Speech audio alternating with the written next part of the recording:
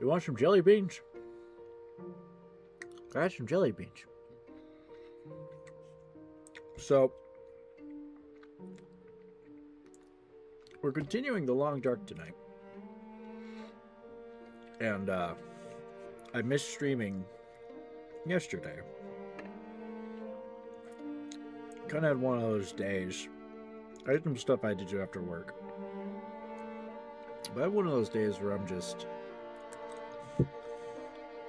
tired. I've had a lot of.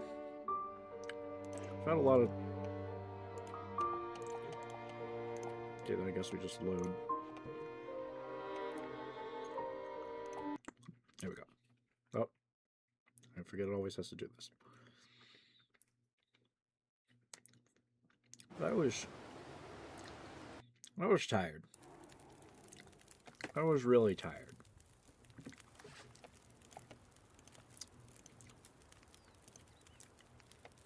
Like, more ways than one kind of tired.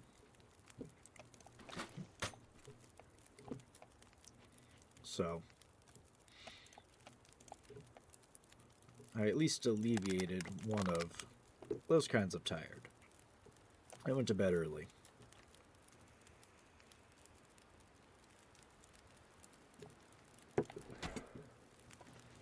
And I had a good sleep. Actually, it's probably the best night's sleep that I've had in a few nights.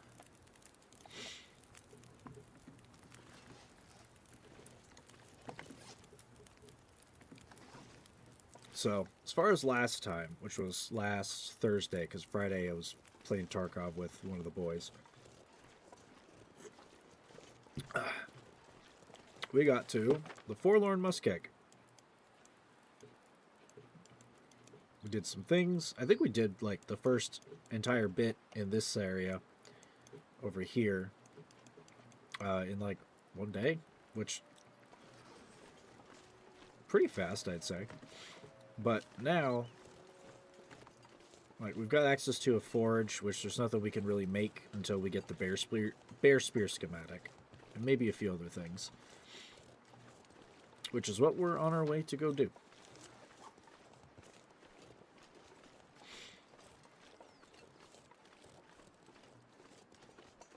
So, let's buckle in, and we gotta deal with this cold.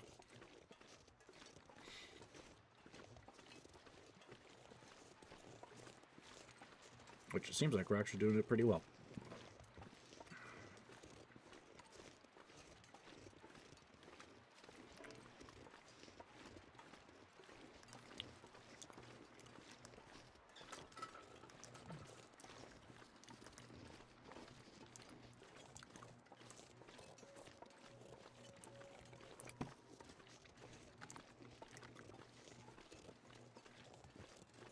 And I believe the safe path is, because all this ice and stuff that's in the middle, it's thin enough that I guess it wants to crack. So around here on the south side, I think is our best bet for traveling safely. Because last week I had to struggle going through, mostly because I was heavy. I had a lot of things on me. I still have a lot of things on me, let's be fair. I had to struggle to get through there, and had to go all the way over here and wrap around in order to get to some shelter.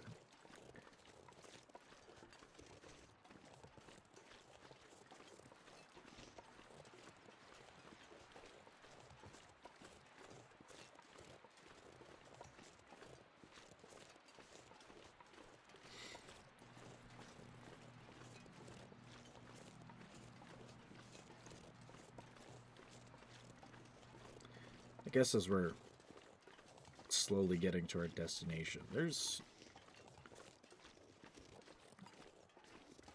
a few things that have been bothering me lately. And yo, is that a cave? We're gonna go check out this cave real quick.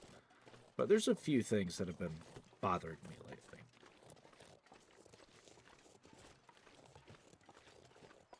For one, I'm trying to quit vaping. It hasn't exactly been easy. frankly, I think I've said before, quitting weed was harder. Or not harder, it was actually easier. Easier than I thought it would be. I was just bored for like a few weeks.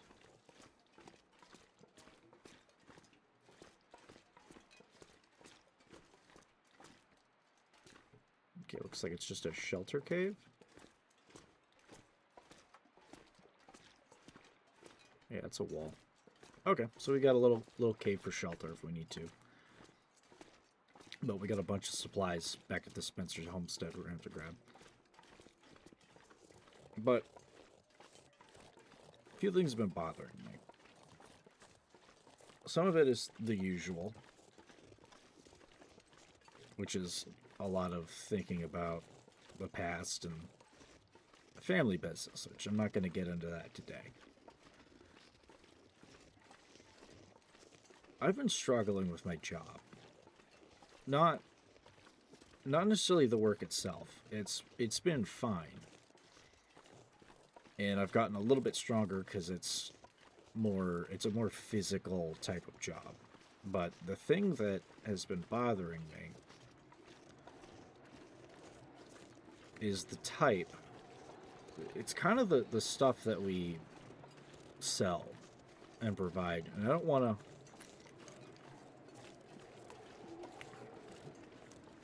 I work for a small business. It's a very small business that's local to my area. But it also has like e-commerce and stuff like that, but as far as locations, there's only a handful of them.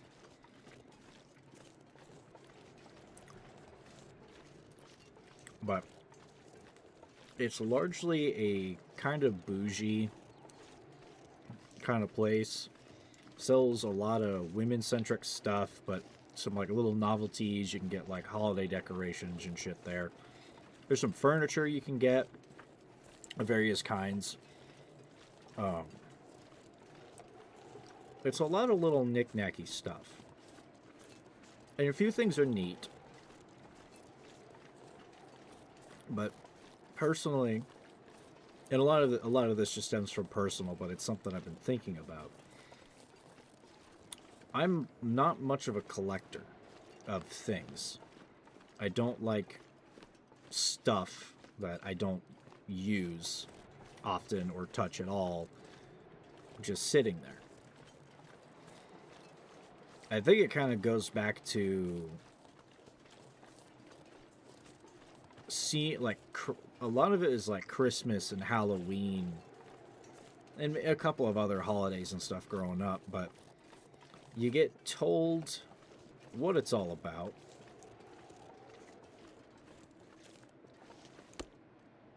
I'm gonna grab you. I might need you later. If I can craft a bow or anything like that, I'm gonna need that. I don't think I found any arrows though, but might need it. You never know. But almost there.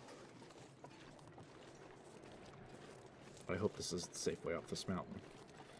But I'm not one for decor. Like I said, it kind of goes back to Christmas and Halloween and all those holidays where you get told what it's about. Shit. It's not a safe way down. We gotta find a better way down. So you get told what it's all about.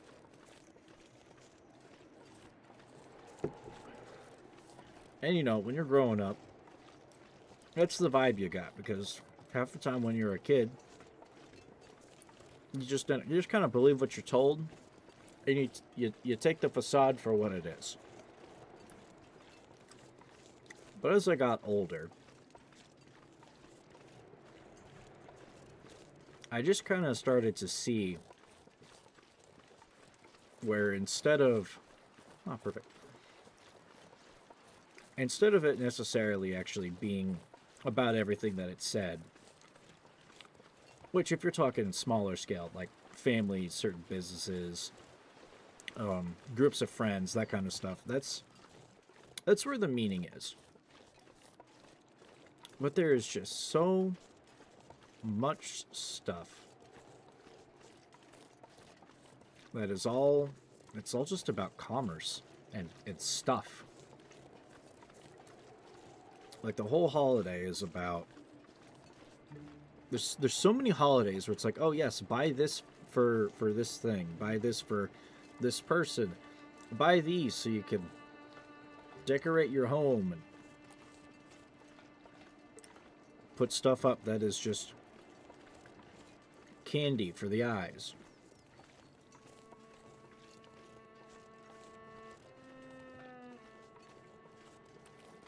And maybe I'm just that, maybe I'm just a certain type of person,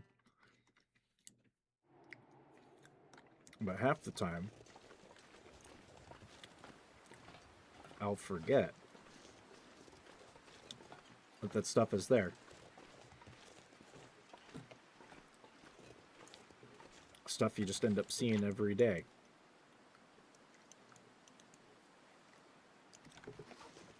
And eventually it kind of loses its meaning.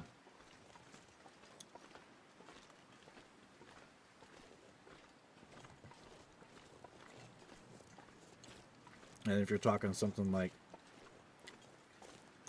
Christmas or Halloween or Easter, anything where you're encouraged to decorate, you just end up buying that shit from a store.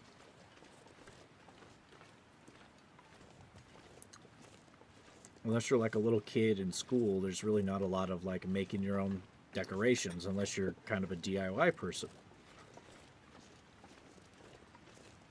Most of that stuff, there's a market for it. And at the place that I work at, you can buy all kinds of stuff for every holiday. But in today's economic climate, I just feel like some of that stuff is just too expensive. Now we've kind of got a type of customer and part of our market kind of cornered. It's for people looking for gifts or people with money. I mean, generally most businesses want to have people with money doing stuff at their businesses, because I mean that's profit right there. So I'm not going to knock that.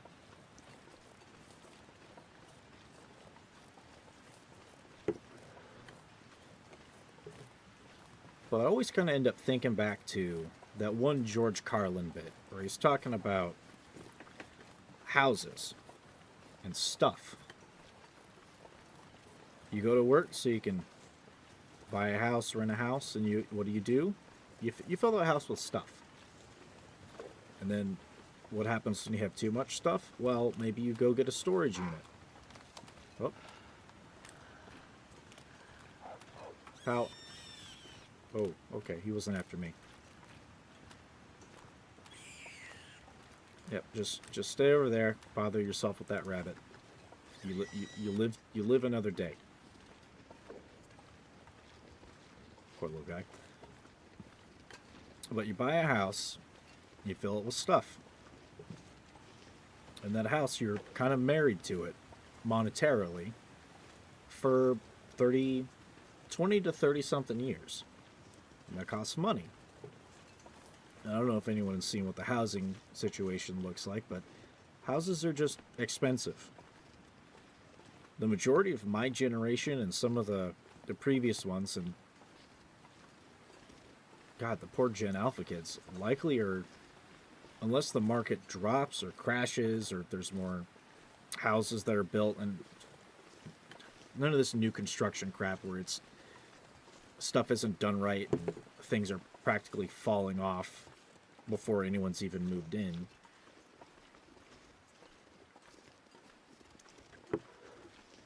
There just isn't a chance to really buy one unless you either come from money or you get that college degree and somehow manage to get a job in this market that isn't going to get you replaced by some stupid AI system or some Indian.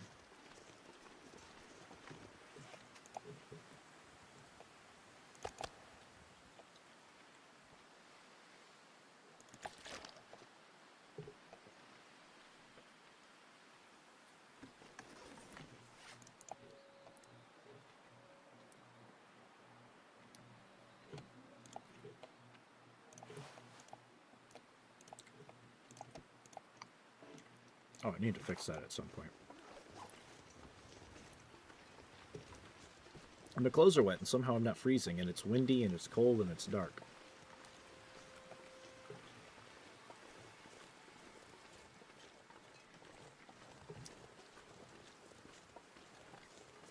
Yeah, even with all of that,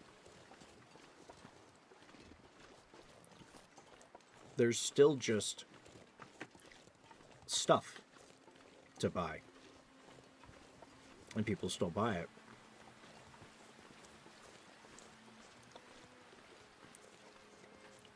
And as I said, I don't like stuff. Now, certain stuff might end up being sentimental for people. Maybe, maybe not. It depends on the item. Because there are things that I enjoy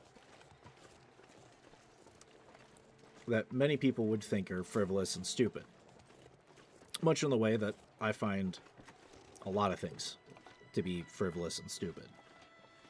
So, to each their own. I won't knock them for that, but... The sun's setting. It's gonna get a lot colder soon.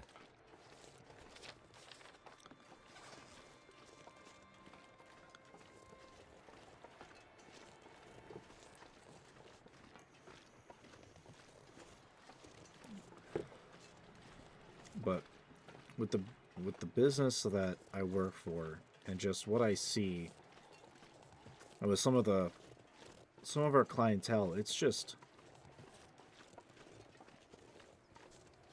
it's just so much stuff, and not all of it is necessarily things of utility. Some of it is just a lot of decor, a lot of little cutesy things. You know, stuff that stuff that if shit got weird and shit hit the fan, it would be of next to no use.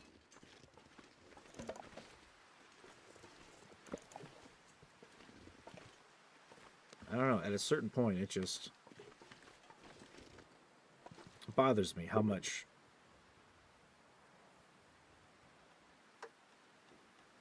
stuff there is. And all of this stuff comes from overseas, largely. Mostly, it seems like most of the stuff we ship in is from India. Some of it is of good quality, depends on the item. There's a lot of like ceramic stuff that is actually pretty damn good. But it's still kind of mass produced.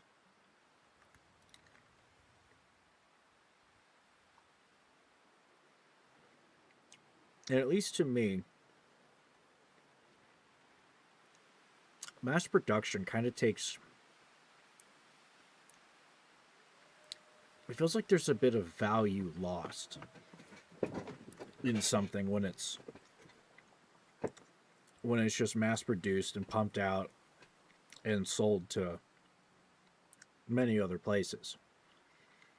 Because it's all the same thing. There's nothing really special about it. It wasn't specially crafted necessarily by someone. Sometimes it was, but then of course it just gets produced again and again. But it's not made for someone, not someone in particular.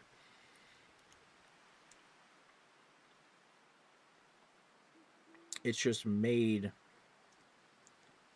and put out there to catch someone's eyes, and they think, this is nice, or this is cute, or a potted plant would go really nice in this, or maybe I can use this as a centerpiece for my table, or I don't know, put my fake fruit in it, or real fruit.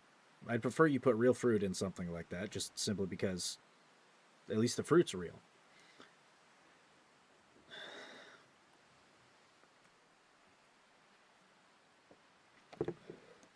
Let's enter this truck. I kind of paused because I know there's going to be a cutscene.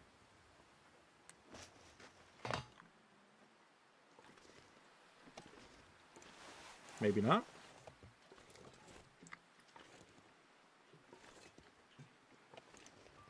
Oh, there's a cutscene. Oh, hi there.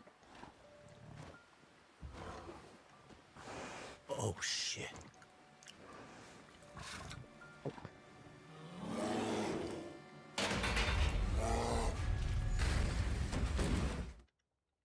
Ow.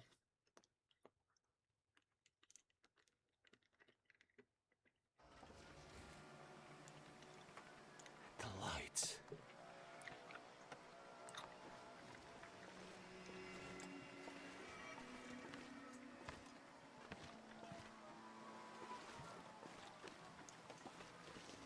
There's an escape path over. Is that a campfire?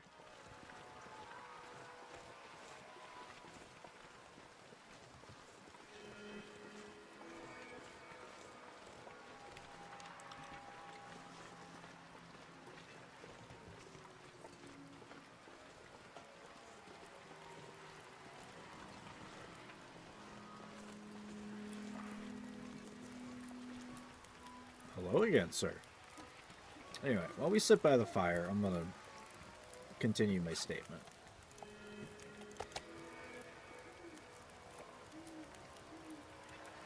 I just...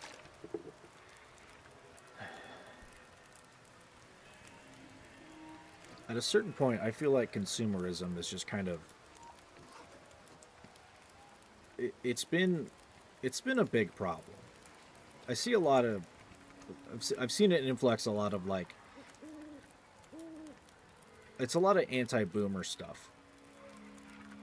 Where, like, say some of them have passed, or they're going into an old folks' home for, like, hospice care and all that business, and, like, their children are left with all their stuff.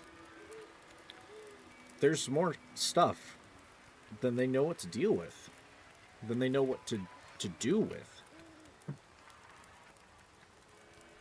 And at a certain point, I just wonder...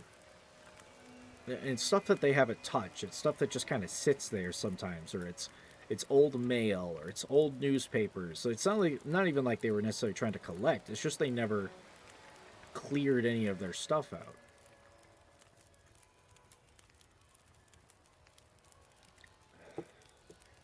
And at a certain point, I just wonder how much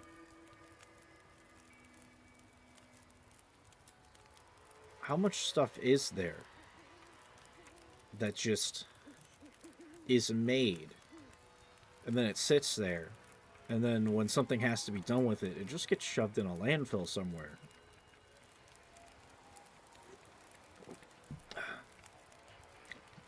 Because we know I mean, I'm sorry to break it to you, but like recycling has kind of been a scam for a long time.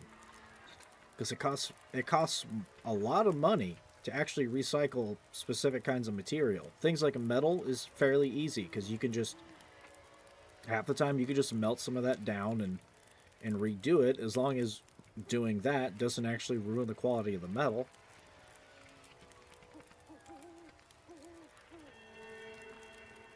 But the rest of it just kind of, we just bury it.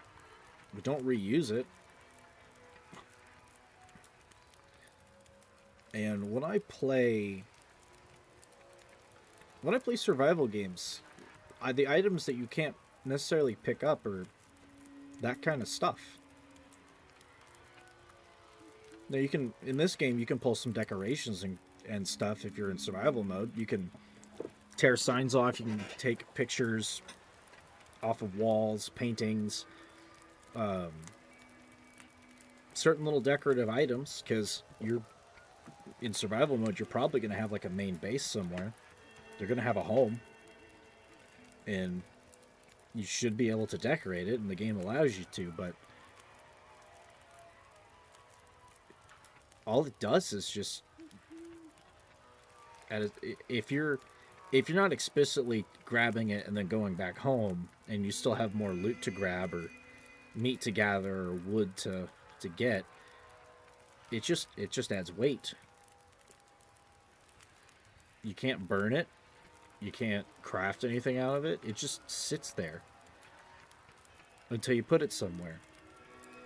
And then let's say you have run out of like regular supplies, or like a blizzard hits in survival mode, and then you know you're running out of food, or it's been too cold for 3 days to go get firewood, and you need to go boil water because you're running out of water, or you need to go hunting because You don't have any canned foods left.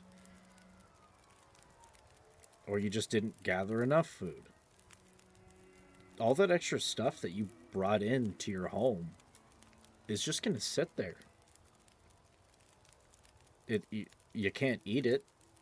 You can't burn it. It's just stuff.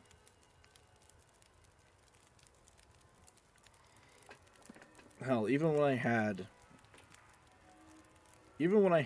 better work and made more money, of course at great cost to my mental, mostly my mental and physical health.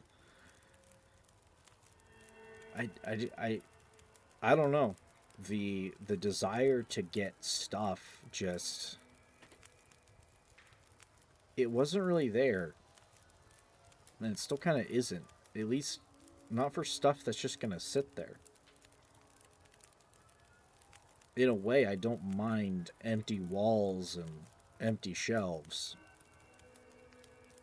Like, hey, I want to grow my channels and do all that stuff, and I look back at some of the YouTubers and stuff, and I'm not gonna shit YouTubers and streamers, and I'm not gonna shit on them because they're successful and they put in the work and they figured it out. Like, good on them. But how many IKEA shelving units have you seen that's just full of little things or Funko Pops? You know, it's stuff that didn't like come in from their PO box that like a fan sent them or anything like that. It's just something they bought to fill in a background.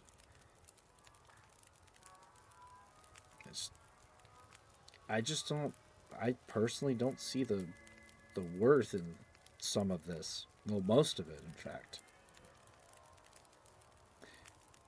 And it's just, with my work and what we sell and provide, it just sits weird with me that there's some useful items, but mostly we just sell stuff.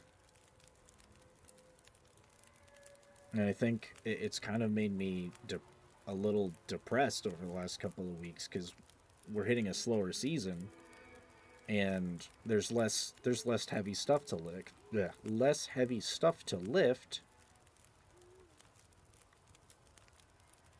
And I actually like lifting heavy stuff. I kind of like being tired at the end of the day. I kind of like the soreness that I had when I got this job because it was still in the busy season. There's been less of that. Where instead of all of me is sore and I sleep well at night, it's like like a couple sets of muscles are sore, or just my back is sore, or my shoulders are tense. And that's not exactly growing my muscles. And I think it's going to be like that for at least a couple of months until Christmas stuff really starts, until like Halloween and Christmas stuff starts coming in, because then there's a lot of stuff. Some of that's probably going to be heavy. And I want to lift it because that was fun for me.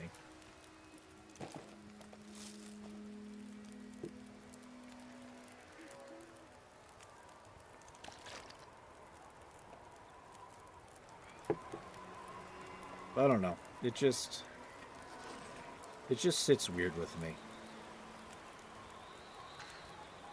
Stuff. And what people spend their money on, and sometimes why. And again, some of that could be gifts to people, and at that point it has value because someone looked at it, thought of somebody else, and then spent their own resources to give it to them because it meant something, because they think it would mean something for the other. And I can respect that.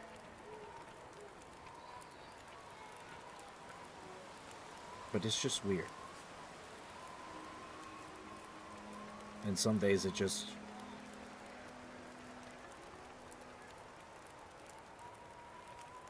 I want a job that has... At some point in my life, I want a job that gives me... that has some kind of meaning. And when thinking about it for days at this point, my job means something to the women, I should say. They're trying to grow their business. It means something to my coworkers that I work alongside with and deal with all the same shit with. And it means something to, I don't know, some woman that wants a weird little, I don't know, Christmas ornament that looks vintage and whatever to like put around their Christmas tree when they bring their grandkids over. Shut the fuck up, cheap viewers. Fuck you. You're ruining the moment. But anyway, if it means, I guess if that's meaning, then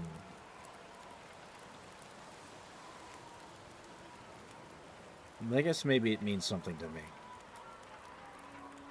Other than just a paycheck.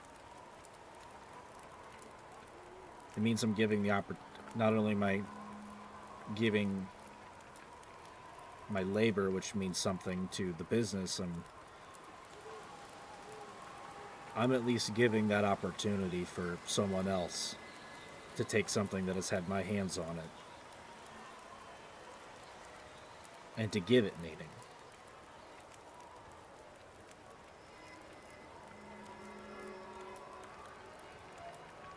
So, just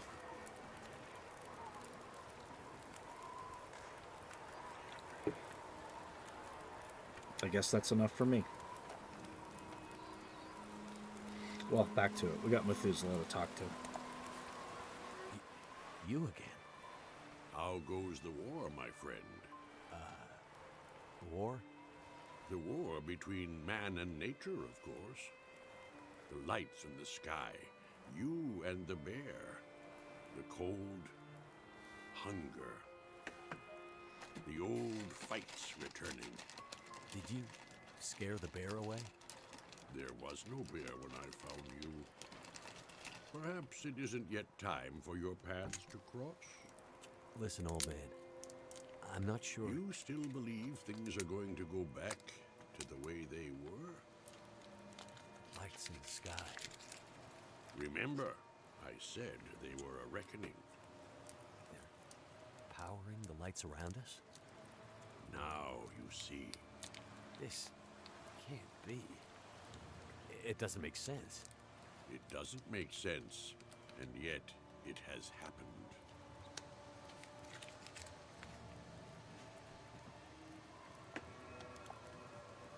So, this is some kind of recurring aurora borealis? Possibly. And it's affecting the electricity? The power? And everything dependent on it. Animating it, or destroying it. Perhaps both. And you knew this was coming? No, but it was only a matter of time. This has all happened before. I've had a lot of trouble with wildlife lately. Is it always this dangerous around here? I've seen many strange things, of course, but the birds and beasts, their rhythms are their own. Meaning? The patterns of nature have been interrupted, broken. Even those who once knew how to read them are now confused. What do you think's spooking the wildlife? I can't say for sure, but the lights in the sky may hold the answer. So, you think the aurora is influencing the wildlife, too? There is much in nature that we cannot understand. Would it be so strange? Watson, hello. Welcome. I rambled a little bit for the first 10 minutes. You kind of missed that. If you can drag that little bar behind, you can get a piece of that. I think I'm gonna cut it up and put a little upload up here pretty soon. How you going today?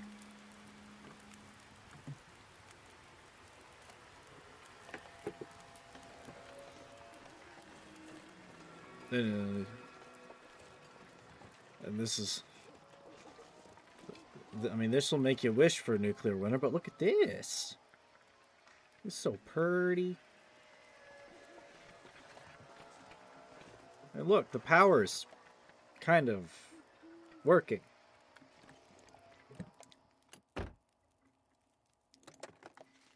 As far as the... This stuff will come in handy. Oh, nice. As far as the kind of rambly bit you missed, Good, good. Good that you're doing good. Oh, shit.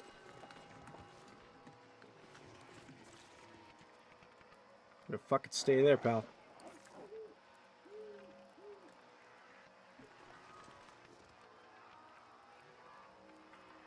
Wait, so if I stand in the light, am I safe?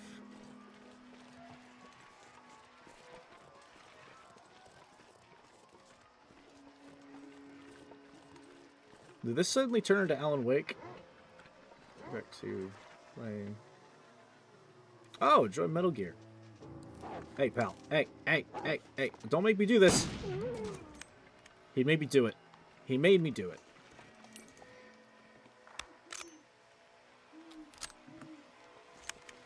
Time to harvest his organs. But as far as the little rambly bit you missed.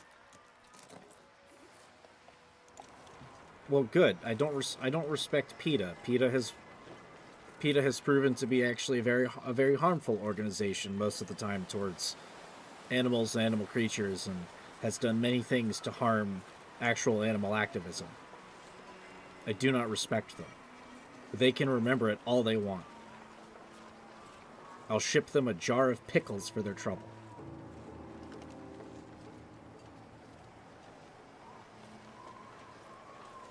Oh. There's one.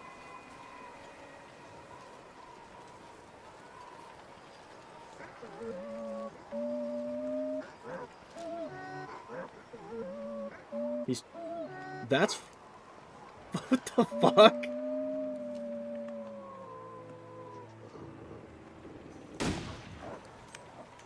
the fuck out of here. I think I missed. That's okay.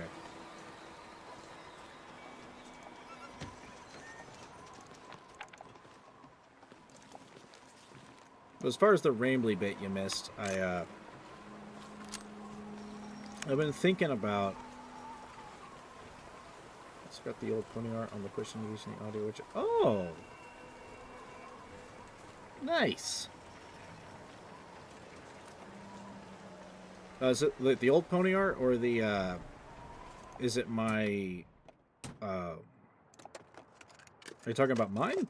Thank goodness. Because I haven't changed my profile picture or anything. Oh, yeah, I haven't changed my profile picture.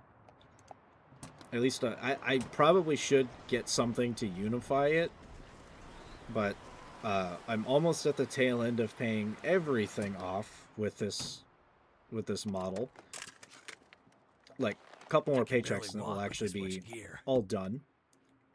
But I need to wait a little while before I, oh shit, it's locked.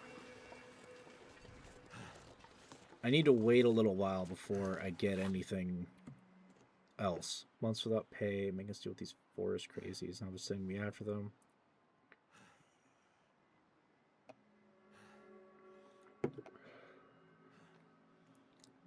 Meet me at the summer cabins. Wonder if this is any good to eat. We appear to have a side quest. Yeah, I haven't changed my profile picture, and like I said, I almost done paying this off, but I need to not get anything for at least a little while, because probably hitting a slower time. Excellent. Tool, new tool. But we're hitting a slower period with work, because summertime is kind of it's a lot slower period, because there's as soon as like Mother's Day is like over with, it's there's just not a lot of stuff until like Halloween and Bag is Christmas getting too heavy to kicks off. carry.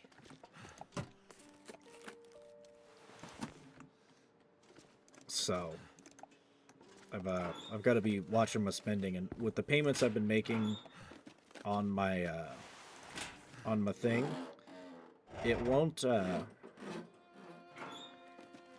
once that money's not coming out every paycheck to actually like pay back the gal that made this, it'll be it should be enough to actually still make it, but also like grow. And if my hours are less, I should have more time to start working on stuff, because I do want to actually throw some videos up and find something regular to post in between doing stuff. And hell, like the first few minutes of this thing was kind of part of that, because there's just something that's talking about the thing that's kind of been plaguing me for the last couple of days that we talked about. Something about the Aurora. And but it should be good. It should be fine.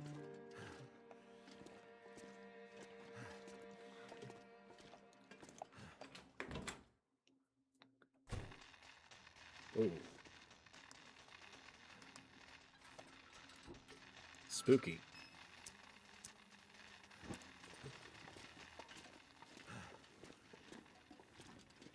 Oh, and it's warm in here.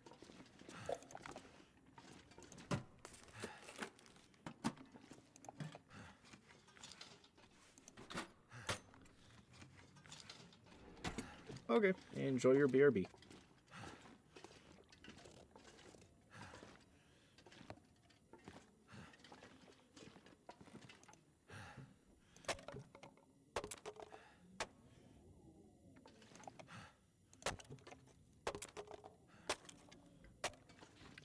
I know I'm gonna have to run a forge. If there's one in here, which I believe there is one in here, so I may not have to go back to the Spencer's estate unless there isn't one in here. Then I can... Oh, sweet. Won't need that.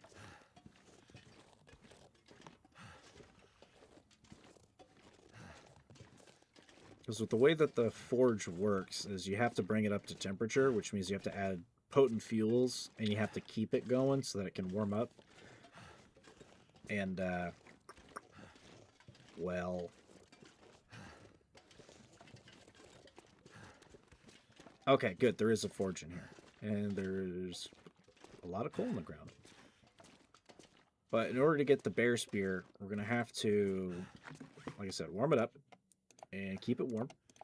And probably be here for several in-game hours to let that happen.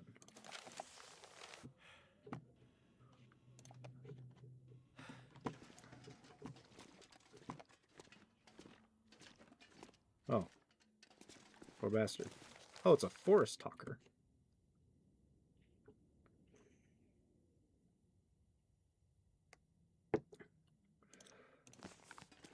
These are those, problematic hippies. Starting to weigh me down. Work gloves. Try to leave as much stuff in here as I can that I don't need to pick up immediately. Or gather it. Because there's a lot of stuff in here I can just leave behind. I think I can use this.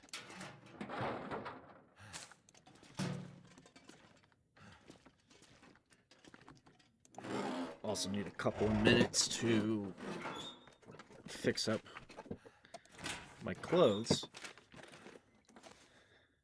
Oh, windbreaker. Hope Doherty needs this anymore.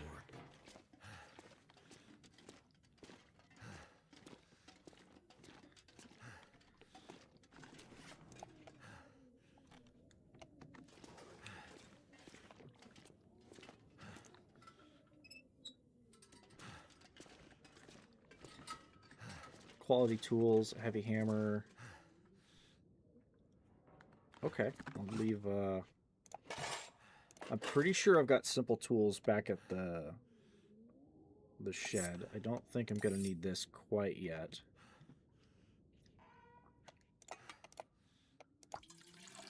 Go and fill this sucker back up. I use quite a bit of fuel for that, actually.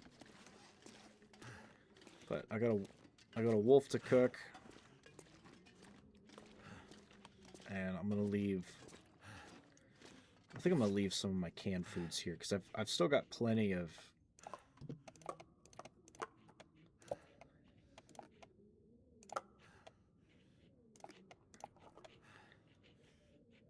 I've got plenty of food. Like realistically, I haven't needed food for like a couple of days because this is, if I remember my math, this is almost 13,000 calories, and that's like a several days worth.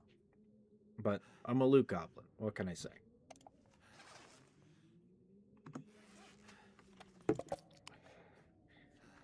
Please don't give me the shits. Okay.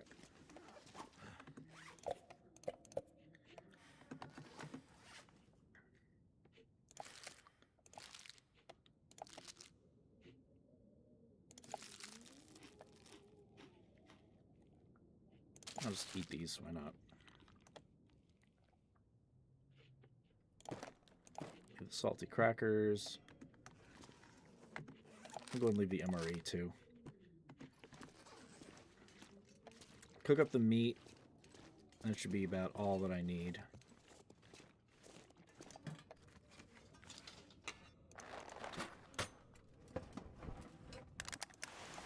Wow, a lot of lantern fuel in here. Okay.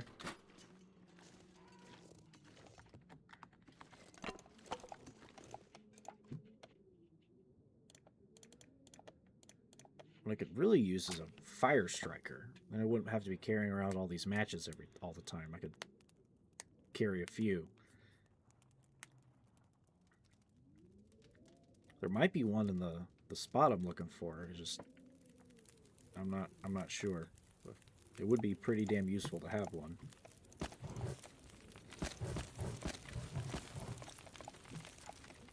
No, not fuel.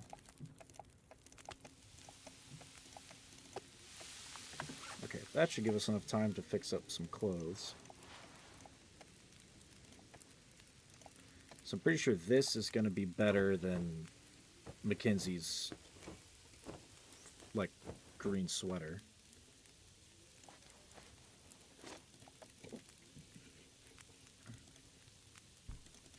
Okay, slightly less wind protection, but it's better all around.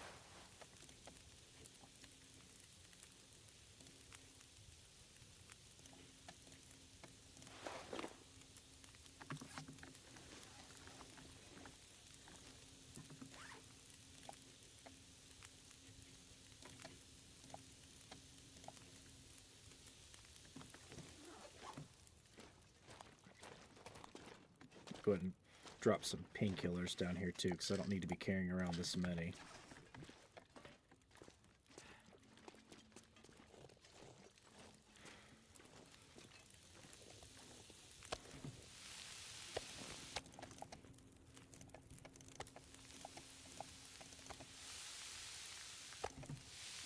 Oh, that's a tiny wolf chunk. That's a snack.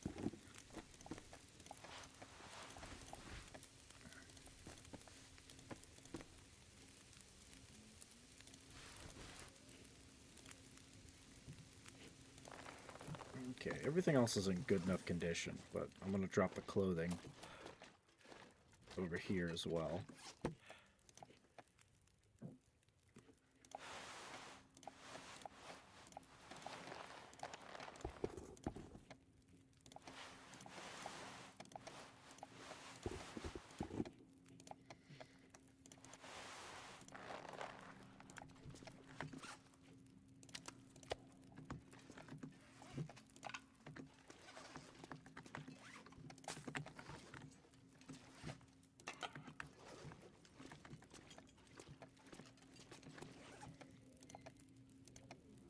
Okay, we're back down to a better weight now. That's good.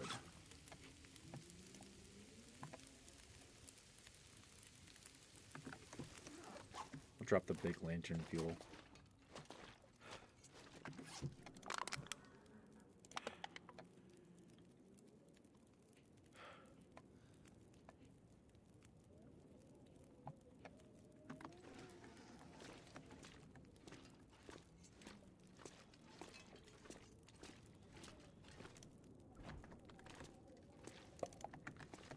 I'm gonna have to leave something behind. Search the rest of it just while the steak is cooking. Nothing.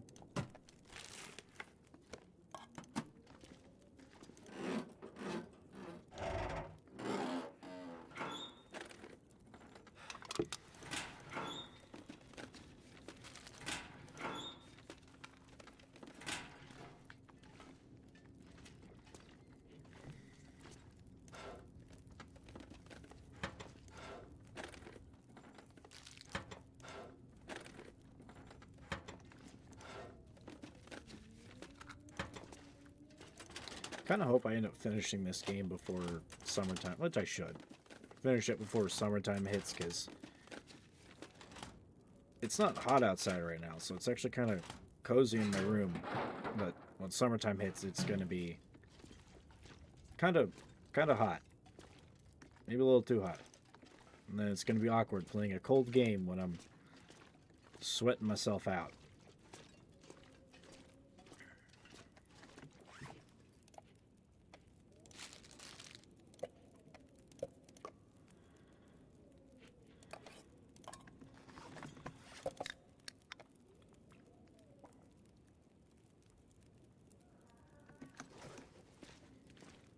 Nice, check on that meat. Should be about done by now. Almost.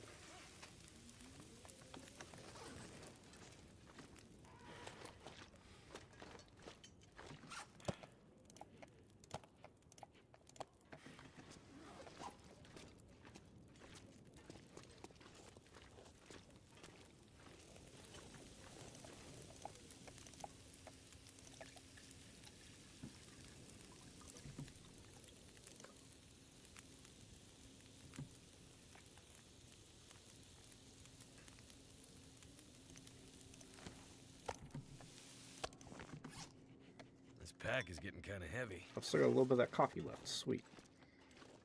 Alright, that'll help me keep away from a cold. Okay, I can't go out that door. That'll help me keep away from the cold, and I will be back here at some point. Probably to forge that bear spear.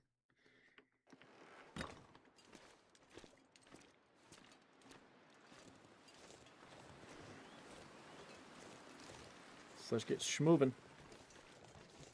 Still got some daylight. And we don't really have that far to go.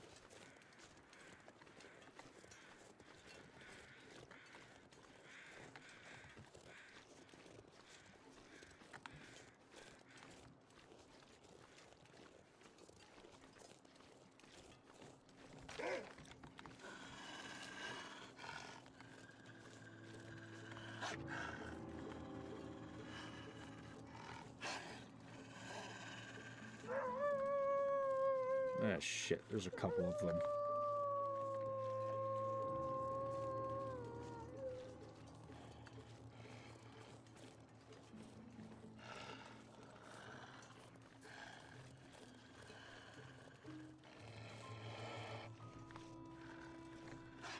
Hey, pal, there's nice juicy deer over there. There's two of them. Please go bother them instead. I don't want to waste a bullet on you.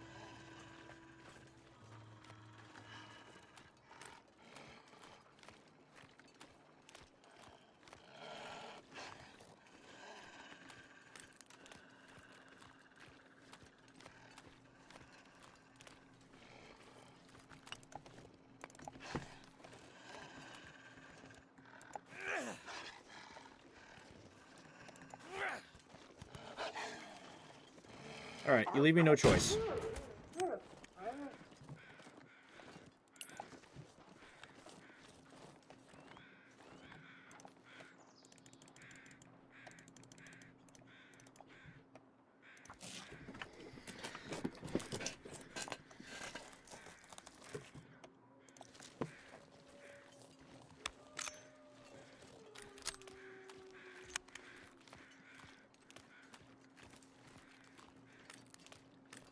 Oh, a little hunting lodge spot. Okay, I'm gonna drop off this stuff.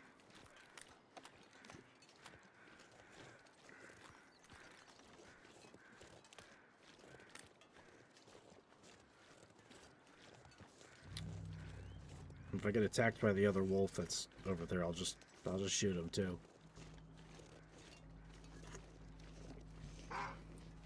Like that. And like this.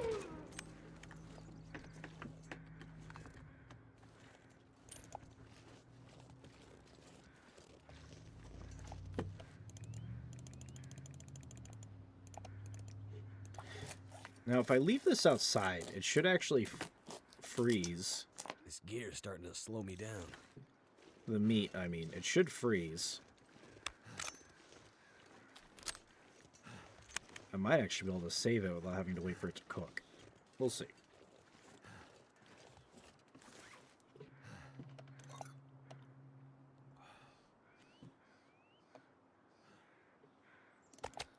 The little 36-calorie jerky snack.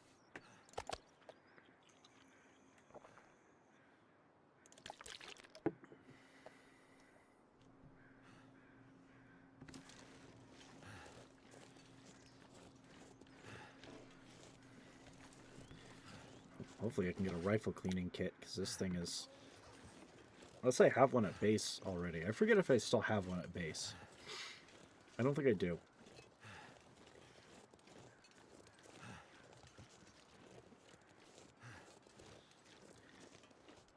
But I've got enough food to last for quite a while.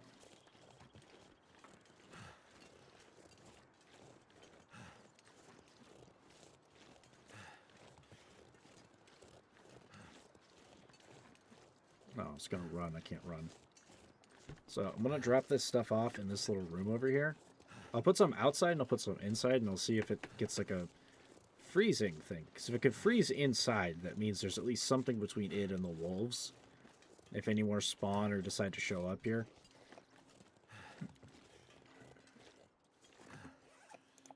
Because I wouldn't mind being able to preserve this. Fresh raw wolf meat. And outside.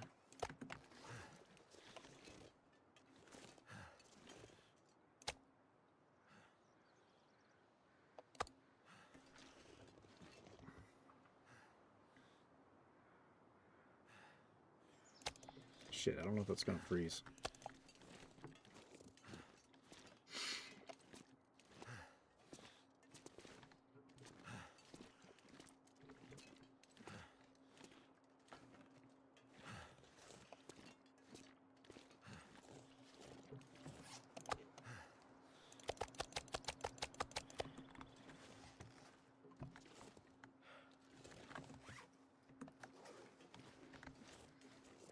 Drop off the hides inside.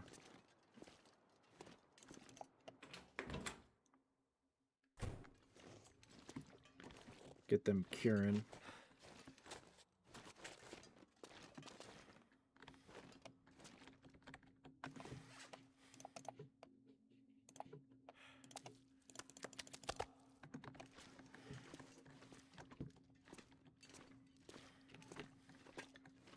Because if I can make some better clothing after this gets done, I'll take it. The crafting recipes for the better clothes have not shown up, though. Meh.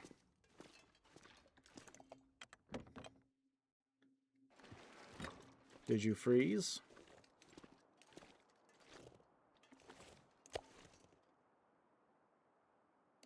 I don't know. We'll leave it there. At current moment, I'm not in dire need of food. I've got enough cattails to last for several days. There's deer everywhere. So, I'm not particularly desperate. I don't need to be weighed down by 30 pounds of wolf meat. Especially since I'm just going this way.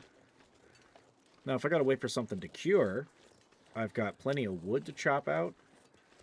inside with all the reclaimed wood and outside because those pallets, I'm pretty sure I could take those apart if it's like every other pallet. So I'm not worried.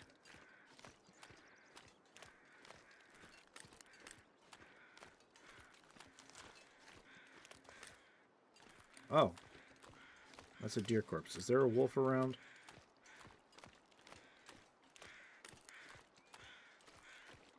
Unsure.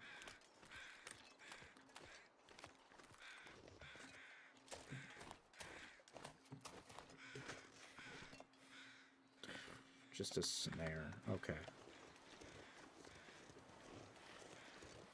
You're a hunter. And you have a blind, and you tell me that... Do you not know what the purpose of a blind is?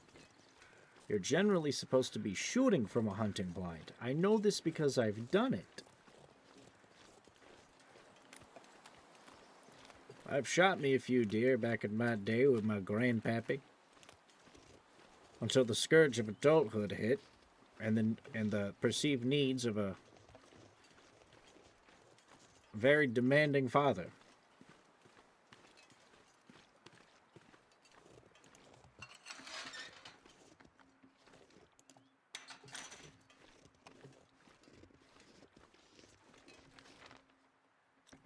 Okay, so it should just be right up this hill.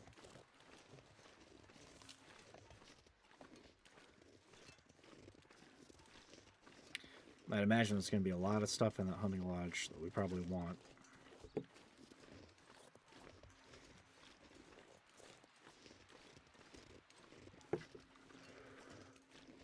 Some tools and the like.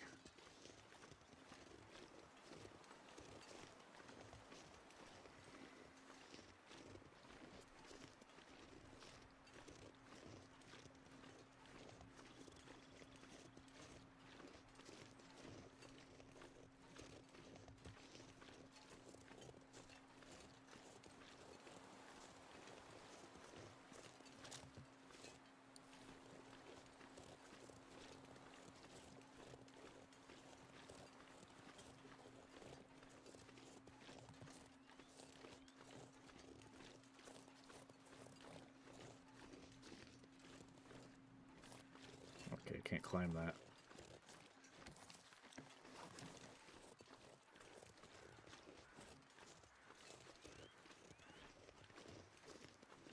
Anything cool back here? It's just kind of a little corner spot. But who knows?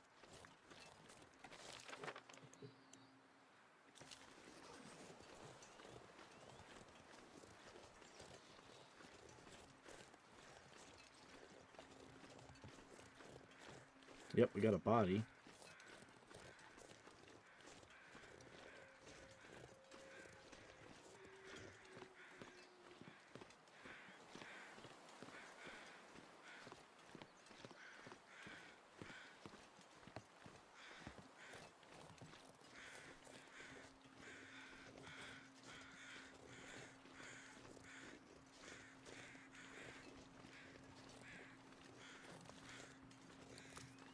Okay, just a dead deer, but we got a cave.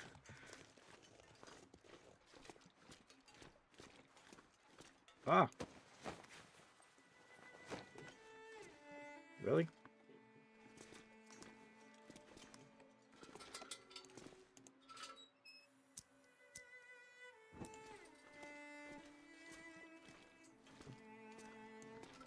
Okay, just a little hidey cave. Nothing too exciting. Couple of logs. Something's gotta go. I'll take them.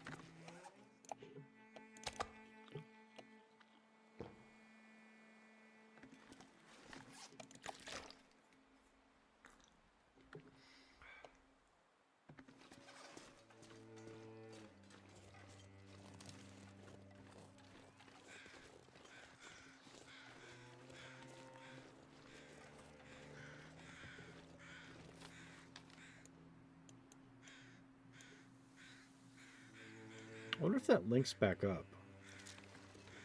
Maybe it does.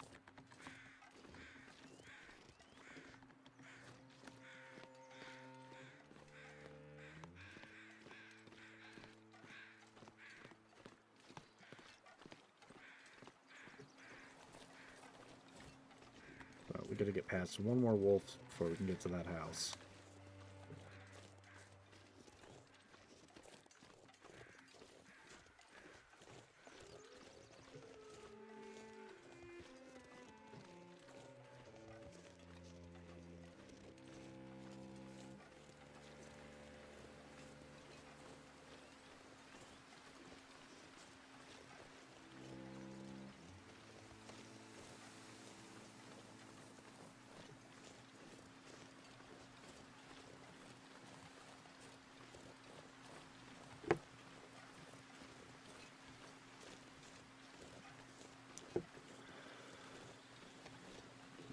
One of the other things that's kind of been bothering me lately,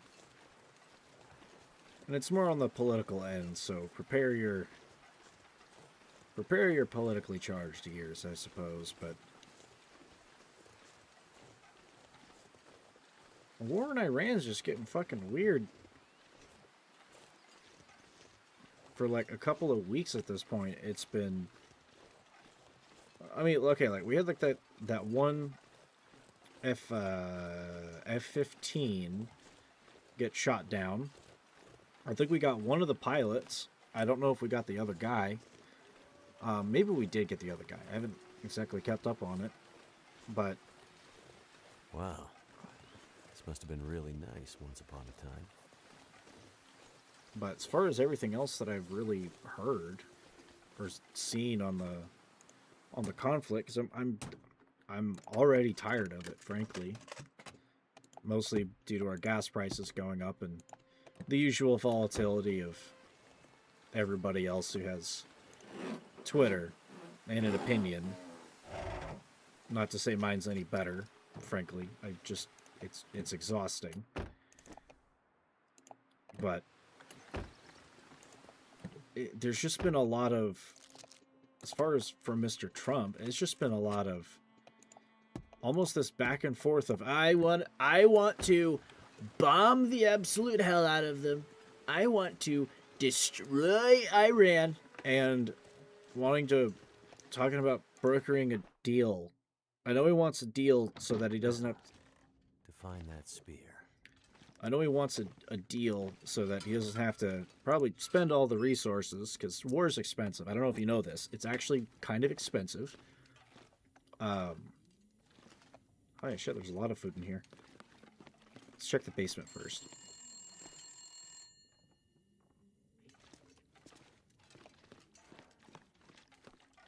Excuse me?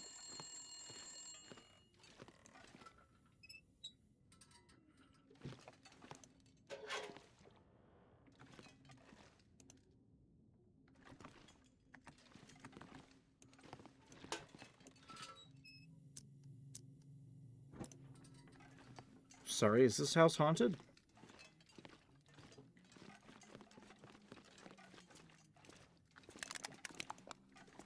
But anyway, it's just been a lot of...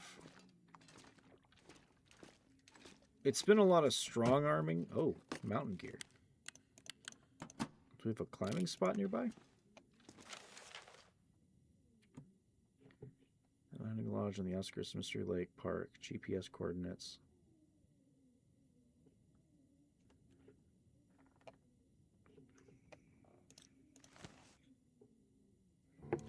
Should be good to drink.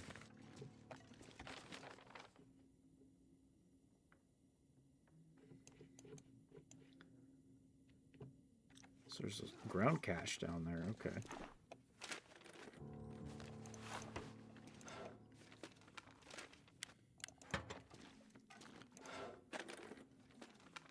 So we've got one in the cabinet somewhere in Mystery Lake. We've got a couple of spots to check. Okay. Oh, yes. I can Cleaning use kit. this. Yes, I can. I can use that. But anyway, it's just been a lot of strong arming kind of talk.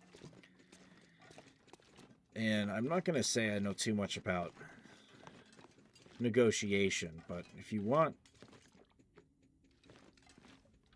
someone to listen to Feels you, like a lot of gear.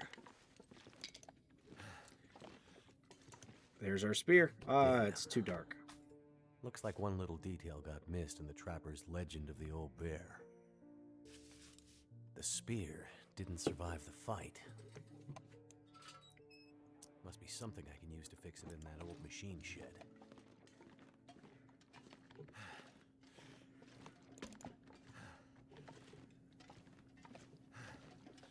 Shit, there's a lot of food in here.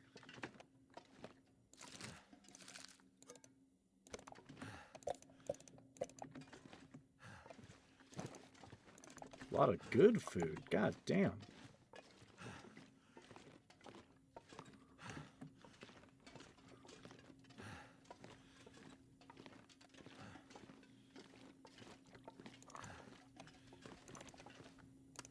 Is it food or...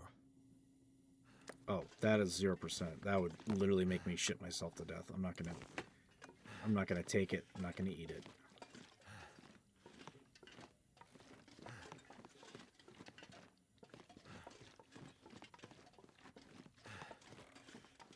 Let's check upstairs real quick. I don't know what I'm gonna do with all this food and gear because I can't move for shit.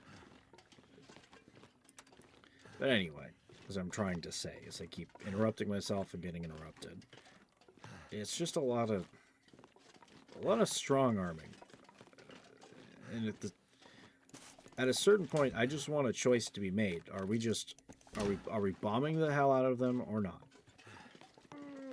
And I really don't care what the option is. I really don't. I kind of, at the end of the day, I kind of don't care what we end up doing. I'm frankly tired of all the bullshit. I want shit to get back to relative normalcy. I want gas prices to go back. You know what the price of gas is where I'm at? About a month ago, before all this shit kicked off, the lowest it got was like 226 to 236. Sometimes it would only last there for like a couple of days. But we had the lowest gas prices that we have had in quite a while. It has jumped. It has jumped to more rifle bolts. It has jumped to far higher. Oh, probably should have saved that. Never mind. But it has jumped to far higher. Like at this point, we're looking at 226 is what it started being after some of the important infrastructure ended up getting shot up. And the highest so far is from about 336. That's a... Oh, I left this thing on all night, didn't I? Shit. Damn it. Okay, well... That's a lot of fuel that I have wasted. Oopsies.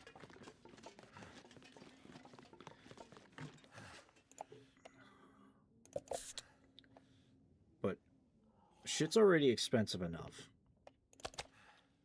The most I can, and it's really no more than I need, but between paychecks, and I can't even really shop at, I don't like Walmart, but I can't shop at Walmart anymore because their prices just aren't good. I go to a Winco now because for some reason Walmart just wants to screw its customers over with their pricing. Yoink. History.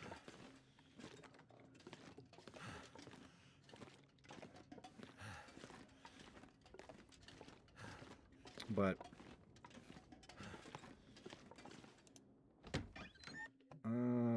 harsh weather?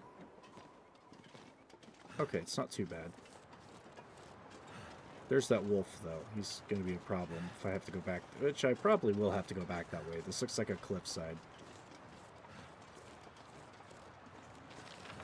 Yeah, I do believe that's a cliffside. We'll slow walk there because we're gonna need food and supplies to get, which we've got enough. But it's gonna take some time to get that spear ready. and it's going to take some time to forge it. It's going to take some time to actually assemble it. So we may need like an extra day. May need a day or two of supplies, which this will be plenty, more than plenty. But shit's already expensive enough. I've had to swap grocery stores because Winco is frankly a hell of a lot cheaper. Like, we're talking 30% cheaper than Walmart for the same shit, bulk or otherwise, because Winco does a bit of regular and a bit of bulk. Just depends.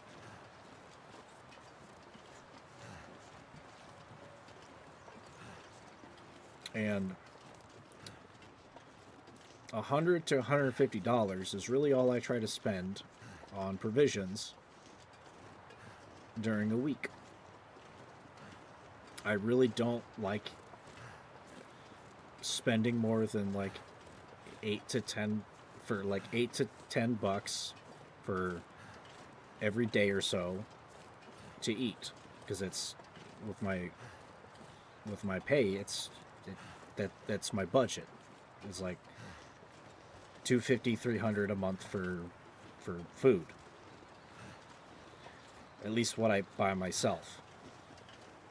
Because there is some stuff, and sometimes my roommates will cook, and that's nice. It's a nice little treat.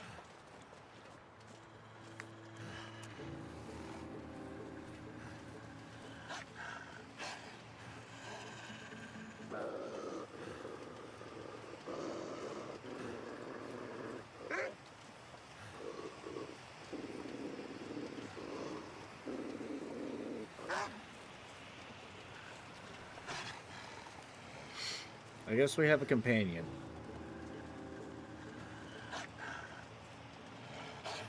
Here, just follow me, pal. I'll lead you to the deer. But I'm tired of shit getting expensive. And one of the reasons why at least gas is more expensive is because of this whole fucking war with Iran thing.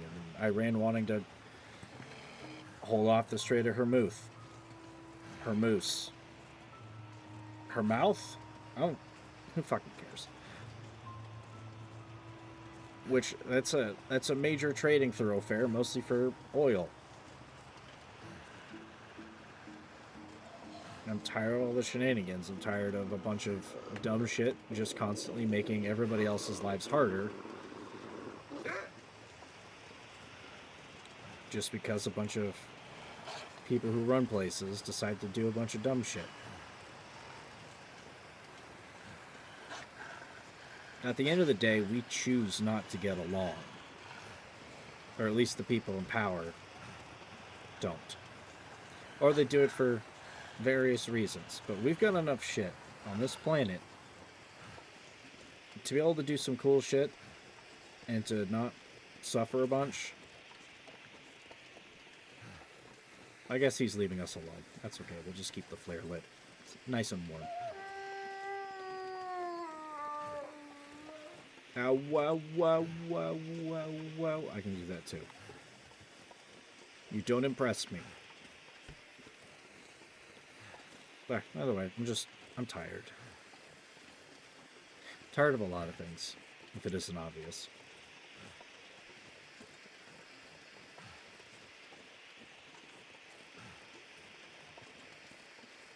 I just want everything to kind of get back to normal. Whatever that is.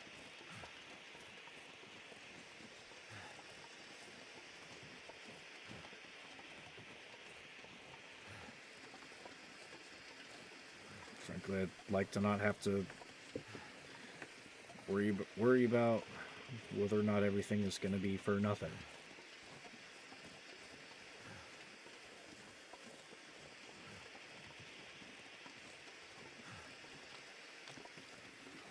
Some people really seem to really want World War III at this point.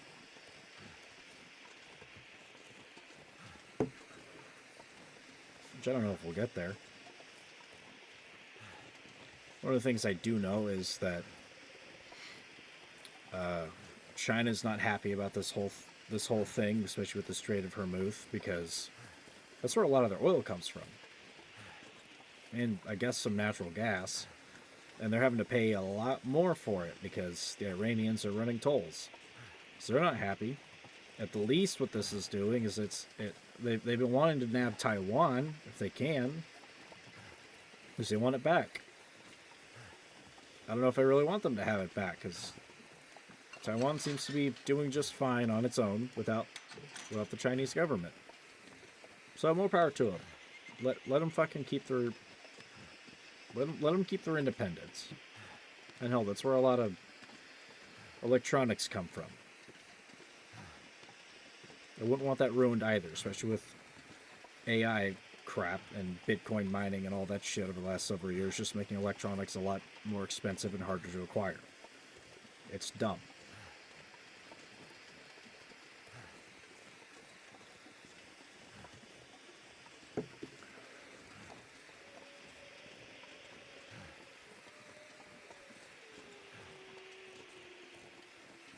Is that rabbit stuck in that tree?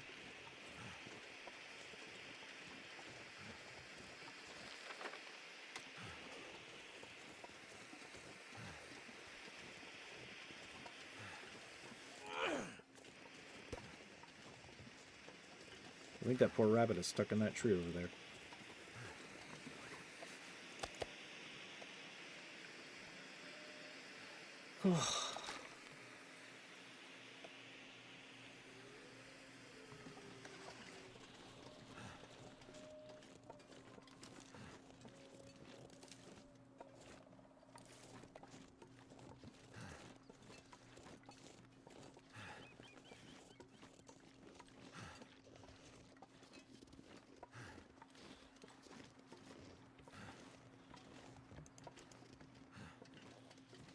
Hello there, friend.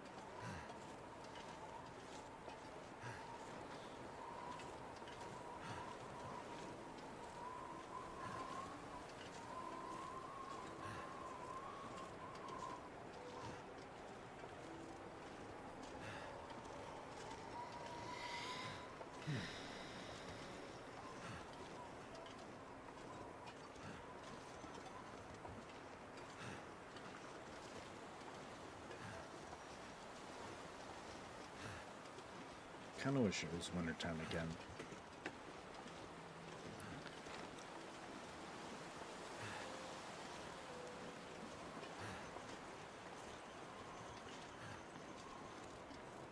We've gotten some snow this year.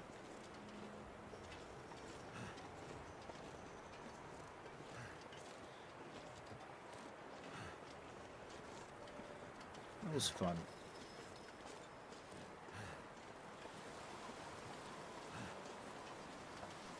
As annoying as it is to drive in and to travel in, you know, snow and ice, I've always liked it.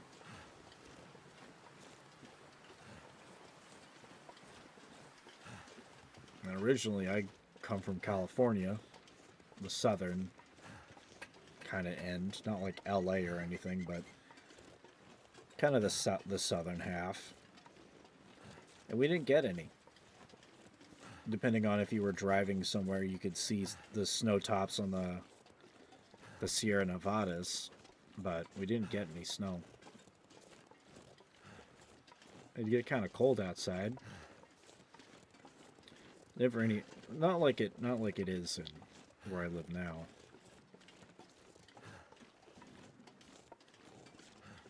But the snow was...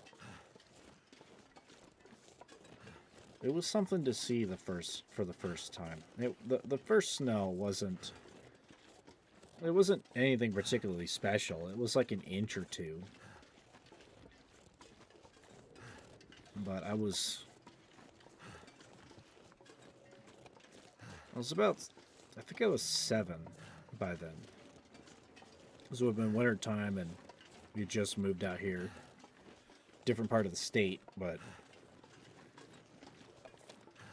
Is this frozen? Okay, so it kind of slowed its decay. That's good. Oh, now I'm too fat.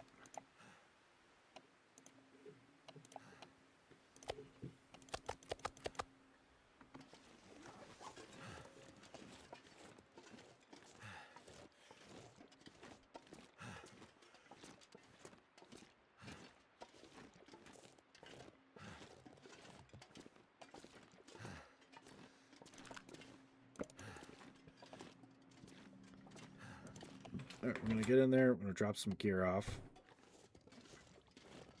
Jesus Christ, I am too slow.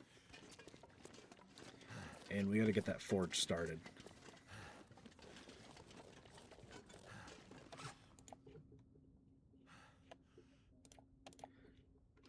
I don't rightly know what to do with this climbing rope.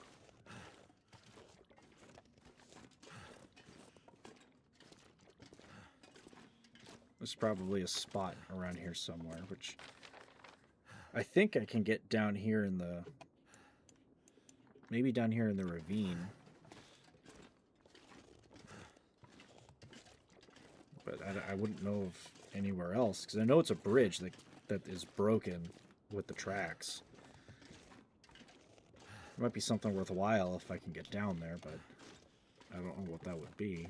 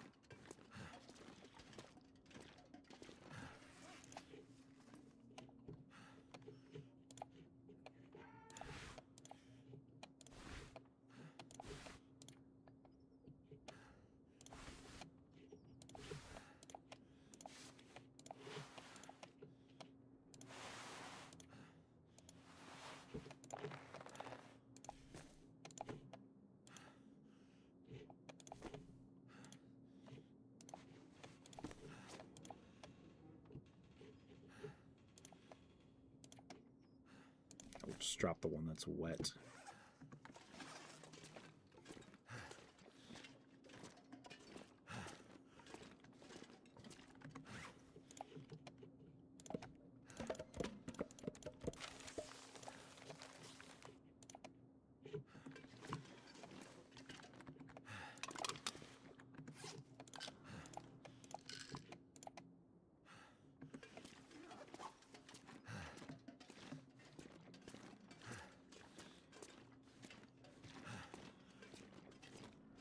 Okay, we're going to grab everything else outside, all the wolf meat, and we're going to get this going.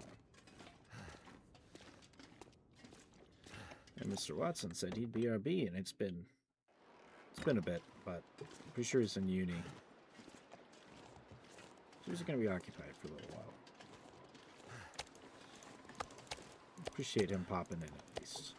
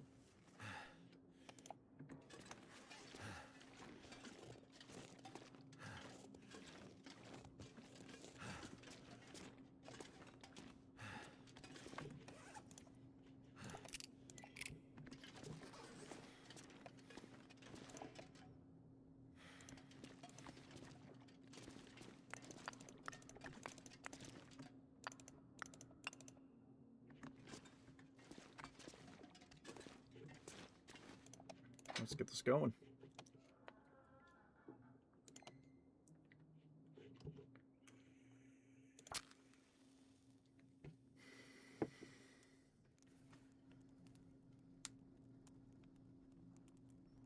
Come on. Come on.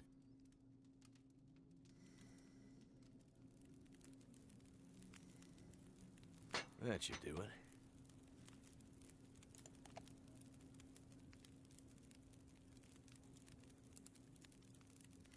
Oh, Let's do this. Oh, welcome back.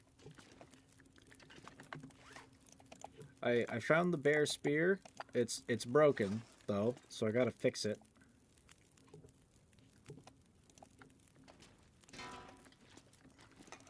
Which I think all the parts are right here. Only an hour and a half. It's Guess I can add blacksmith to my growing list of skills.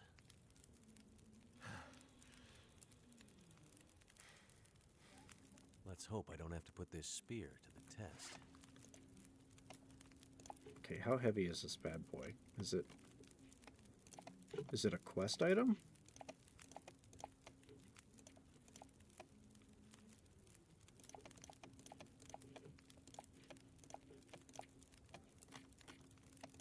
Okay, it's a quest item, so it doesn't weigh anything. Ugh, the game is personally, I really like how it's actually styled and animated. It's all meant to look like watercolor paintings. Like some of the early cutscenes make that like real obvious, where it's like really dense watercolor paintings, or maybe like oil paintings. It's good shit.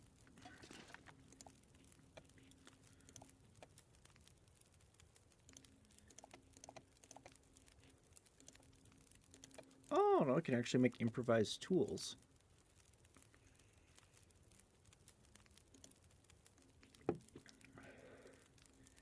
And they're a lot heavier than the regular stuff. Okay, so here's the dealio. We have the spear now. So we gotta get back to the guy. Well, you see, I've got all this food over here that I don't want to waste. I've also got a bunch of meat, but I'm pretty well stocked up already. I think I could forego the meat.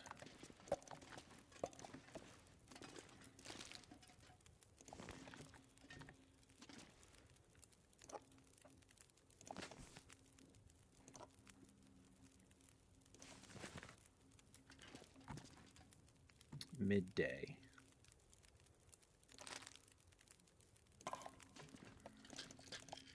Okay, I'll take the medicine. I'll take the higher density foods, I guess. The tomato soup's not going to be great. Pork and beans. I Fuck, can barely walk with this much gear. Okay, I can't sprint, but that'll be fine. Honestly, I thought I'd have to gather up all this to do it, but the game just did it for me. My head's actually been better. I've been, like I said, if you want to try to find either go to the YouTube site, or if you can drag the bar back on Twitch. I've been thinking about what's kind of been bothering me with like my job and kind of what what we sell and kind of what it represents and stuff, and it's all this. All this gear is slowing me down. Shut up, Mackenzie. We know this.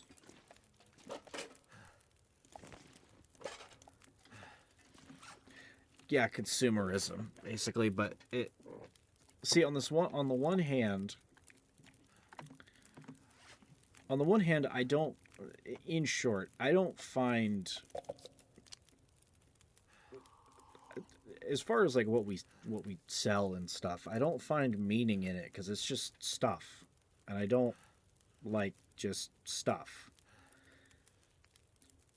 But at the same time, it's the business means something to the big boss lady because that's her income and that's something she likes to do.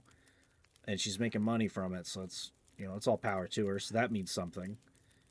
It means something to like my coworkers that have you know, they're there for a paycheck, but some of them really like the work, some of them like the stuff, and some of them have, you know, good work relationships and good friendships and stuff like that. So that means something.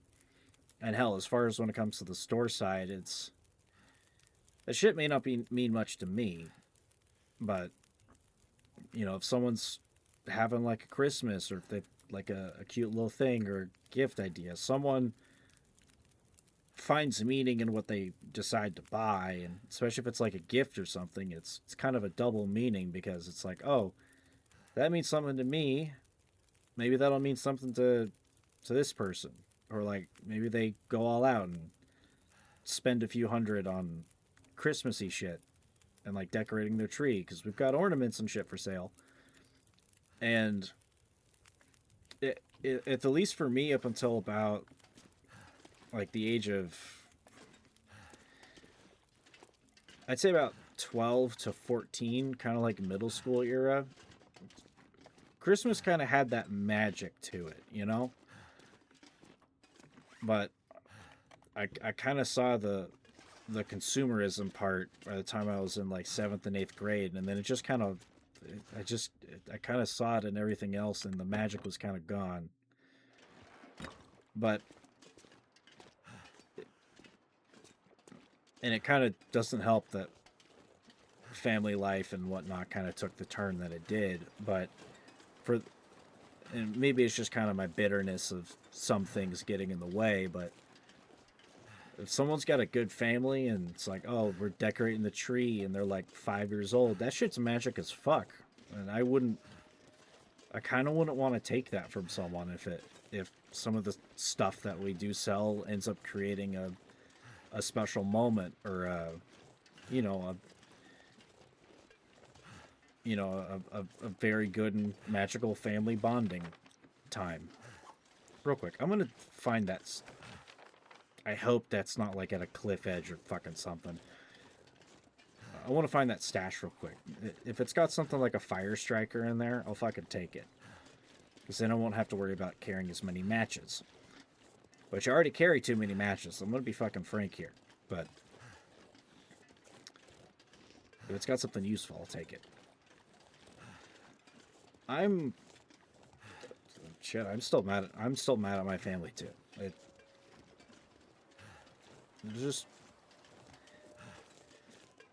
It's just rough, and I don't know, my family's just this weird tragedy, I guess.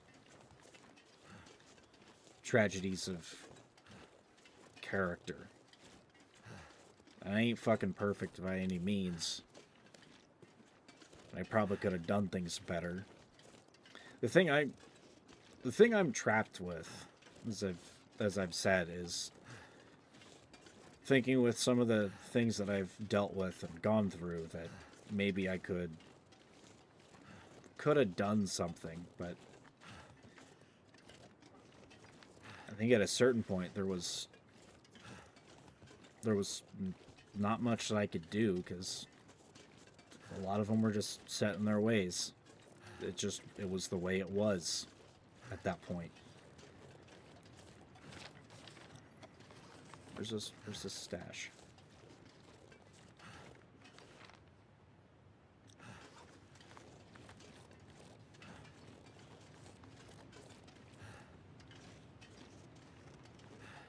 There's a dead ah, there it is. Found it. I've been looking for you.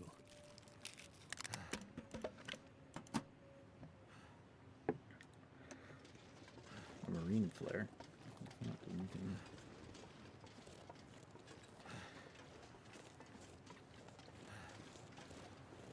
You know, I definitely didn't know any better when I was younger. But I guess in some sense didn't quite know any better, even starting to get into adulthood. Just because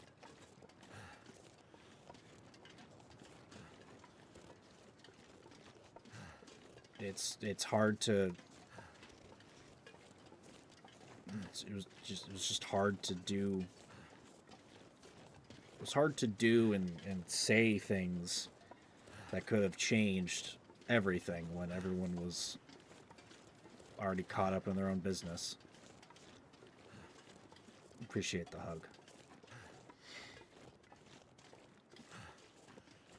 And it kind of doesn't help when one of your family members who's always had a nature of being harsh and controlling seemingly has a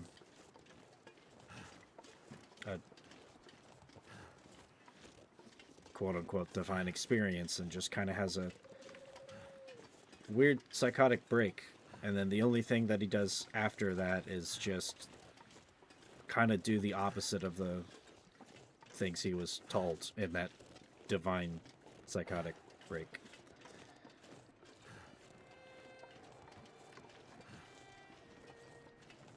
Some people don't change.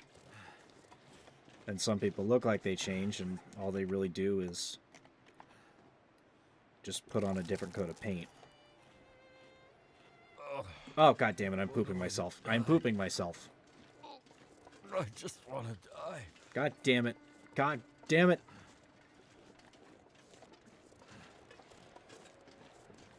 Never trust a moldy energy bar. You can't see it. You can't see it, but there's poop everywhere.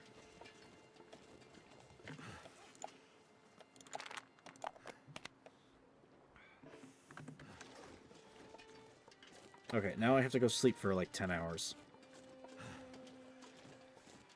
Probably be good anyway, because Mackenzie's already tired.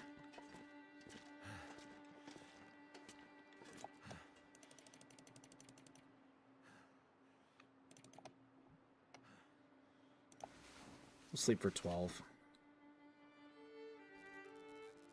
Oh, Aurora? I hear zippy zaps. Oh, yep, Aurora time. Is this gonna make me poop myself too? Is this? Nope, we're good. Anything that's under like 25% food condition can give you food poisoning. Or raw meat. And even if you take antibiotics, you have to sleep. Stuff that's like, oh yeah, you sprained your leg, you take some painkillers, you take some tea, you wrap a Band-Aid on that, and you're probably chill. If you can't do any of those things, I believe you have to rest for several hours. But if you're food poisoned, you will slowly lose health. It doesn't matter. You'll slowly lose health. Your energy will drain a lot faster. And Mackenzie will complain because he's pooping himself. Which I understand. Food poisoning fucking sucks. Dealt with that a couple of times from various different things. Never fun. You don't feel good for like a solid 2 days afterwards. With or without medications. It just throws everything off.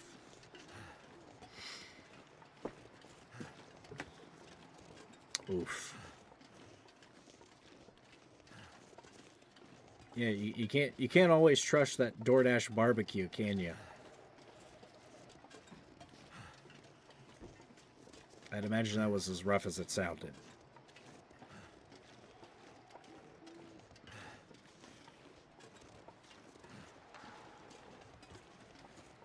Food safety is it's important.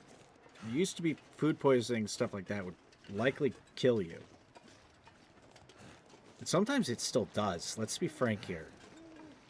Sometimes it still does. It's just a lot less because we're either mildly hardier than our ancestors in certain ways, or we're, we got medicine and shit.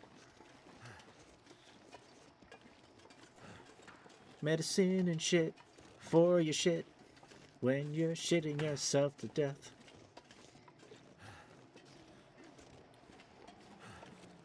I appreciate that.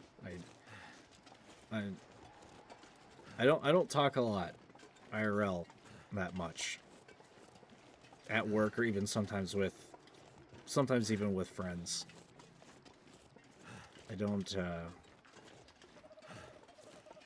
okay, yeah, that's the fallen train car. I don't like wasting words. One of the I generally am. It's not a bad thing to a degree, but it does kind of messes with like people getting to know you. Like I've been at work for like new job for like 2 months now, and can can I get on the? There we go. Oh, don't break my legs. Don't break my leg. We're good. But I've been at the new job for like 2 months now, and it's like I okay, so here's the thing. Here's kind of why I don't, because I used to not have this big of a problem. It's kind of the whole. I think this happens to most children these days, but it's like whenever you're talking too much and your parents just kind of annoyed, and they just kind of tell you to shut up a little bit, which is understandable. If I have kids, I don't want to do that real hard with them to where they just don't say anything.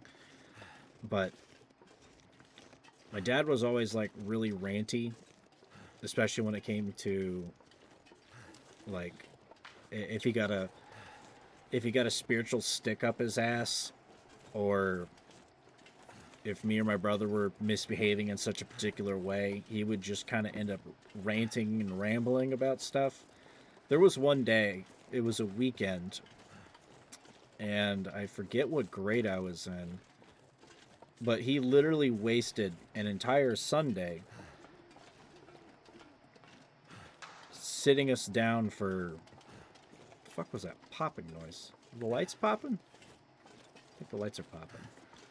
But he literally sat us down, me and my brother, and our mom, and just...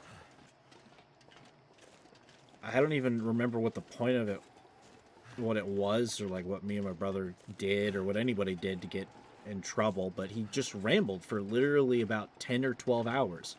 An entire fucking Sunday. We were up for maybe 2 hours, and then it was just the whole day. It was dark outside by the time he was done, and it's like he had this problem of talking so... Yeah, Jesus Christ, exactly. It's like, what the fuck, dude? The thing that I don't think he understood. Hey, it's just the way it was. But one of the things I at least learned when it came to tisming or talking too much is you have to... See, he had this problem where he would start trying to convey the lesson or whatever that he was wanting to talk about, and then it would either jump into a mix of trauma dumping with like childhood stories where in hindsight it's like, okay, there's a lot of shit you didn't end up dealing with for yourself, and like the spirituality and like some of the claims of Jesus healing you was not actually that. That's you thinking you did. Everything is still bothering you. You need therapy. You've needed therapy for a long fucking time. But it would devolve into... Wait.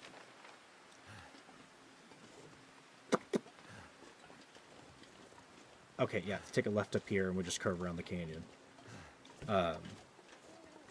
Therapy's important. Even if you're like mildly... Even if you're only like mildly disturbed, sometimes there's stuff that can bother you more than you realize.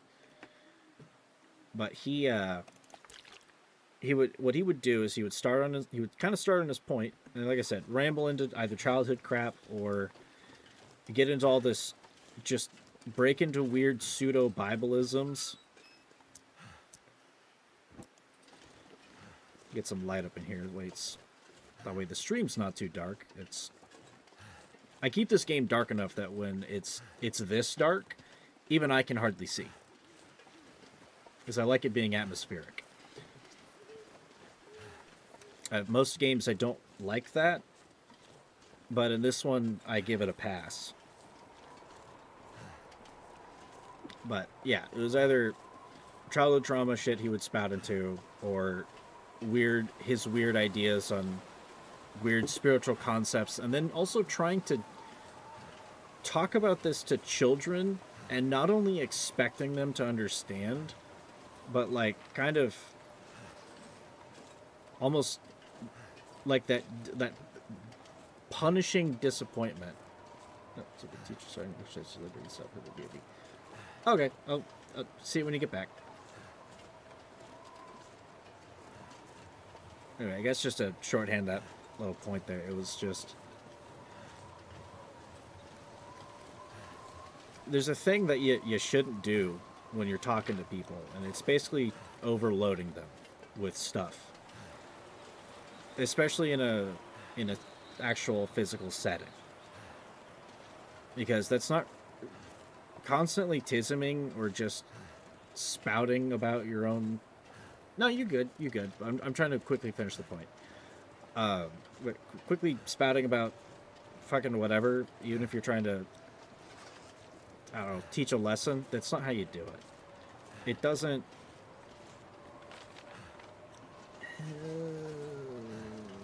You're supposed to go over the hill? Can I go over the hill?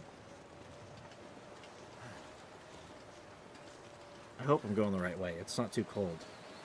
But I don't want to be trapped out here.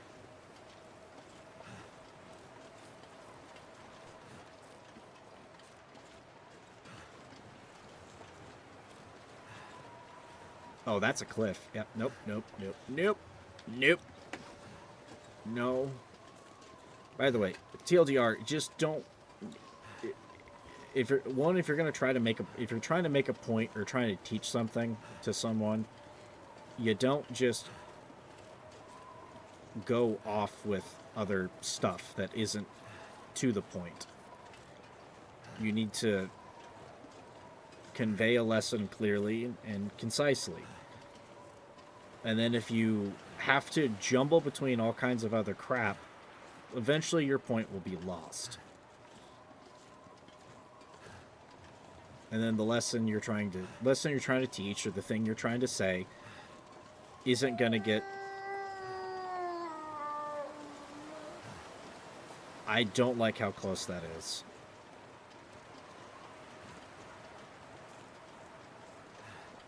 Push comes to shove,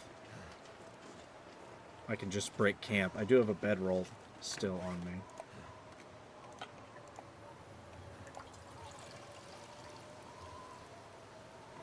Okay, that should be enough. That should be enough fuel to get somewhere.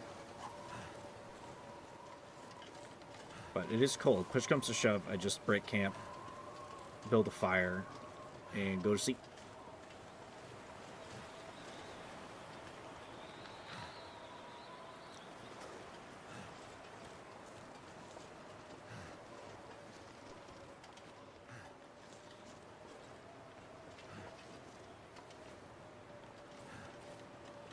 Okay, that might hurt to go down.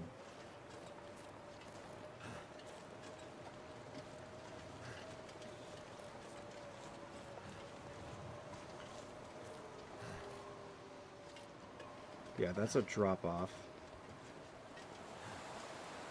Shit, how did I get up here exactly? I know I came this way.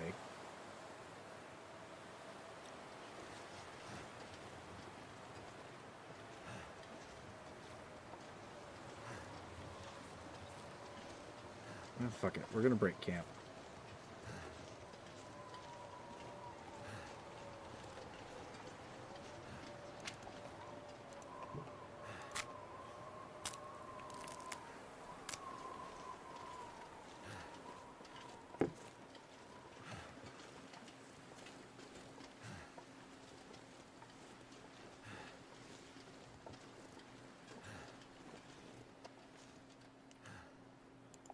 Okay, we're protected from the wind.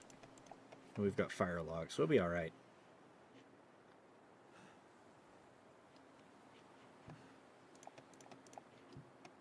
plenty of gas.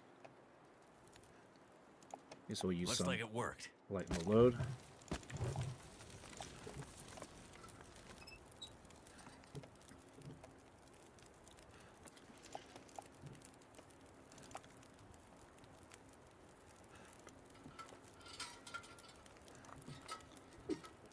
Enjoy some herbal tea.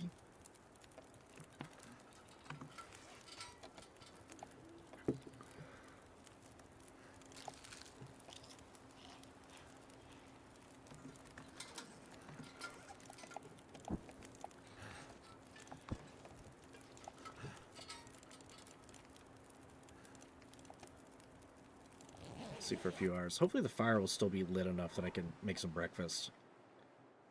It is windy. I don't know if it's going to snuff it out quicker or not. Ah, it snuffed out. That's okay. We're warm enough. And most of all, we can see.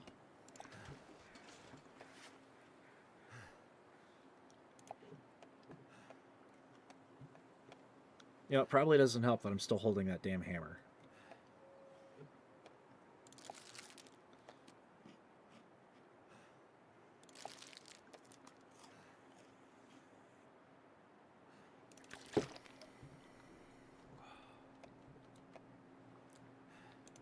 Still got quite enough water to make it through quite a bit here.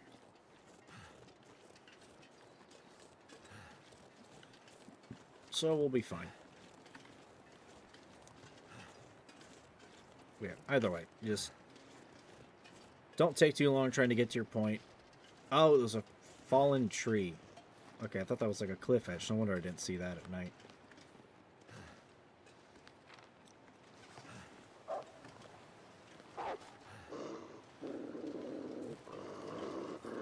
Sir, are we gonna have a problem down here? Are we gonna have a problem? Because we're gonna make this a really big fucking problem. That's right, you better fucking run. He's too scared to go down the dog. He's so scared.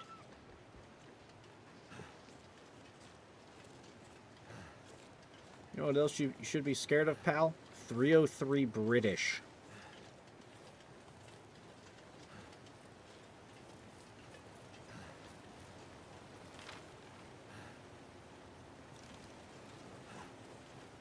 And I'm probably going to have to deal with him anyway.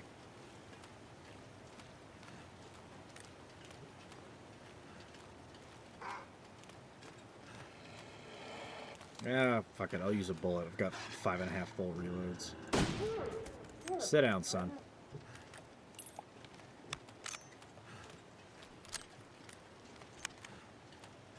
There was a rabbit. There was a perfectly good rabbit that you could have munched on. And yet you chose me. You chose me. Enjoy being dead.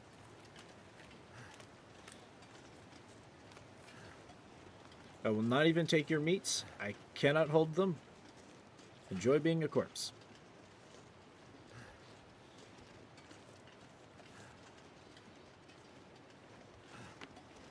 I have a spear to deliver, and I have a bear to fight.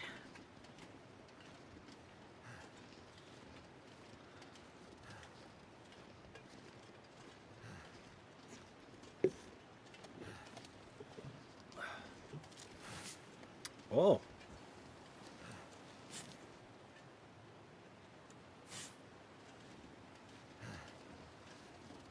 So this spear, as stated in the first part of me playing through this, it's a boar spear.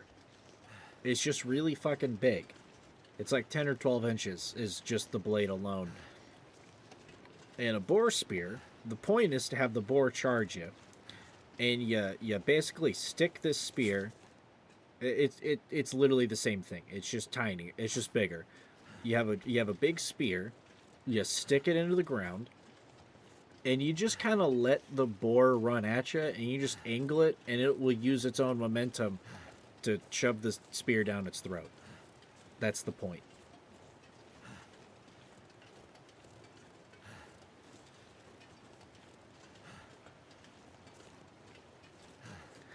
frankly, personally, I don't, from what I do know of bears, I don't think 10 or 12 inches is enough for a bear. But it's still going to make a hell of an entrance and exit wound. And if the bear's using its own momentum, cool. But I'm not 100% sure if this wood is going to... Oh, look at that. The little tail's floppy. I really don't know if the wood on this would ever hold up against what I suspect is about 1,200 pounds.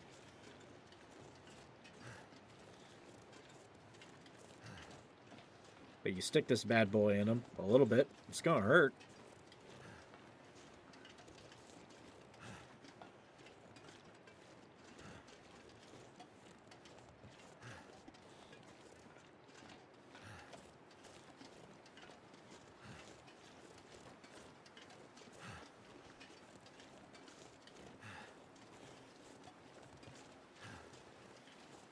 We'll probably have to make it across the muskeg.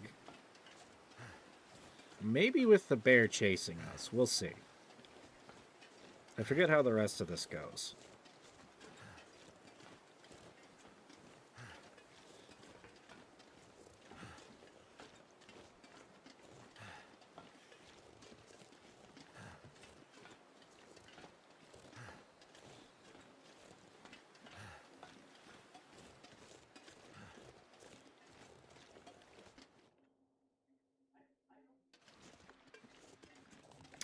Back into the muskeg.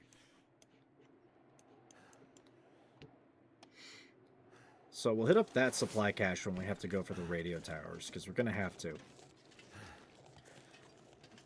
But I think we can just walk right down the railroad tracks.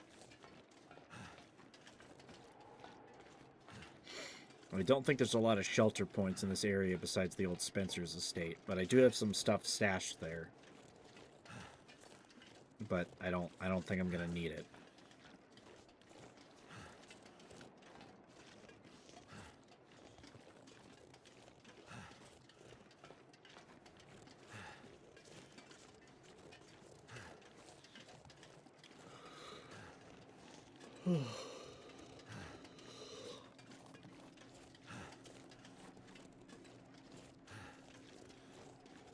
What's it? Let's see, today's Wednesday. We're already halfway through the week. So I'll tell you what, time flies kind of fast.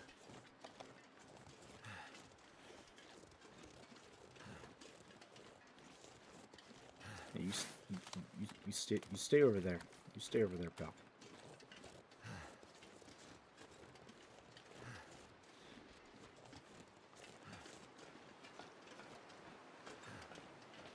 Oh, that guy.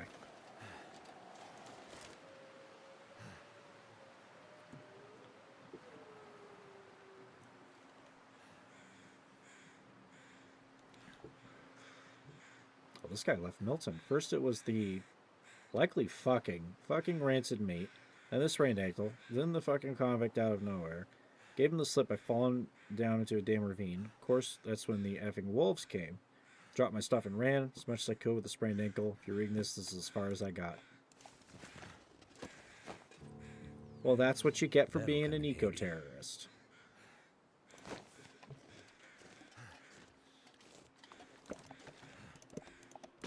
I'll take the firewood just so I can maybe make some stuff. Oh, scrap metal? That's scrap metal.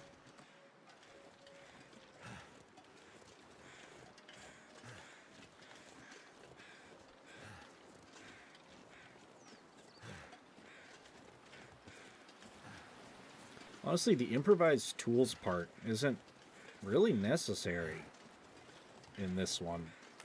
Unless you're playing on such a high difficulty that you're running through your tools faster.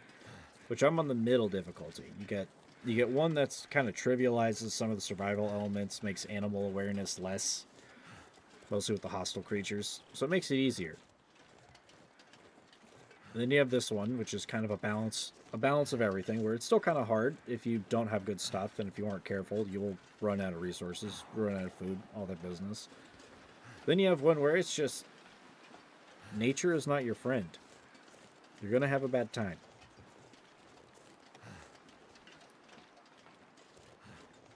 I don't know if I'll play the story on that mode, but survival mode has like 5 difficulties.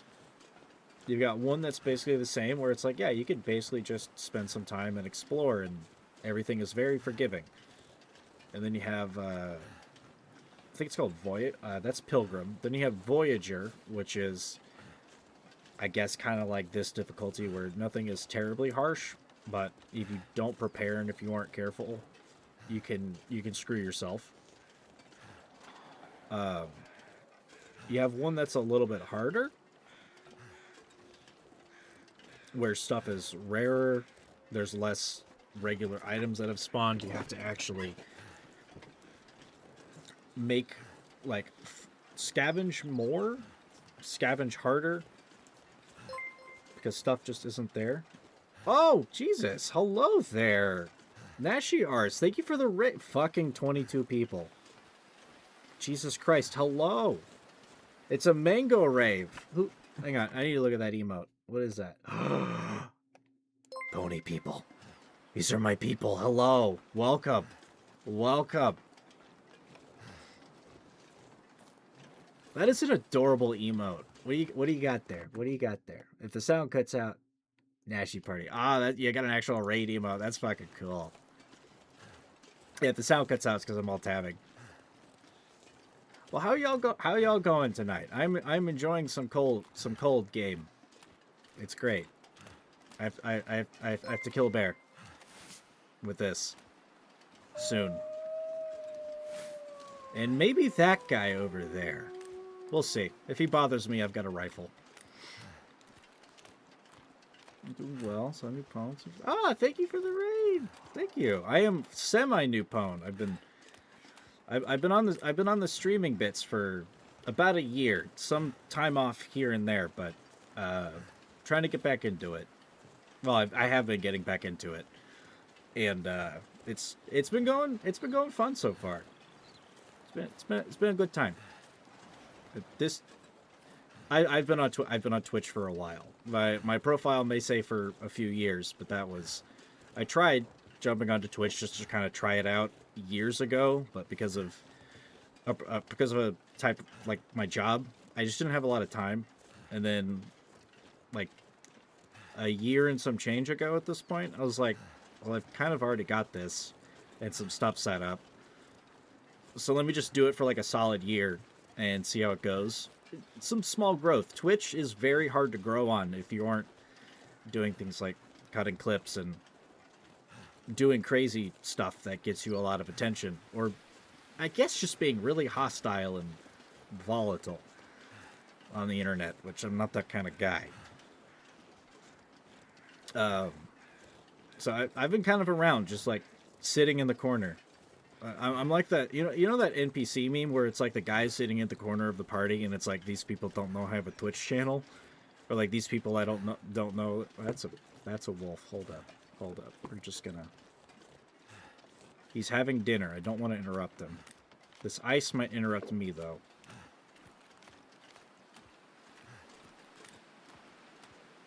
He's yep. You stay right there, pal. Just enjoy your deer. Enjoy your deer. Yes, these people don't know I'm literally a magical pastel equestrian. Yes. But last year I was just trying to get used to... I gotta start to get a little warm. I gotta take my coat off. There we go. But last year I was just trying to get used to the groove of doing this. This year I'm actually trying to push for growth. I did get a new job, so trying to get used to that, use the hours, all that business, but I don't know how long it's going to take, but I wouldn't mind actually trying to make something of myself.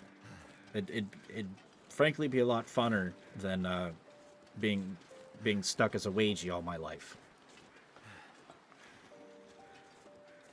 So here we are. And the rating does help. It's it happens on occasion.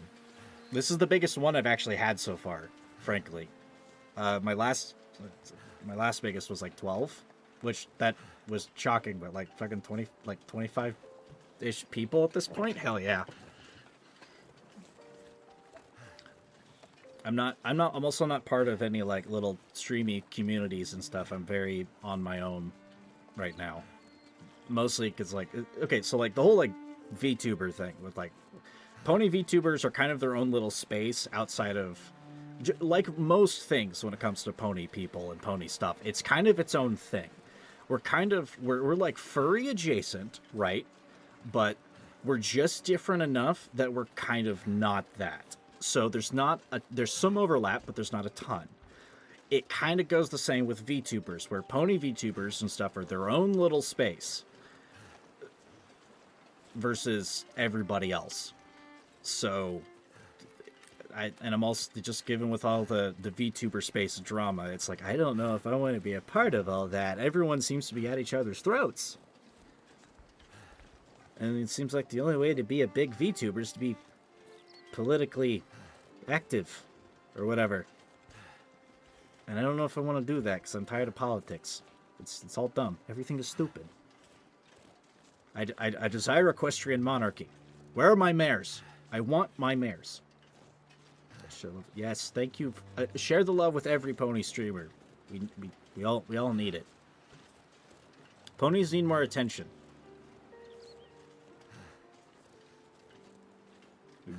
Ponies really do need more attention. We also need more ponies. Everywhere. I need my mares. I should probably eat something. My guy is getting hungry.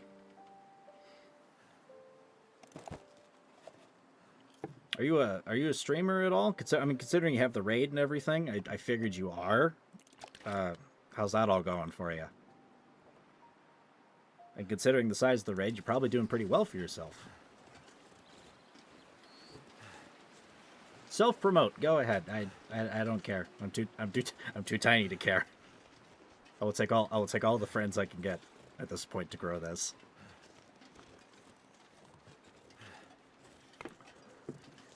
Used to be an anime VTuber. Okay. That's a space putting passion six of fields. Bigotry in that space. It's miserable. Honestly, yeah. The generally, unless you're in like the weird corners of like of all the pony people and the brony community and all that, it's generally a far more fair and welcoming space. Mostly because I think some of us have actually absorbed some of the equestrian teachings and whatnot. Like, frankly, MLP is a show I would love to show my kids, both male or female, or otherwise. Because not only is it just good, but it actually teaches some pretty solid lessons. We need more of this. Again, I desire equestrian monarchy.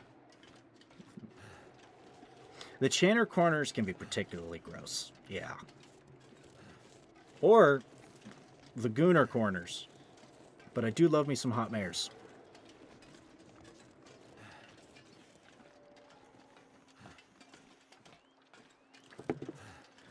Let's see, when did I got into ponies fairly young. I'm 26 now. It's been 12 or 13 years. So literally like half of my life I've been into pony stuff. I got in right before, I was like 13, I think. I got in right before, I kid you not, like 2 months before season 3 dropped. And frankly, I was disappointed for how short that was, but syndicated TV shows and all that business and how all that works with the episode amounts and whatnot, I get it. And I got to be in I basically got into the fandom, not like actively in it, but like seeing the stuff people were making, like right at its peak. I was around when like Pony.mov was like being made and was like being finished, and like when like you had like the anthology series being as popular as it was. Cutscene. Oh, hi. That's a problem. That's a problem. Ah, not feeling so cocky now, huh? And all it took was for me to go full-on Grizzly Adams. I have a spear. I'd better get out of here before he comes back. I have a spear, sir. It's in your best interest to fuck off. Not the, you see this? This is going right in your belly. I'm gonna have to kill that bear. This week about, don't worry about the numbers, have fun. That seems to be the way to go. Like if you algorithm chase and all that, you kind of lose a piece of yourself because you're not doing what you want. But at the same time, that's not exactly like, it's not like good business or anything like that. But if you go in too hard, you kind of lose pieces of yourself, and then you give it a couple of years and you forget who you are. I'm getting Steam messages. Oof. Like, the biggest example I'd say for that is, like, okay, like, I've been a fan of, less so as far as watching his content, but I've been a big fan of Markiplier since, like, Kerbal Space Program, way, way back in the day. And when he moved to LA, he changed, and then he had, like, kind of, I guess, several existential crises. And then he's just like, well, I've got enough money to do whatever the hell I want now, so let me just do that. And he seems like he's the happiest he's ever been in, like, several years. So it's like, yeah, don't do what you want. People will come. Maybe it's a little slower, but people will show up. The Phantom week before so you season 2 finale. That shit was good. Like, oh, that's a wolf. Gun. Hey, don't make me do this. Jeff, don't make me do this. He made me do it. You all saw. This was self-defense.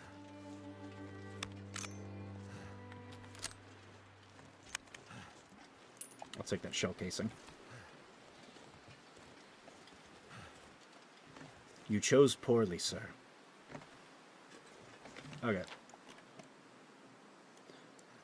So before we talk to the guy, I'm going to go back to base camp, which is this.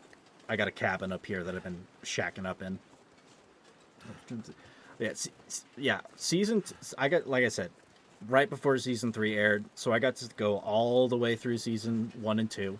And frankly, like most shows, season 2 is where it actually picks up and gets good.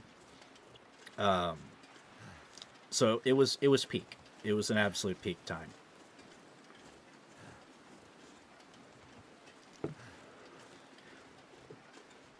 And I mean, this is kind of gonna sound a little sad, which kind of it is. My life has been rough and kind of a tragedy, but ponies for me was kind of a beacon. I had a beacon of actually considering better things. Ever be a memory? We actually watched The Wedding on TV because it's the first. Oh, that must have been something special. Okay, I'm kind of jealous now. Damn it. I ended up just watching mine online. And of course, I got to see all the build-up and all that business, but, like, if that's the first thing you saw, that's fucking cool. Or one of the first things. That's just cool. Damn, on release day to catch a finale. Lucky you. Damn, I'm jealous. But, like, okay, but ponies, like, my life was always weird. And, like, it took until, like, my later teens to kind of realize, I didn't learn very much when it came to being personable or good with things, or hell, what fucking love was. Like, friends, sure, I had a fair amount of friends, like, during my schooling years and stuff like that, but that's normal. I still have some of those great friends. What is that? Oh, you clips up there? Hold up. Don't pause this. What'd you do? What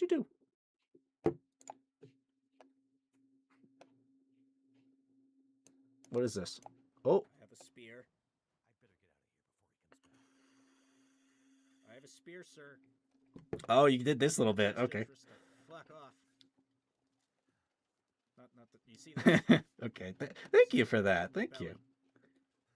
I'm gonna have to kill that. I have not.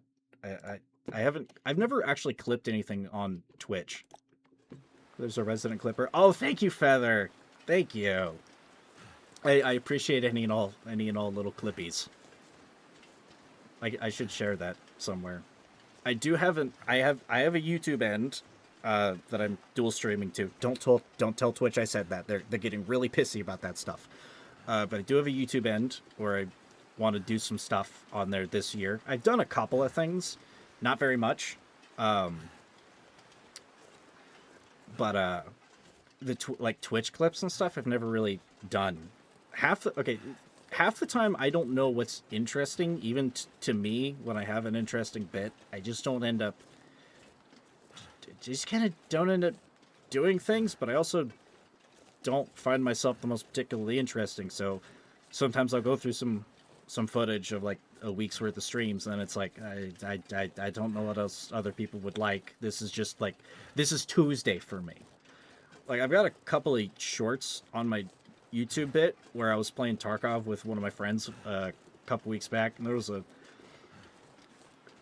couple of the two best bits, I would say, from those, because the rest of it was just regular.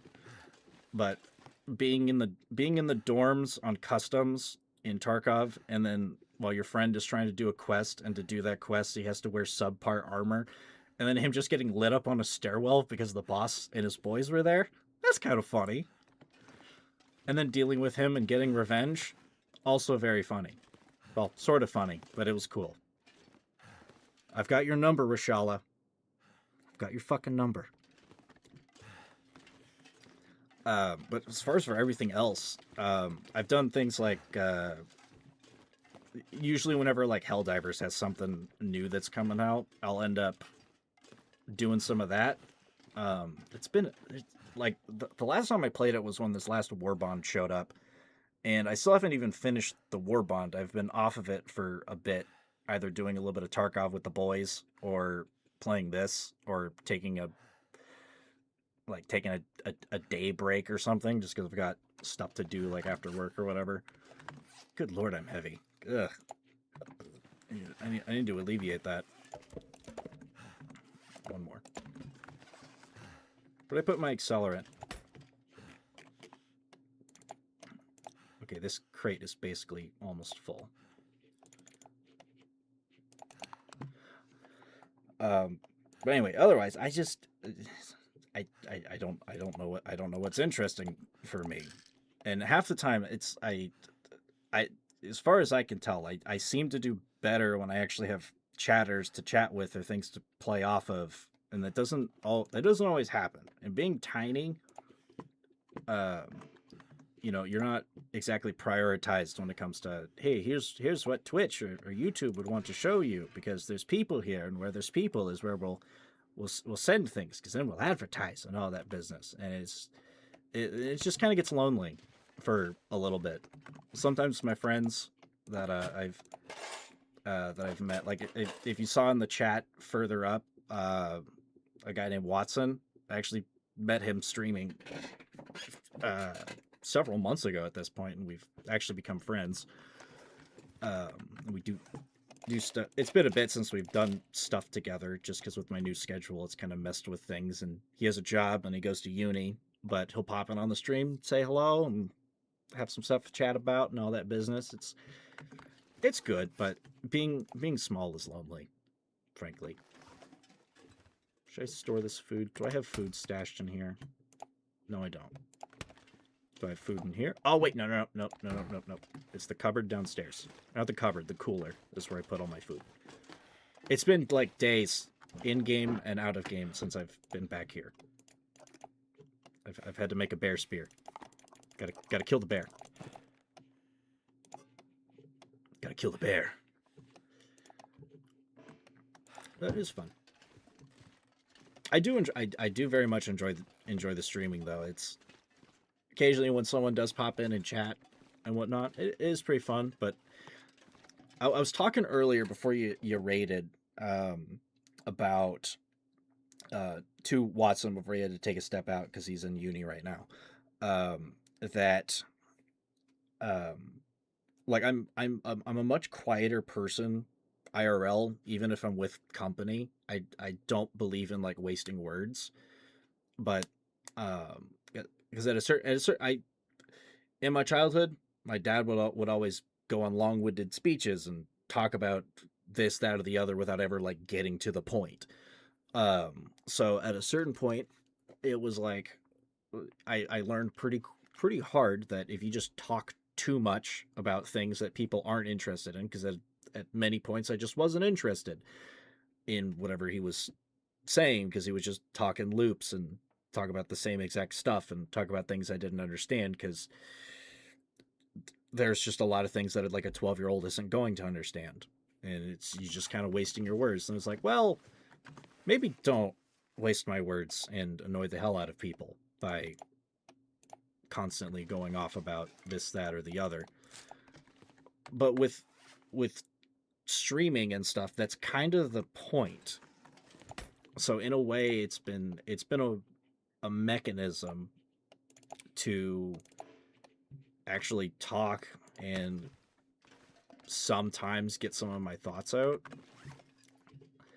I still don't talk that much IRL. Like I said, I don't like to waste words. But so far, this has been pretty good for me. I would say it at least gives me an outlet, and sometimes like-minded or other people to talk to. So it ain't all bad. And like I said, when people pop in and we get to chat, it can be pretty fun. I've met some fun people doing this. Sip.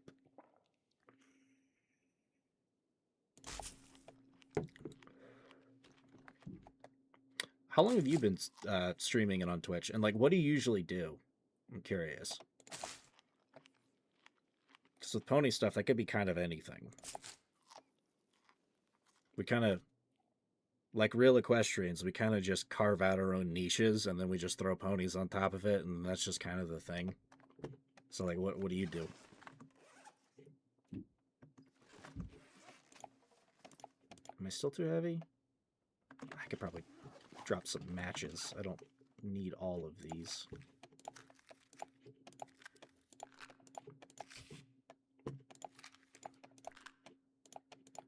It's not a lot of weight dropped, but I'll take it. All right. Let's clean my gun up a little bit. We're gonna have to get some sleep here in a moment and head out when it's daylight, because it's about to be nightfall. Oh, 4th anniversary! Good for you! Hell yeah. My channel is, I think, technically 6 years old, but as far as actually being active on it, it's been 2 years. Or no, 1 year. In like 3 months? A year and 3 months, because I believe my first stream was on January 6th of 25. I say it like I'm old. Which is my art process. Oh, okay. What do you what kind of stuff do you draw? Is it just like pony art, generalized art? I've got a I got a friend who does the occasional pony art thing whenever he's got time. Hell, this isn't my original both feral and anthro. Okay. Anthro has always been kind of weird for me. It kind of depends on the style, but it's just kind of weird seeing like a pony not pony thing. I've just kind of preferred the actual ponies. That just it's more natural.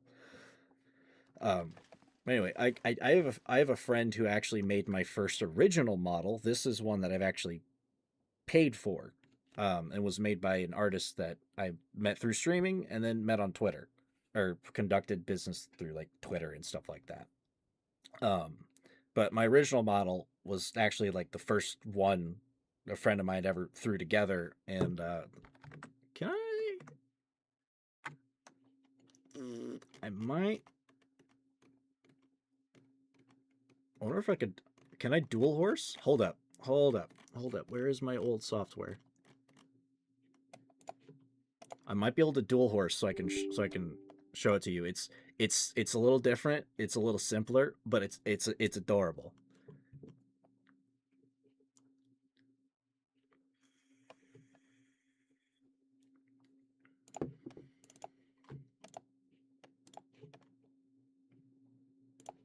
There we go. And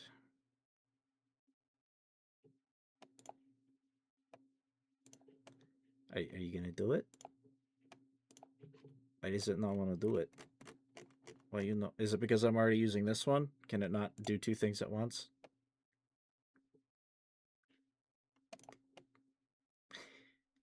Shit. I guess it's maybe because the camera's already. Maybe it's because the camera's already in use. Oof. I mean, on my. Oh wait, did my model break? Oh wait, nope. It was just lagging for. Whoa, whoa, whoa, whoa, whoa, whoa, whoa, whoa, whoa, whoa, whoa, whoa, whoa, whoa, whoa. Lois, this is not my Batman glass. What is going on? Hold up. Hang on. Let me. VTube Studio is being weird now. Damn it. Give me a second. I gotta fix that. I gotta fix that. Oh god. Oh god. Lag horse. Lag horse.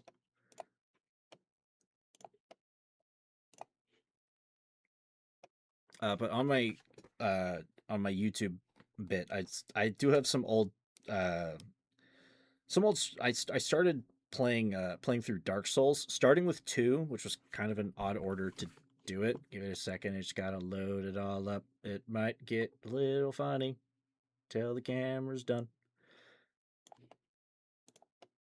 Yeah, whatever. Get your messages out of the way. Just show my beautiful face. But yeah, I started with Dark Souls 2. So on my YouTube end, it's the same name. It's still tiny ass channel, so it may be hard to find, but you can see the old model there. It doesn't want to do both of them at the same time. But a friend of mine had made that, and for like the first solid year, that's what I was rocking.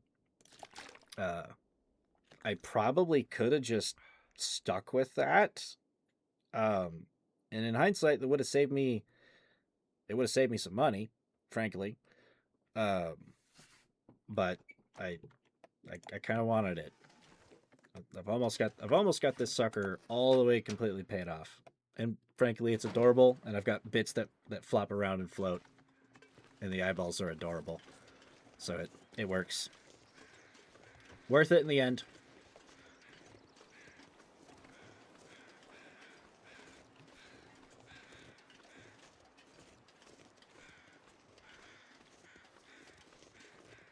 Do you do like do you do like commissions or anything for your art? Not to say I'm in the market. I'm just curious. Because I mean, hey, be artists, can make money. Oh, fun.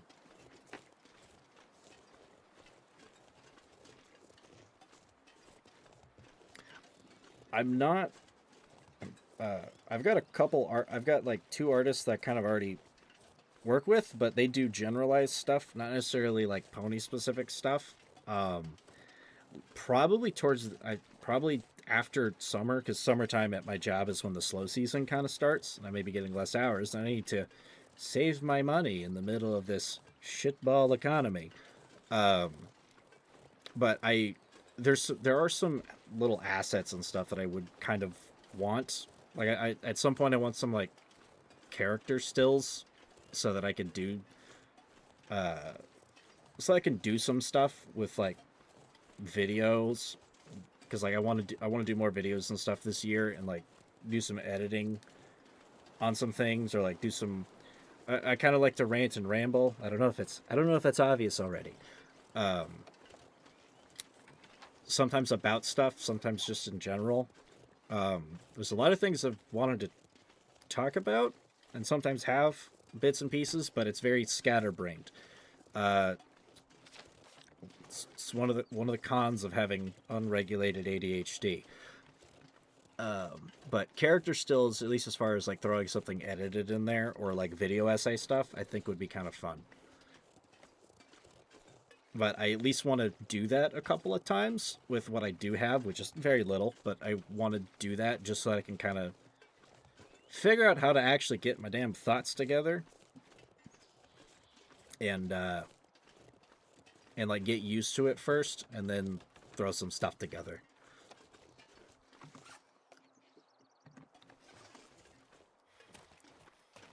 I got plenty of food. I'll just rest when I get to his... Wait, you see if...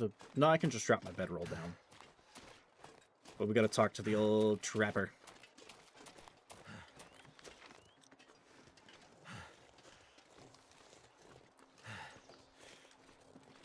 And then I think we have a extra little side task. And at some point we are going to confront the bear. I don't know if we're going to get to that tonight. If the bear fight engages, I don't care how late. We're going to stay up. We're going to fight that bear. We're going to kill that bear. I don't think I'll have this chapter done tonight. But we'll see. Well, actually, I know I won't. I've only got about another... Most of the time I try to be off at like 9:30, which is in like about almost an hour from now. But half the time it just ends up going till like 10:30. So it's like, fuck it. I can survive. I can survive at work with 6 hours of sleep. So fuck it, may as well. So I'll probably end up going at least for another 2 hours. But I know that we won't be getting to the bear fight there.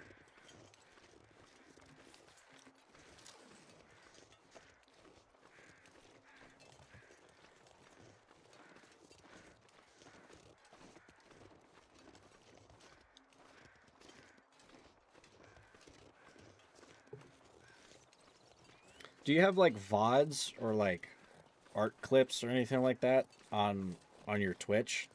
Because I can click on that after the stream and see what you got. Might be fun to view. And I like pony art. Okay, sweet. I'll give that a look once we're done with this.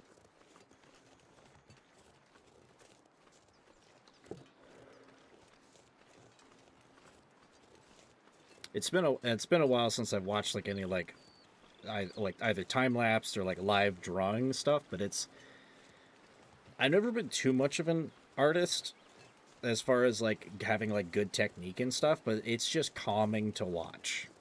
And then you're kind of looking at it and it's like, I wonder if it's like maybe I can learn a little something from how someone's drawing. And it's been years since I've actually drawn anything.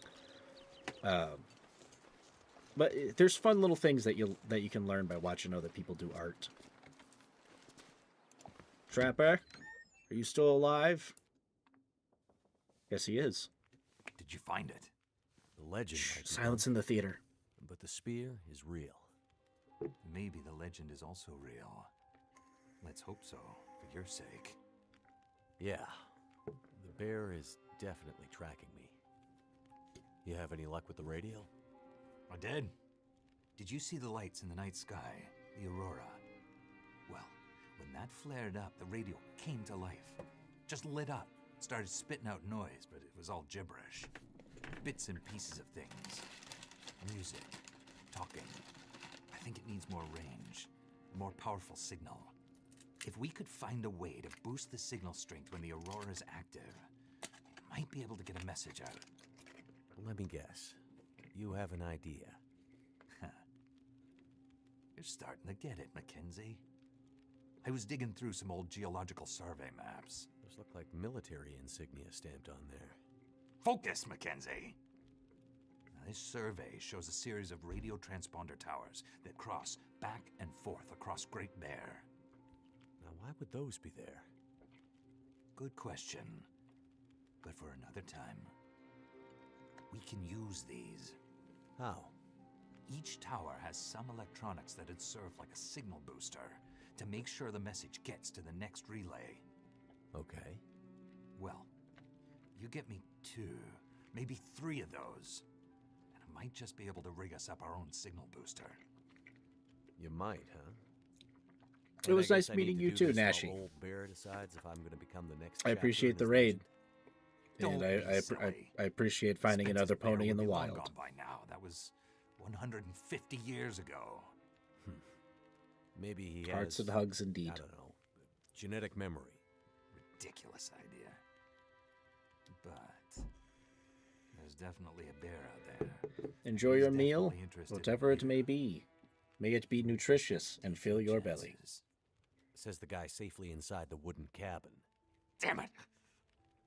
You think I want to be in here? I need to get a message out, and this might be the only way. What message? What does this have to do with me contacting my friend? There's more at stake than you and your friend. Please, Mackenzie, get me those boosters. I'll fix the radio, and the first call we'll make will be to Perseverance Mills. I promise. Okay, I'm on it. I'll be back with the transponder parts. Watch your back, Mackenzie. What do I have to worry about? I have a legendary 150-year-old demon bear hungry for my blood. Bullets don't stop him, but I'm armed with basically a medieval weapon, which I'm sure will do the trick. I'm stuck in this winter wasteland where lights in the sky make the power flicker and electronics explode, and the only people I seem to meet are all slightly crazy.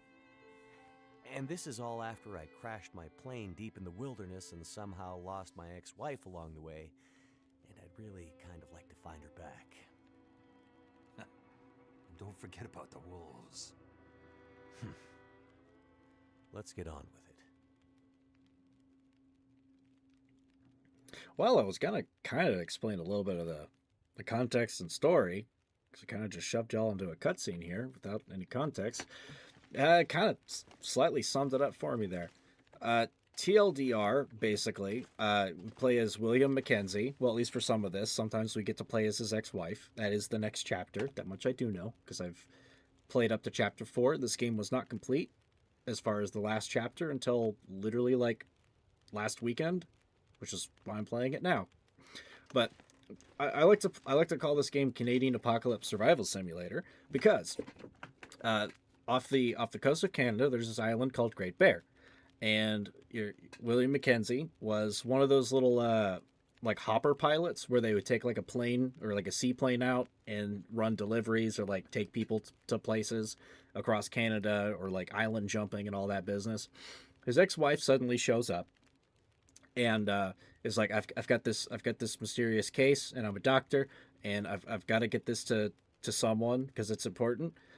And she doesn't want to tell him what's going on, so it's a little sus. But she's like, just I need to do this. I need your help, and you're the first person I asked, and I'm asking you because I know you wouldn't be the one to ask any kinds of questions. So he's like, okay. And then in the middle of the flight, I guess a coronal mass ejection hits the Earth really fucking hard. The Aurora thing that he mentioned shows up. It's nice and pretty. It's like Aurora Borealis, except it's aggressive. It's very aggressive. And the plane goes down because the electronics get fried. And you and your ex-wife are separated. And Dark out here. Time to look for shelter. that it is. That it is getting dark.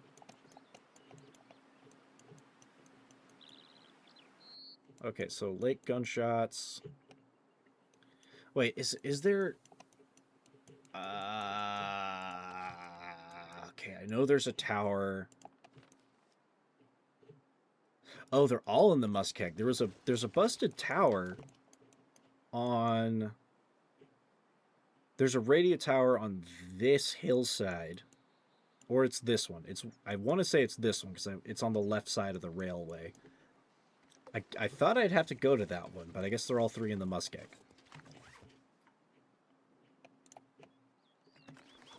That'll work.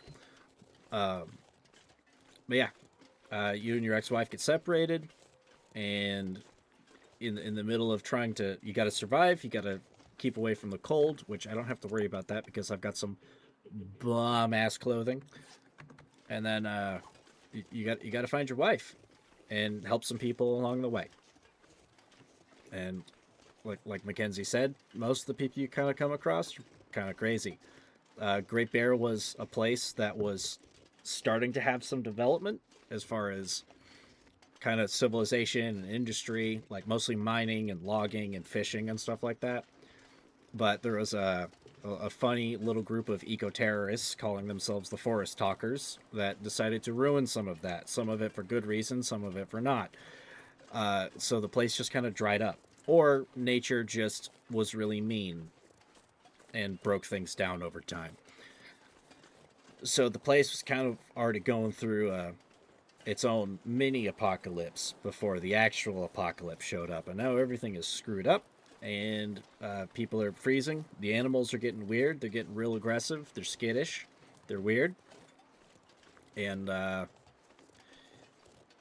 you gotta find your ex-wife. And she's got a mission of her own. And when the next chapter starts, which will probably be maybe next stream, depends on how long this stuff takes. Because I want to finish out the week. I go from Tuesday to Friday most of the time, usually about 6 p.m. to, I mean, at this rate, it's basically like 10 or 11. End up getting about 4 or 5 hours in on the stream, just kind of depends. And, shit, where's I going with that? I forget. Oof. Oh, yeah. Okay. Yeah. But, like, probably next stream, we might be ending this chapter and starting the next one. It depends on if I want to try and go and get all these little collectibles. Because for reasons, at the end of this chapter, it really doesn't matter what you collect. Mackenzie loses all of his gear going into Chapter 4. But Chapter 3, you get to play as the ex-wife. And she's got her own stuff to worry about. And also, we have... Mackenzie has the precious... Where's the items box? Here it is. Mackenzie has the special case that the ex-wife came with. So she doesn't even have the thing that she needs. So she's got to not only get to where she's going, she's also kind of has to find Mackenzie. But they're taking different routes. I believe in Chapter 5, they end up probably meeting up. But I don't know yet. I didn't even get through Chapter 4 because it's like, well, this game doesn't have an ending. If I finish this, I'm going to be stuck on a cliffhanger for... I think I played that 3 years ago, like 2 or 3 years ago. So it's like, I don't want to sit on a cliffhanger for a couple of years. But now here we are. Back to the musket.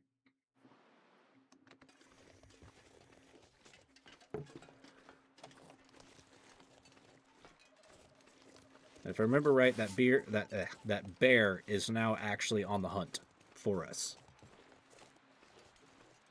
So this might get spicy. I hope I have enough medical supplies. Jesus Christ. Push comes to shove, I can make some more.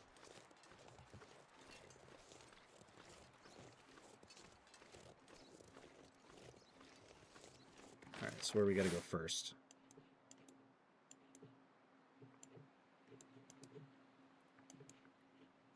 Okay, we'll take the north path first.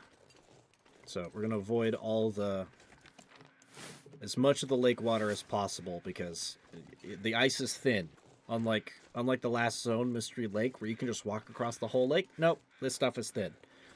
You walk on it too far, you start cracking, which is... When I was circling that little wolf earlier before...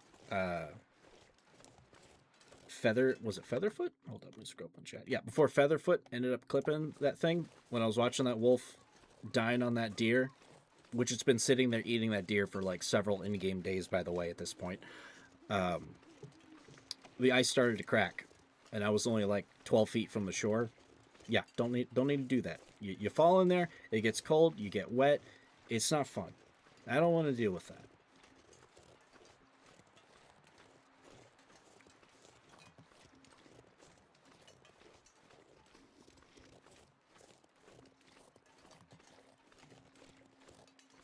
Sucky part is, I don't think there's a lot of things out in the zone as far as points of interest. There's like a couple rail cars, or like 2, on the railway over there, but there's really not a lot of stuff going on elsewhere. The only other point of interest is an old homestead where that legend that Bear Trapper was talking about, where the guy actually lived. which I guess I could kind of explain that. So, like 150 years ago, when Great Bear was first getting settled and whatnot, there was a particular family. There were some settlers, and there was a particular family called the Spencers. Things were going okay as they can go on a frozen Canadian island, until a bear starts like harassing and ravaging their homestead. And I don't know if the bear got a few good licks in there or anything like that, but suddenly Mrs. Spencer starts getting really sick.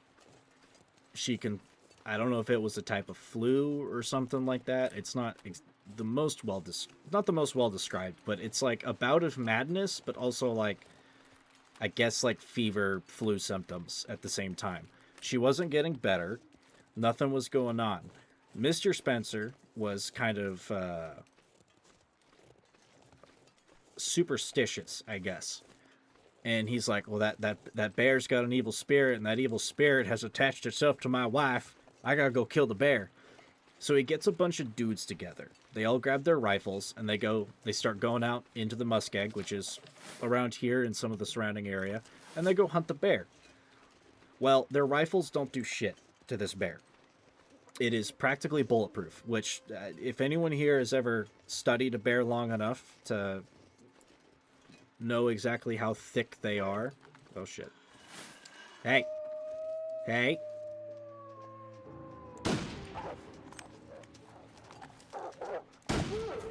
I think we got two of them. That's right, run. Run! Always 2 rounds on that. Oof. There's one shell casing. I backed up. Where was the other? I want to try to keep as many of those as possible, just so I can count my shots. Anyway, so they go hunt the bear. Their bullets don't do anything because the bear it's old. It's really big. It's a problem. It's I wouldn't say a super bear, but it's pretty damn close to a super bear. Drop something. Well, we're gonna drop this firewood into the fire, Mackenzie. Don't you worry. Don't you worry your pretty little back. It'll be over with soon. So, like I said, nothing kills the bear. Their rifles don't do anything. So he's like, this isn't good. I'm a superstitious boy. I'm gonna dip into some of the old magics. So he builds something akin to this. Well, not the menu. This. This is a boar. This is technically just a giant boar spear, and the point of a boar spear is for hunting boar. And what you do there is you basically plate it into the ground when you have a boar charging you. You know, like a big feral pig, and you just let their silence, Mackenzie. Cook your meat and be a happy lad. But the point of a boar spear, you put that sucker into the ground, and that boar's charging you, and you just let the boar's own running momentum run itself into the spear. Except this guy, instead of making a smaller one, made one that had like a 10 or a 12-inch blade. And when he got done with that, he went out alone, and nobody saw hide nor hair of him for like several days. But then suddenly his wife starts getting better. Like, on the mend kind of better. And then a bunch of dudes are like, well, maybe he actually did it. He's probably still out there. Let's go look for the guy. They find him. He is on the cusp of death. He is covered in blood, his own and the bear's. The spear is broken, but it is also covered in blood. And the dude, while staring into the sky, when the people arrive, are like, my wife is now free. They don't find the bear corpse either, but the bear's been run off. And then it became a legend. And then some rich guy decided to buy the spear and had it in his lodge. And I had to go get it. And now we get to finish the job. Probably not the same bear. Unless this is like a weird immortal space bear or something. But we get to finish the job. Oh, I've got nothing. I can make a cup of coffee.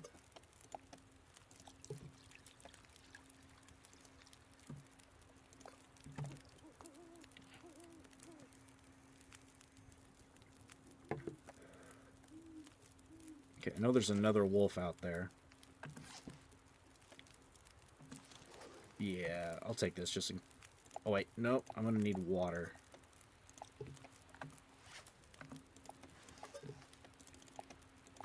I'll make some water real quick, just so I can have a little extra.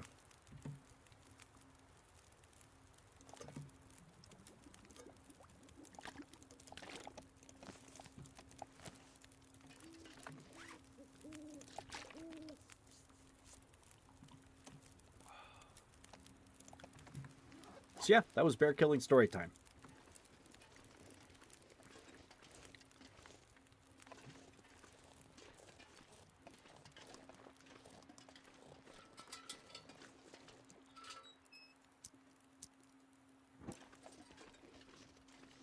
I'm going to try to keep that fire lit a little bit. I'm going to have to sleep. Because I'd rather go hunting for these radio tower things in the daylight. I don't want to fight the bear in the middle of the dark. That just screams terrible idea. And if I don't keep the fire lit, if the weather gets bad, I might get cold, and that's going to be a problem. My clothes have been great so far, but I have yet to actually encounter a blizzard. Like a really heavy blizzard, which is weird, because when I went through this game the first time, I was getting blizzards fairly often.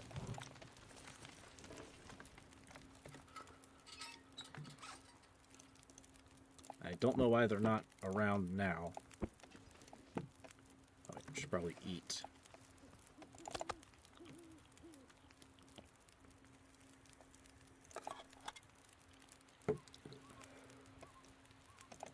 Some last minute sips. Let me go sleepy, go Betty Boo Boo bye bye time.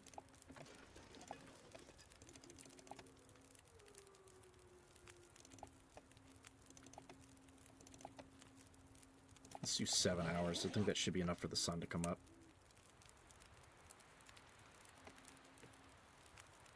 I think the fire runs out when we're at the 3-hour mark. Nope, it's got 2 minutes left. Look at that. Look at that. Nice and toasty still. That couldn't have been any more perfect. Hey. Hey, nope. I'll do it again. I did it again. You get to sit there and rot. I'm not gonna bother with your meat. I'll leave the schmeat for the birds. And maybe other wolves, because they're probably also desperate and hungry out here. Do wolves cannibalize each other? Like, not intentionally, but do they do that in times of desperation? I don't know enough about wolves. Does anybody know about wolves like that?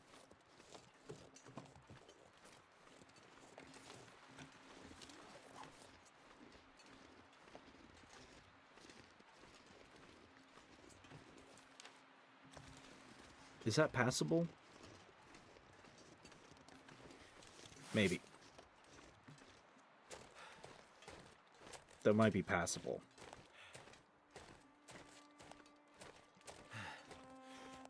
Yes, it is.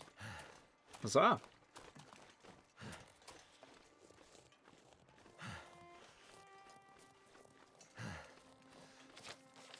Okay, so up the hill and like right around the corner. Please don't sprain. If you see that little red indicator right there above the corner, like where my horn's at, that means I'm at a steep angle. And if I move too fast or I'm too heavy, I might break my ankles. I don't want to break my ankles. I really don't need to be using band-aids. I think we'll have to go up this way.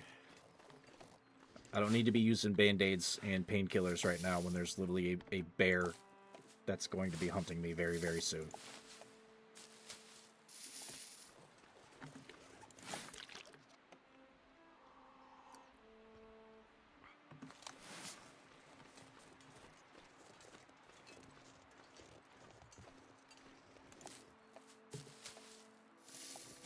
No, don't plant the spear. Just give me the lichen.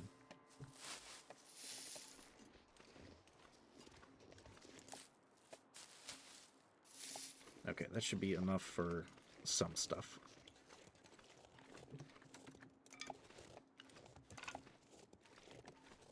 Just in case I need to start another fire.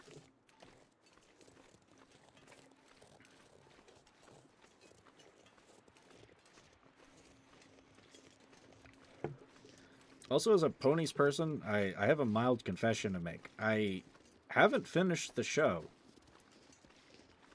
I kind of don't like endings, because it's like when something that I like ends, it's like saying good. Do I need to go lower? This is very steep. I don't want to break my ankles. That might be the only pathway up, though. Great. Okay, we're just gonna have to not break our ankles. But when there's like a series or like a book or something that is really good that I was like attached to and it has an ending, it a lot of the times I just end up being like, it's good and stuff, but then I just get like real sad. And that's like it's kind of okay. That wolf isn't after me, but I think there's a wolf up here. It's killed a deer. Cool, that means it won't be my problem. But ponies... Hey! No! Fuck! No! No! Stop! Stop it! Stop! I told you to stop. I told you to stop.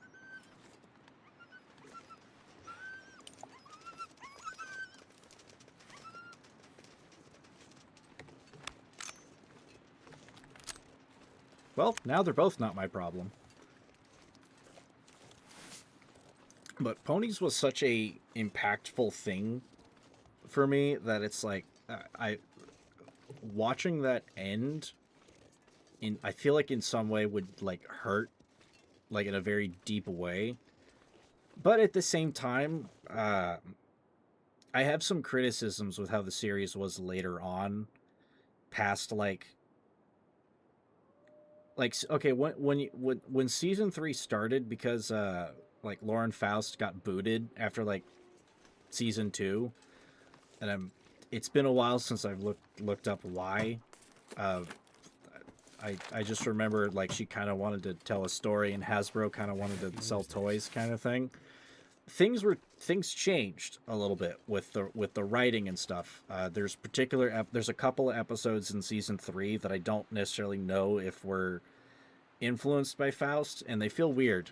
Like a lot of the dialogue is weird, some of the scenarios are weird. Like the Equestria games just feels really weird and off-putting, and it also feels too human. Like G4 MLP was one of those series where they actually thought about history and lore and like culture and stuff, and the Equestria Games episode just feels like injecting some of our own stuff into it in a weird way. Like the dialogue just feels kind of weird, but then also even just I don't know, it just always that episode's always left a bad taste in my mouth. But the first the season premiere of 4, particularly there's a moment that I rewatched some of the show a couple of years ago. The bit where the princesses are gone because the weird tangly vine bullshit is like taking over, and like stuff's weird because they've been kidnapped by the black tree vine stuff, and Twilight is the only princess available, and she's all gung-ho like, yeah, we've got a problem to solve. And like, I know I'm kind of like technically I've only been a quote-unquote princess for like, I don't know, a couple of weeks, because she doesn't even know how to fly yet, and she's not used to the overwhelming extra bits of power that she suddenly inherited very quickly, where when she's all gung-ho about it, the rest of her friends are like, particularly Applejack's response is what kind of bothers me, because Applejack, in my opinion, always seemed like the character that the moment that you've got a problem, she does the equestrian equivalent of grabbing a shotgun, racking it, and saying, "Where's that fucker at?" And it's just like ride or die, basically, right? But Applejack even kind of agrees that it's like, yeah, we should be the ones to split the party. Which rule one, never fucking split the party. But let's split the party, because if you beef it, you might be the country might be screwed. And it's like, I'm sorry, did you forget your own history? Like, the princesses weren't always in power, and ponies end up figuring things out. Just because you don't have a centralized government doesn't mean somebody else won't end up taking their place, or that ponies won't figure it out. Because if you look at pony civilization, unless you're talking about the big thick cities like Manhattan and all these other ones that are actually like cities that don't have like cropland and stuff, they are very self-sufficient. Ponies will figure it out. And it I don't know, it just always rubbed me the wrong way. With her like, no, you gotta shit back, and you gotta, we'll do this and we'll take it for the team. And splitting the party nearly gets them killed. Keep that in mind. It just feels weird. And then there were a couple of other things in some of the later seasons, like the bits with I'm just gonna pause this so I don't end up eating calories while I rant through this a little bit. The thing that bothered me later on in the show was like the friendship school part, where like you had the cutie map and everything, where it's like, oh yeah, go over here in Equestria or over here to this country and like solve a problem. That was really fun because you got to see they actually fleshed out a lot more of the world. I enjoyed that. I didn't enjoy the part where it was kind of all about, let's just take all these people from partially why I don't enjoy it is because of when it came out. I think is when it tainted it. In US politics and crap like that, there was a lot of like Mr. Trump and immigration and stuff like that, and it felt like in a way, because of certain parties wanting to have a lot of people show up and then some of them not, it felt like, again, injecting human problems or human things into a show in order to it felt political, and I didn't like that. Because it seemed like most of the time, for at least for like the rest of the planet, a lot of the species kind of stick by themselves, mostly because they are very different, and they know they are very different. They all come from different cultures with different needs, and kind of just sandwiching all that together in the time frame of our own timeline. It just kind of felt like it was bad taste. Um, it was kind of cool getting some different characters and like different cultural bits and stuff like that, but it was just the timing of it was kind of distasteful in my opinion. But even then, it kind of got stale after a while, and then you just go whole episodes without seeing certain characters. Like the main characters became basically background characters in a way, and it just, I don't know, it just felt too different, and then I didn't want to finish it. And then with the startup of season 9, where you got that fucking ram guy like gathering all the big bads again in order to like take the place over and all that again, because he's still salty about some shit like hundreds or thousands of years ago. Is just it just feels it just kind of felt weak, and I just didn't end up finishing the season.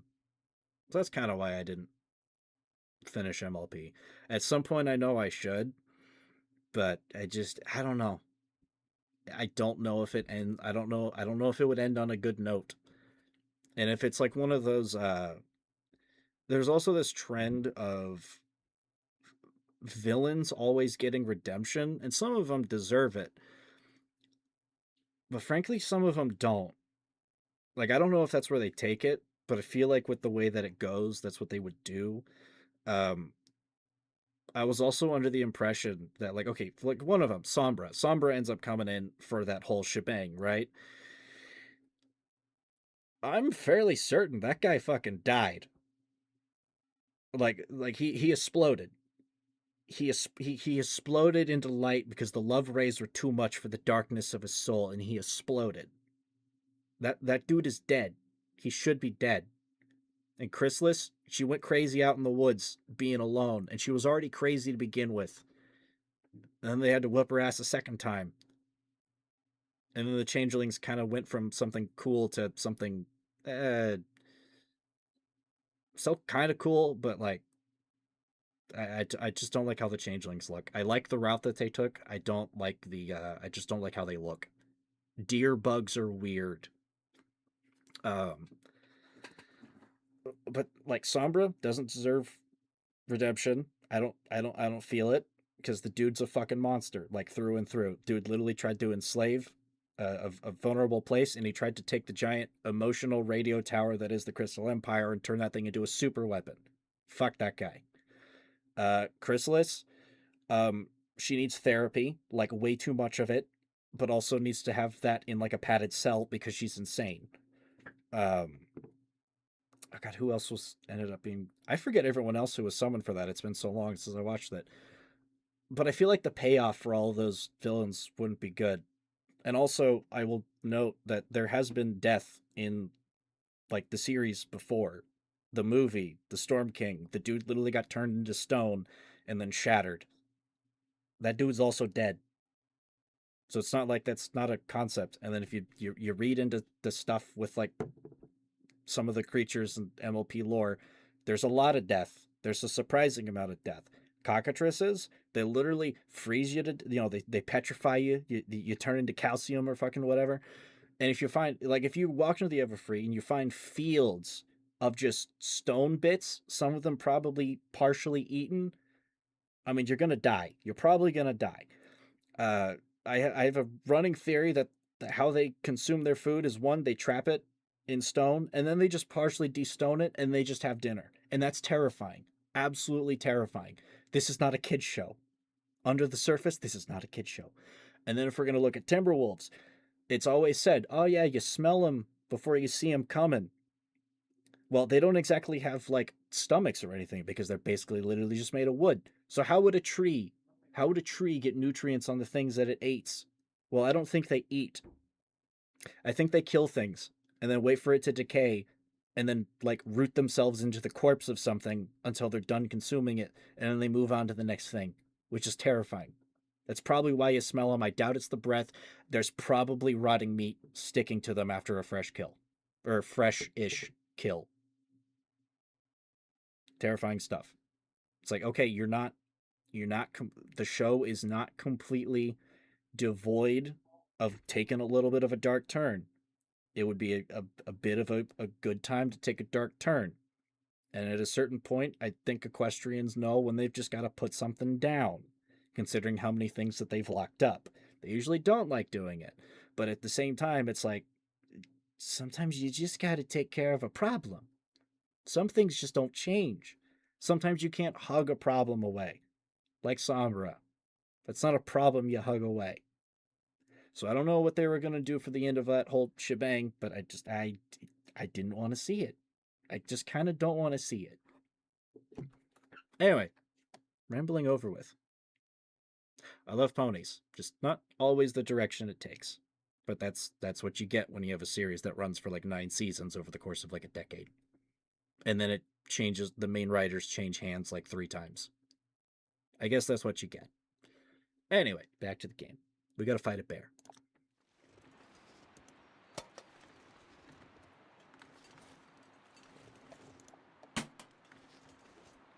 Okay, I guess we got the little transponder. Where's the bear? I'm expecting to get jumped. Have spear, will stab. Give.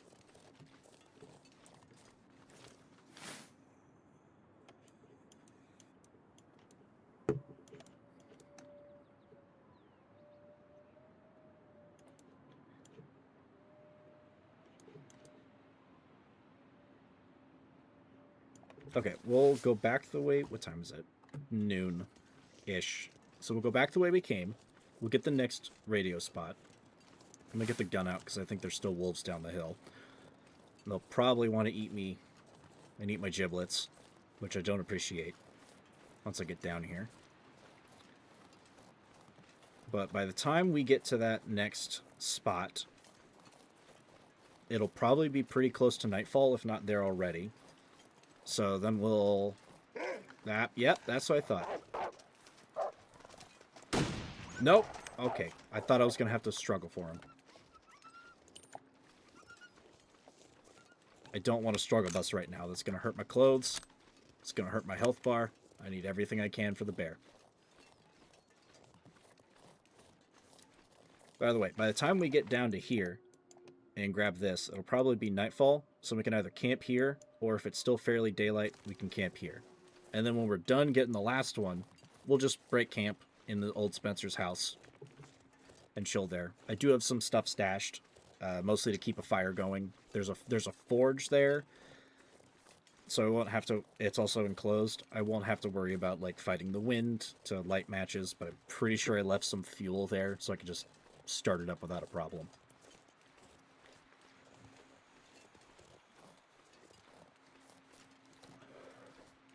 But there is coal and firewood.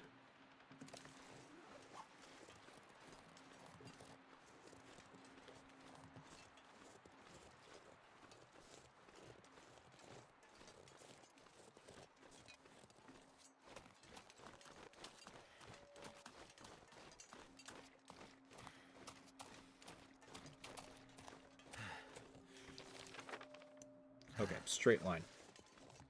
Relatively straight line. So yeah, if y'all can't tell, I like ponies a lot. I think about it way too much. Like probably, maybe about as much as a regular person. I don't know. I just think a lot. I'm very introverted off stream. I don't talk a lot.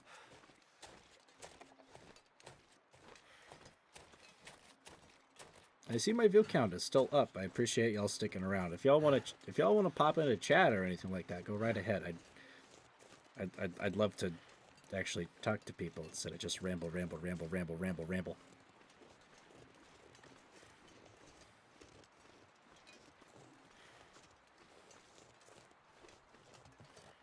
Okay, there's one I shot recently. There's the two that I shot recently, actually. And I won't... Okay, with these and the emery, I'm not gonna have to worry. I'm not gonna have to get wolf food. I will probably have to get water by the time we get to the Spencer house, just to make sure I've got enough.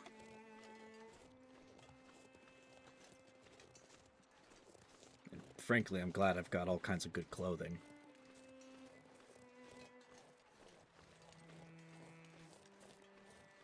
But it's weird that there's no blizzards. I've only encountered, like, really it was just like chapter 1 where there was actually legitimate blizzards this playthrough. Where, like, it's like this, but then it's also still snowing, and then the wind is blowing so that the snow is going sideways.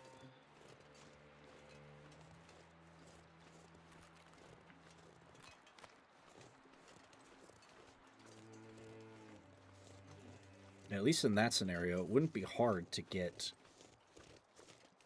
Well, around here, it'd probably be hard to find shelter. It's very... All we've got are rocks and trees, and the only building is that way. Ish. Besides, like, a train car that's downed in the center, but, like, towards the... where I came in at. There's, like, very little shelter, but it wouldn't be hard to find, like, a rock to sit by and chill for a bit or start up a fire. But the clothing I've got, I literally don't have to worry about the cold unless it's really, really cold, or really, mostly it's the wind. Let's see, what is the temperature? See, look at that. It's 5 degrees, which is well below freezing, and then my wind chill is at 8. So this actually isn't, it's cold, but it's not that bad. But to me, with my clothing, it feels like 51. It just feels like a crisp spring morning.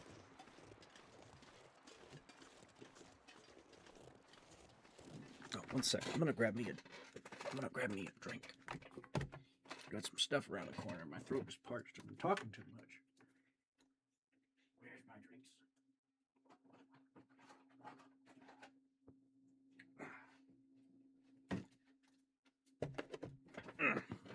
Soda. I guess Canada, not sponsored, by the way, obviously. Too tiny to be sponsored. And I don't know if Canada Dry would be interested in a Pony Streamer, but Canada Dry has this, it's called Strawberry Fruit Splash. It's oh jeez. It's their ginger ale, but it's got strawberry in it. I like their cranberry one that comes out during the holidays, but this stuff is pretty good. I somehow managed to grab a 0 sugar box, but I don't mind. It's good.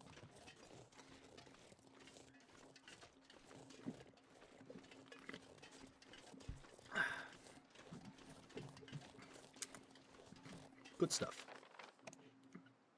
Okay, dead south, so we just go this way.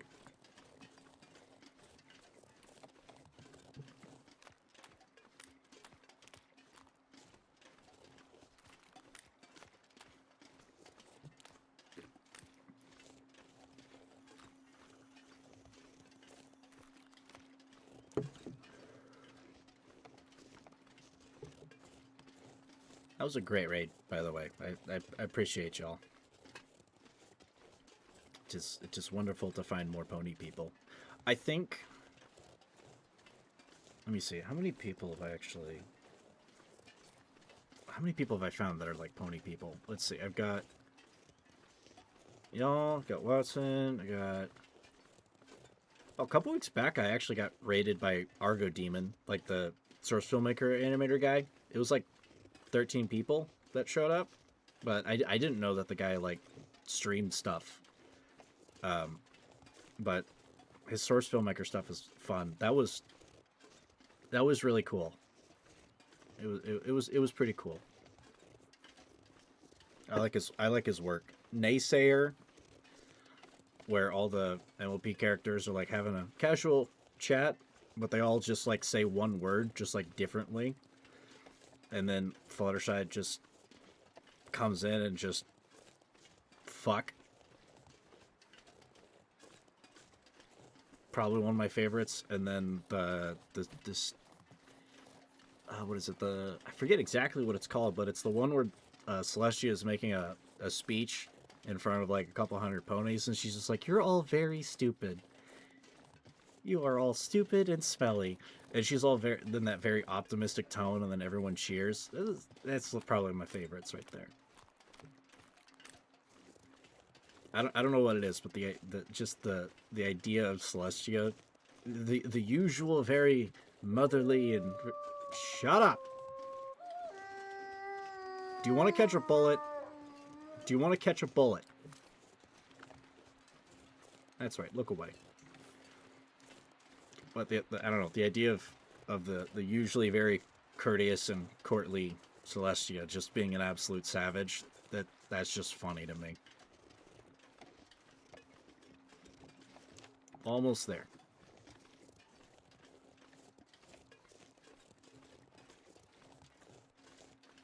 Also, where the hell is that bear? Now I'm getting worried.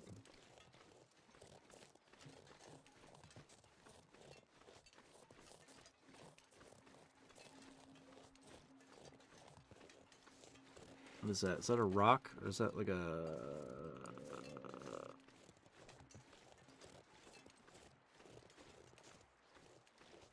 I can't quite tell.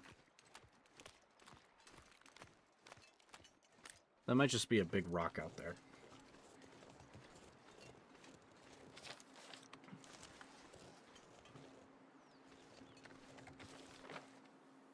Okay, it's up the hill. Do I have to go this way? I only really have two options, which is north or the north side or the south side. This stuff will come in handy. Well, this wasn't mine. 16%. That might make me poop myself, and I don't need to be doing that when the bear is around. I don't need food poisoning.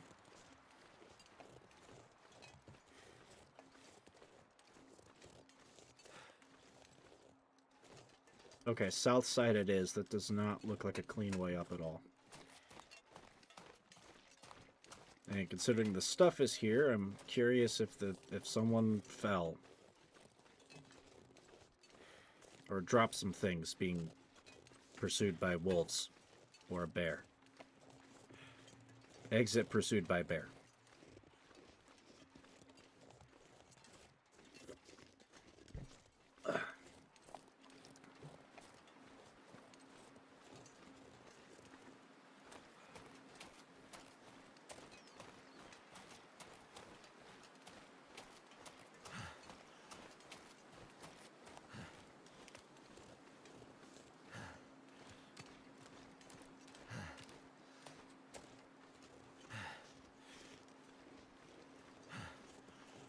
Okay, this looks like the way up around the corner. That's a much gentler slope.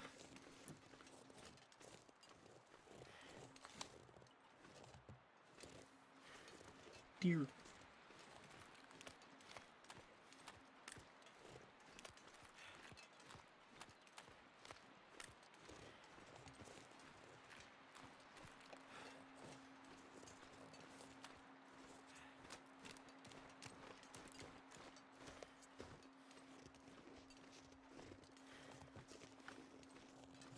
Well, if there's a deer here and it's not scared, I think we're probably in an area that doesn't have a lot of wolves.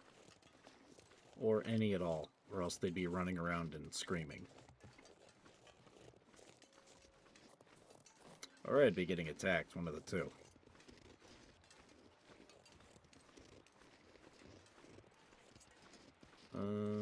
Yeah, that's a harsh angle, but that's better than straight up.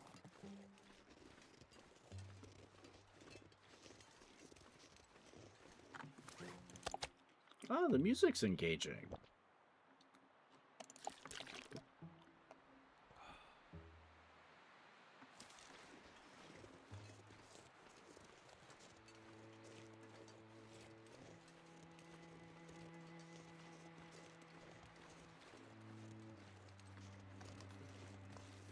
Let me get this ready, just in case.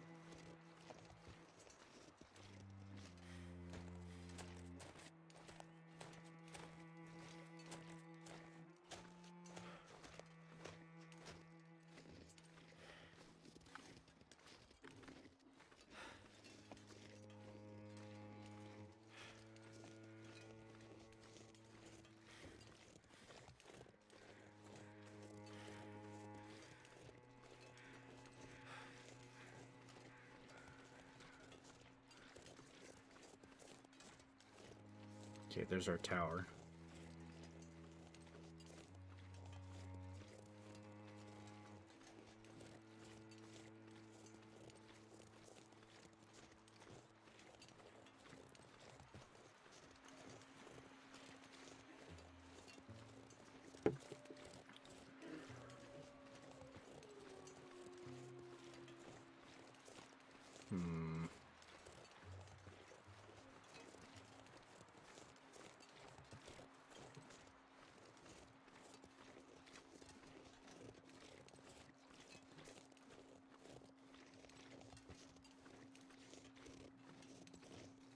Suspiciously placed autosave, but I'm pretty sure it's every 5 to 15 minutes.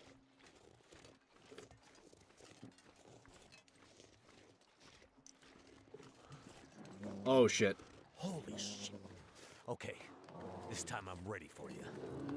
Come on. You big bastard. Alright, come on, bro. Skoden. I was minding my business indigenously. I'm gonna have to time this, that stamina can't run out. Come on, Skoden! Yeah! Get it in there. Get it in there deep.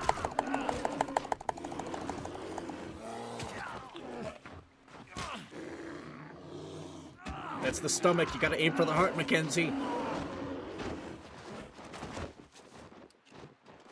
Ah, I broke my hand a little bit.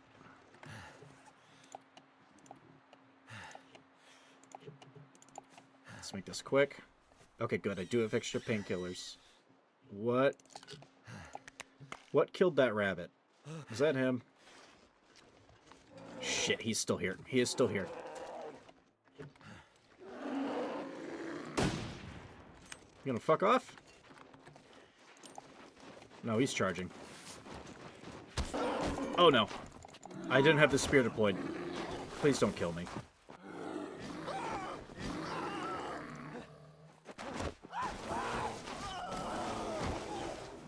I should have just had the spear out. I made a mistake.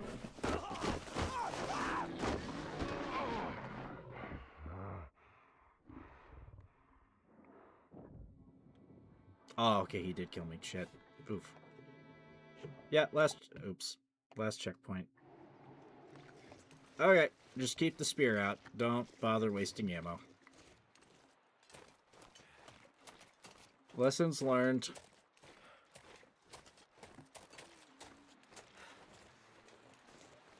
Hey, Watson, welcome back. Dude, I got raided earlier. Some of the peeps are still here.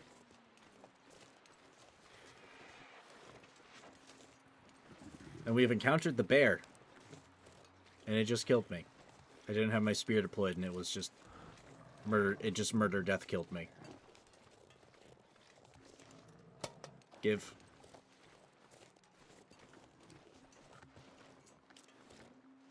All right, bro. Come on, Skoden. Okay, this time I'm ready. Skoden.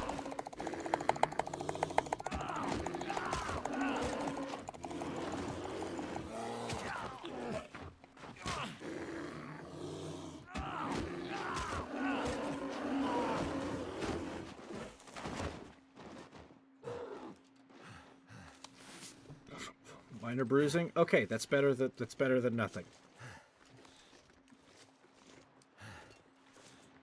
Sadly, there's no quick way off of this.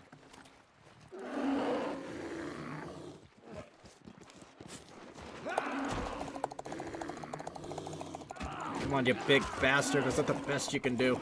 Okay, he sprained my ankle. That might be slightly better on his game. Sadly, no multiplayer for this one, but there's when they finished Chapter 5, they announced a sequel. The sequel is going to have multiplayer. It's going to have some kind of a co-op mode.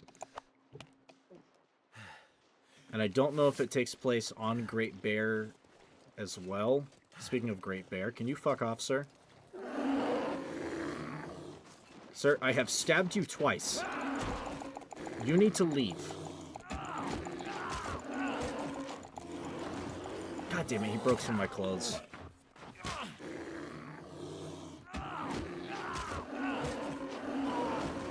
Sir, I swear to God, if you rip some of my jacket off, I'm gonna be pissed.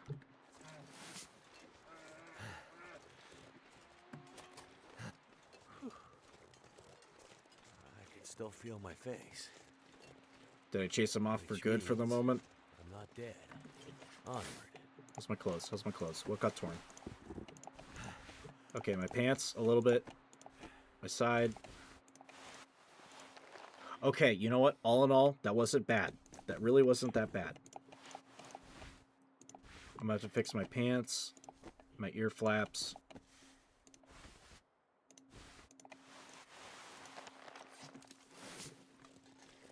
I'm still alive. I've survived the bear. The first encounter.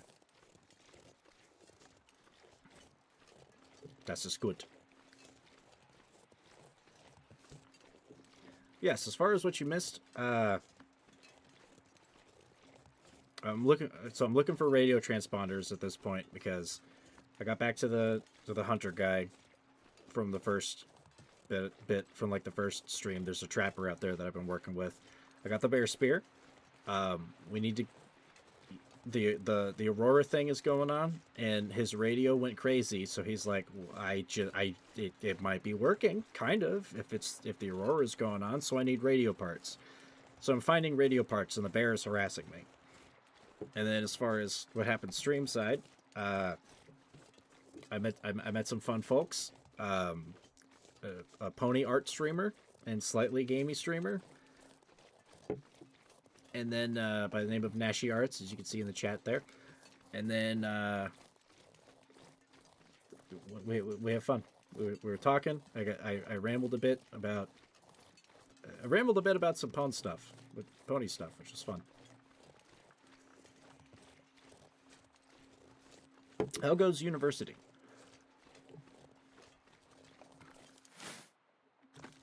Wait, is that stash up there?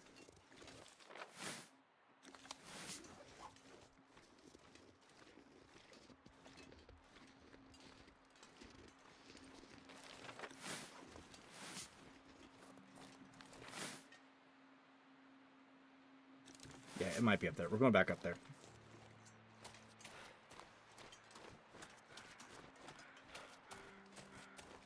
Oh, welcome home. Enjoy. Wait, you're making orange juice? Like you got some oranges and you're squeezing them? That's the good way to make orange juice. That's the freshest it's gonna get. That's that good.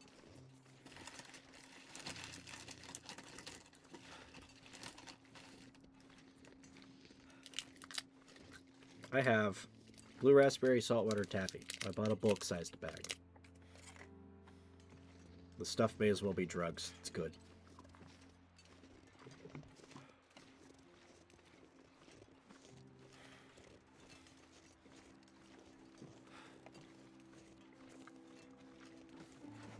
I'm a sucker for blue things, but I don't care if blue raspberry is not real, or technically a real flavor because it's artificial as all hell. It is the greatest flavor. The greatest flavor of all time.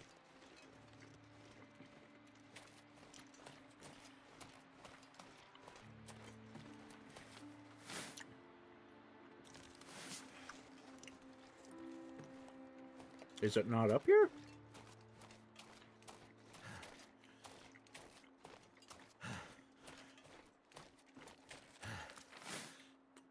Shit. Okay, it might be closer to the ground then. The walk back of shame begins.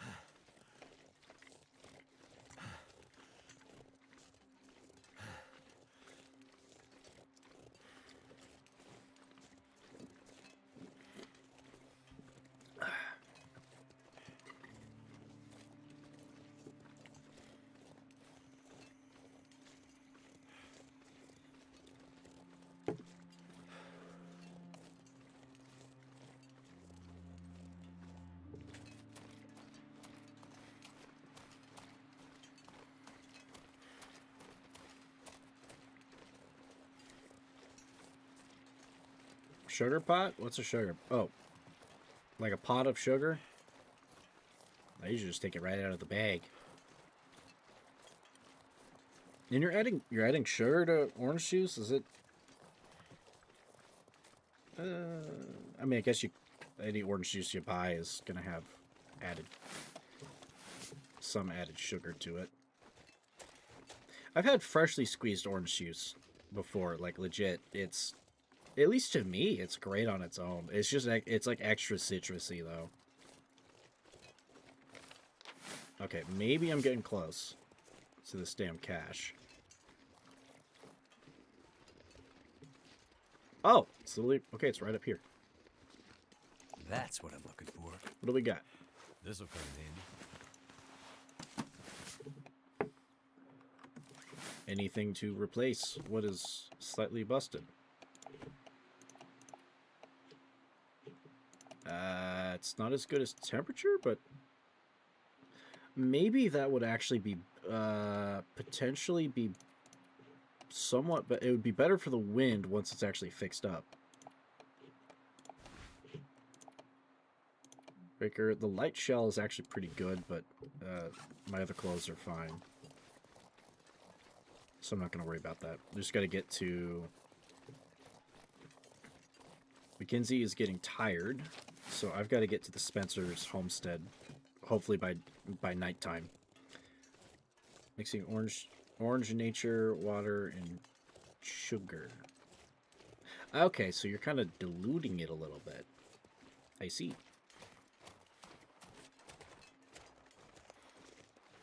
That sounds good. I could go for some orange juice.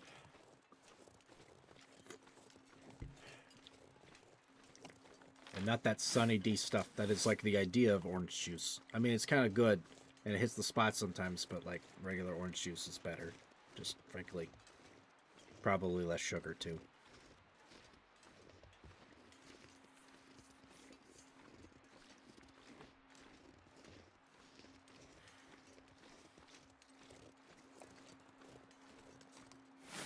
me that Minute Maid semi-freshly squeezed orange juice. Ooh.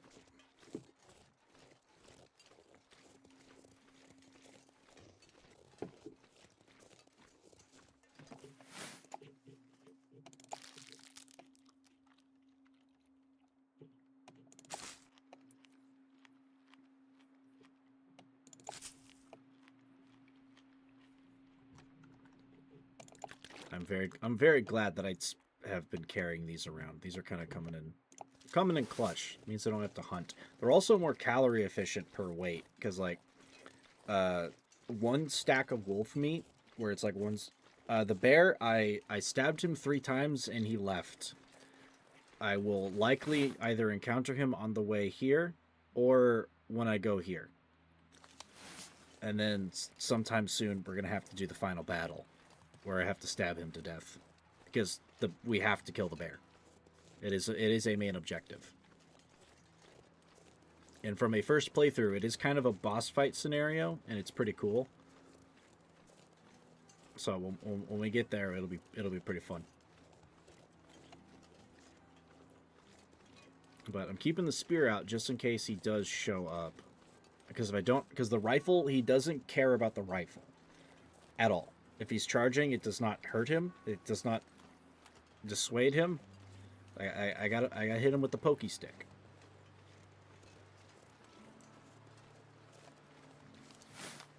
Okay, take a left a little bit. Avoid the icy waters.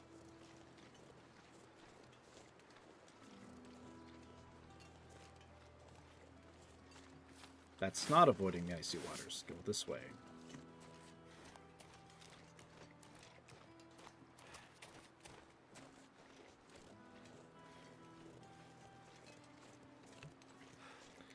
But I wish this game had co-op.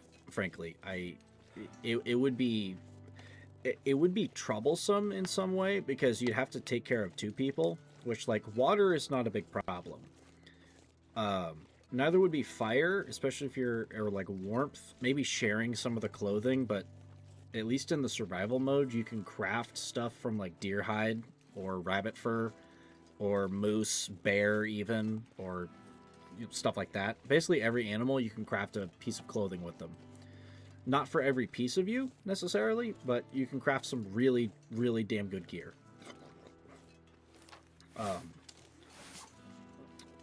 But at least with how this game is set up, I feel like the thing that would be difficult to do with 2 people is calories.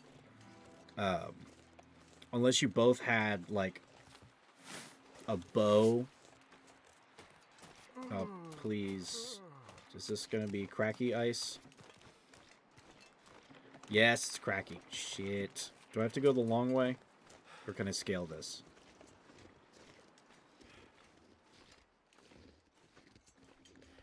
Okay, I can scale it. Is it safe, though?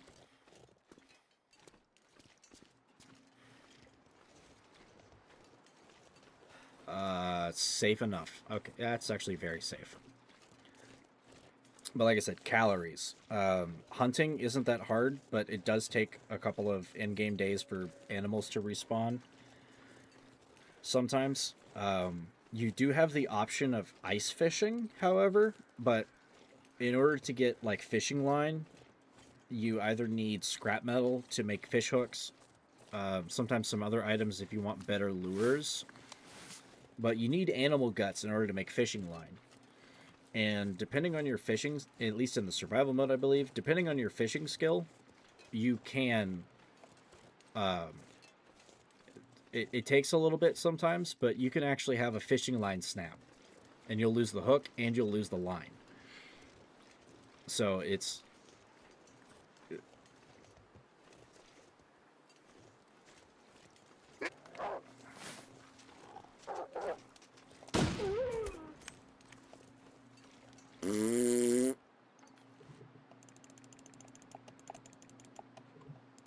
Free food.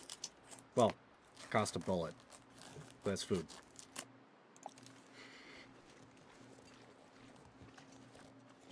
Hold up, what? I could use this. Okay, sweet. Another toolbox. Not like I really need it right now. Ah, welcome to On the PC Land.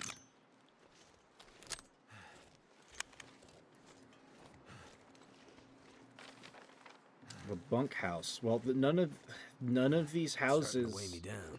None of these houses are okay. I can't enter any of these. They're all. The bunkhouses are bunk. But anyway, besides, okay, so like I said, calories. If you got enough guts to make fishing line, then just by fishing alone, you could do pretty well. And if you have the scurvy setting turned on, where you need to intake foods with vitamin C, or else you'll get progressively sick. If you have that on, fish actually provide a moderate amount, and the fun part with scurvy is that's not a scurvy isn't a trackable stat like your cold or your fatigue, your water. It's an invisible bar. You'll only know that you've got scurvy when you get scurvy. So the only way to not do that is to catch it early, when it's like either to prevent it by constantly eating stuff that has vitamin C, like fish, certain canned foods, things like weirdly enough, things like deer meat or wolf meat do not really give you any vitamin C. Or these little bad boys. These actually give you a mild amount of vitamin C. So if you gather these, if you fish, you can supplement your diet with enough vitamin C to not have a problem. But if you had two people, like I said, it'd be easier to gather food because there's two of you, and time is something that's very important in this game because time is calories and water and wakeness. But it would be a little bit challenging. Here we go. Here's where we gotta be. This is where we spend the night. And cook up our fresh kill.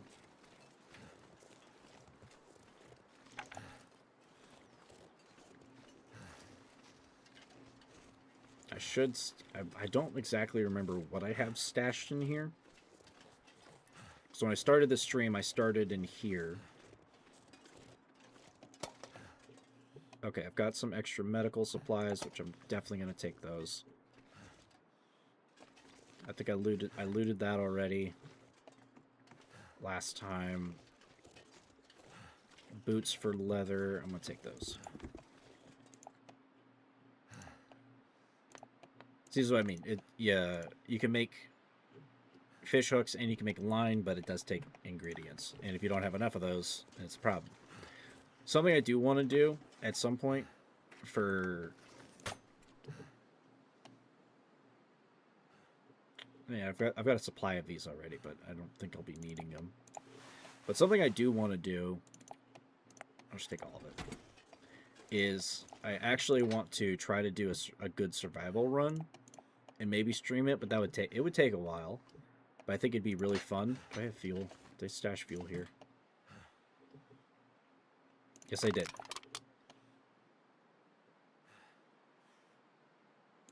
I forgot those were there. And some extra food. What's in the last drawer? Tinder. But an actual survival run on like a slightly harder difficulty, I feel like that would be really fun.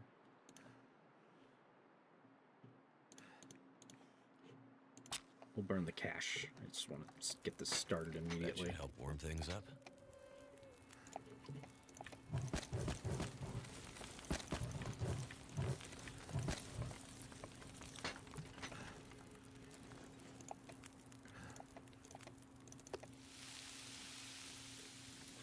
Oh, that's right. I only have one cooking slot.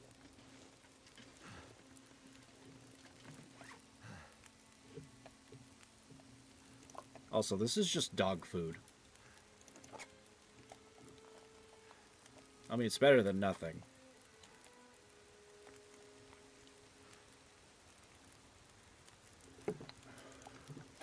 And yes, if the game sounds crazy, it's because it is.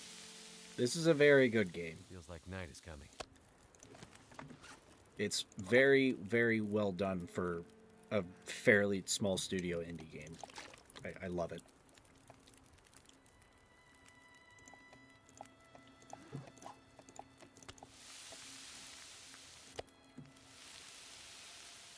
It's gonna take like half the night to cook all of this.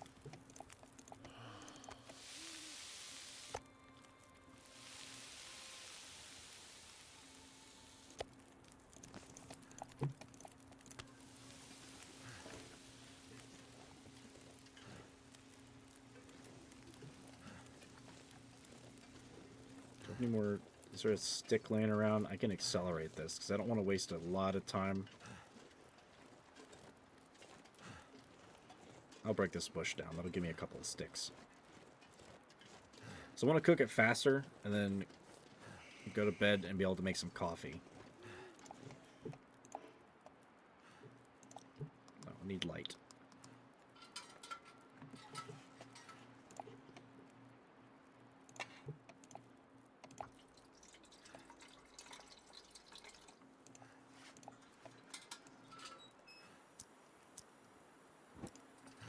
It's weird that you need light to crush down a bush with an axe. It's like it's a bush. Just grab it by the stalk, smack it around, like you know it's a one-handed hatchet. You know, I don't know if you necessarily need both your arms for that. You can feel for the bush and then you just know where it is.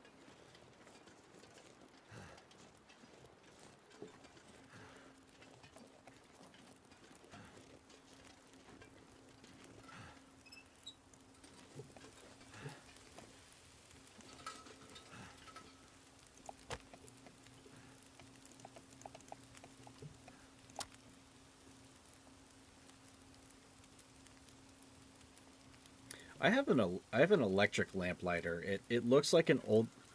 Okay, that didn't work. It looks like a light. It looks like a lamp, like an oil lamp from like the late 1800s, but it's like silver, and it's like. Well, Can that you didn't work. start the fire, please, Mackenzie? Good lord. It's a 75% chance. How do you fail that like 3 times in a row? It was ridiculous. But it's a. Like I said, it's like an 1800s one, but it's like LED, but it's pretty cool. I got that a few years back.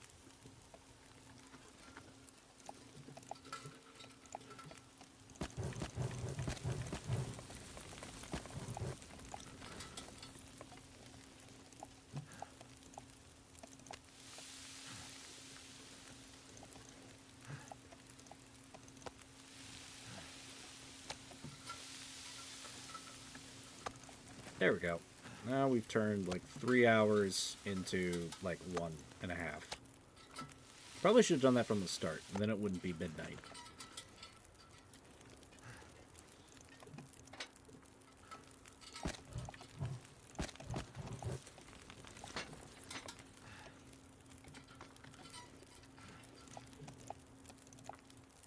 Put a cup of tea so I can rest better.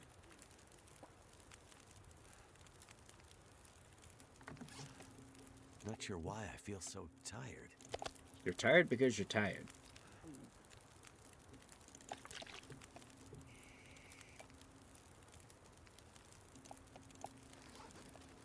Alright, sleepy time. Come on, give me the bed prompt. Alright, fine, I'll just climb the plank.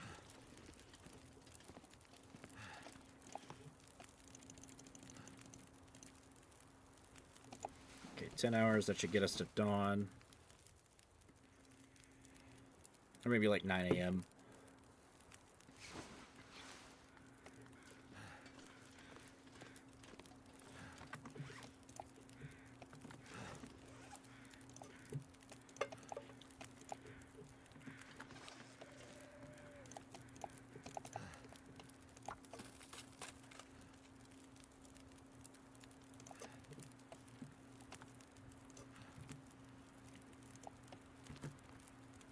Get some water going. I think I'll make a cup of coffee.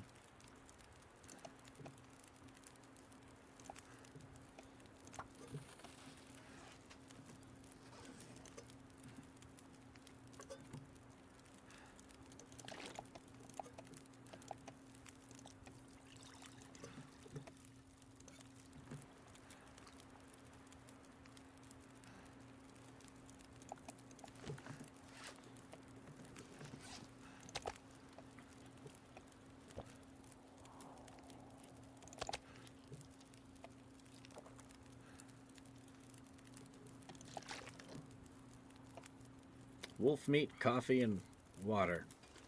The breakfast of champions. And the breakfast of bear killers. Okay, I think that's... Yeah, that's the tower right there. It's just fallen. Oh, I'm heavy. I should probably drop some of this coal off. I'll likely have to come back here to lick my wounds, because that bear fighting the bear is going to hurt. So leave that.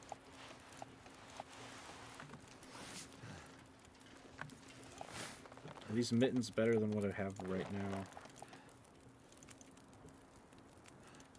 They are, but they don't give me as much physical protection. I'll leave them here.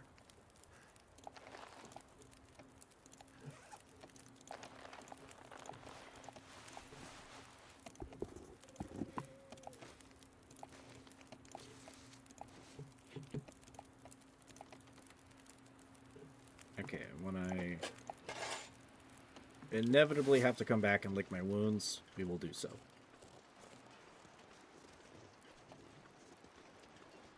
What's on June 7th?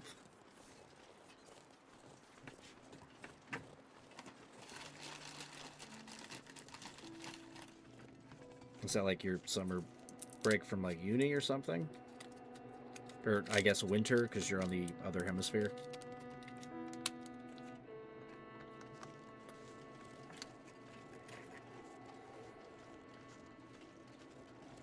Oh.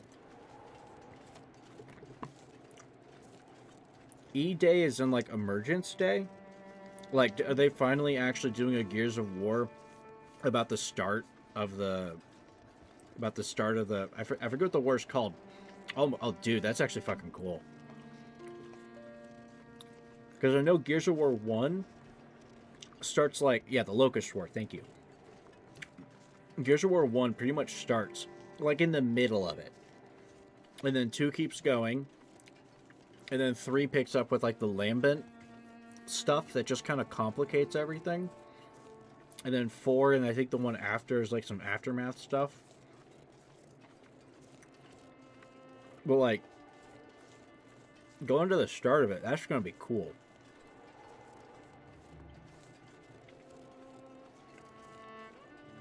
I'd imagine that's probably going to feel like Halo Reach, where it's like you kind of get to see the start of everything like hitting the fan.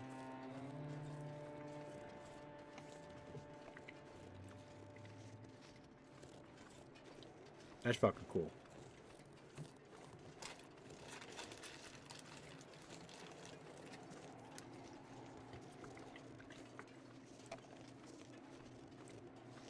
Okay, oddly placed checkpoint. Where's the bear? Bear. This again. Come on, buddy. Come on.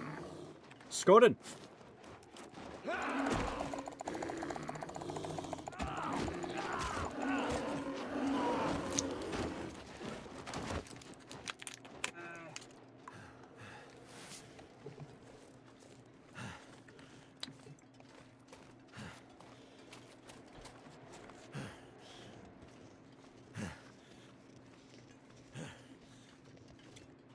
Okay, he's still right there. He's going to be back.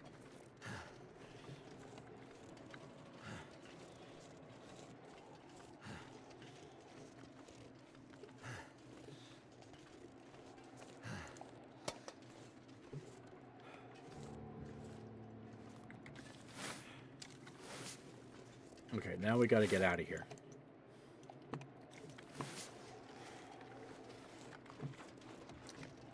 Oh, Lodi coming.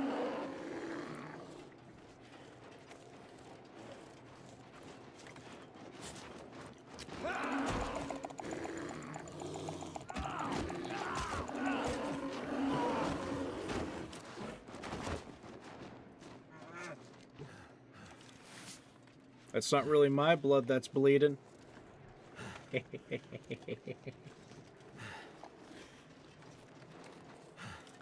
on, you want another go? Third time the charm?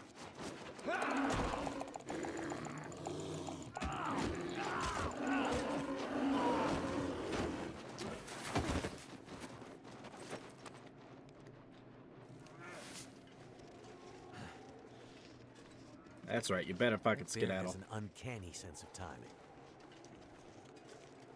That he does, but this is also a video game.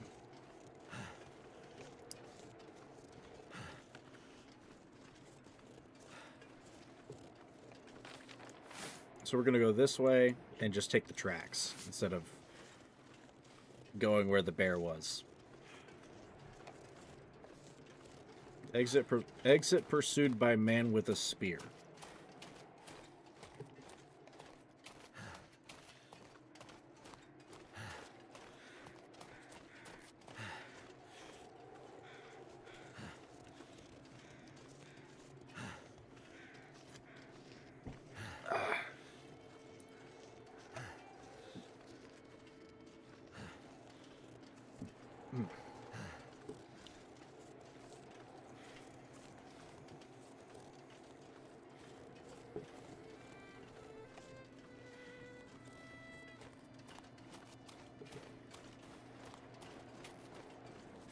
Okay, why another save point? Is it coming back?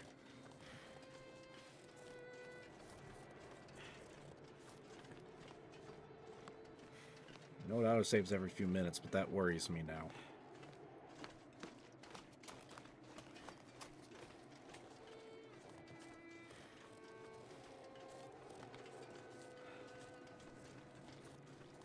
I think we're clear.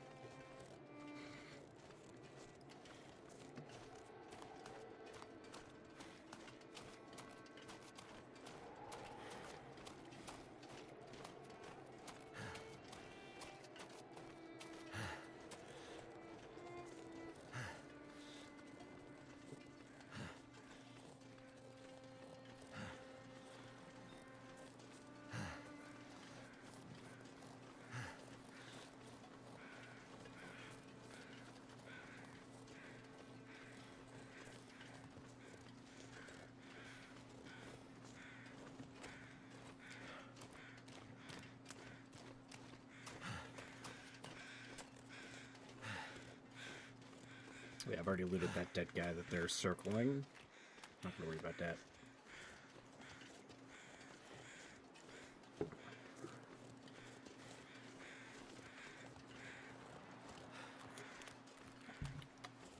Well, so you know what I kind of miss from Gears?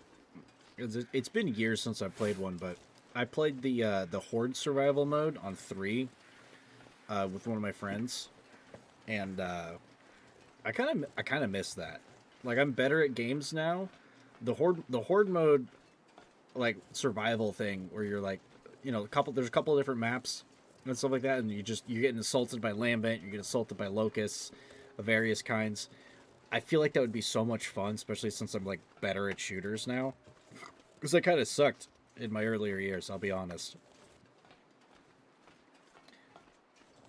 I think the PvE does, just because like the PvP always was kind of vicious, and at least for like a couple of the earlier games, it was basically just like, oh yeah, just Nasher meta. All about those frame perfect peaks and like just shotgunning everyone to death. And I don't know.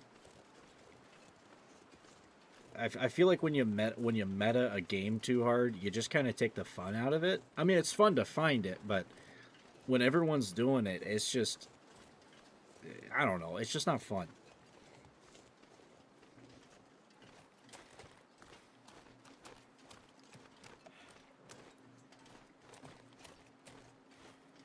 Oh, there's a pair of wolves. That could be a problem, but I have bullets. I'm not worried. There's a couple of... Oh, there's like 3 of them. Oh, jeez. There's a couple of games... Should I just preemptively shoot one? I'll wait till one charges and maybe the gunshot will scare him.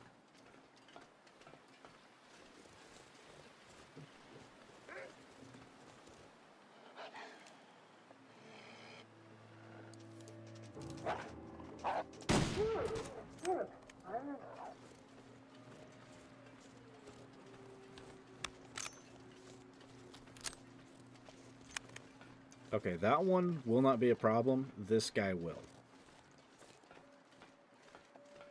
And that guy is still eating that corpse down there. You see that?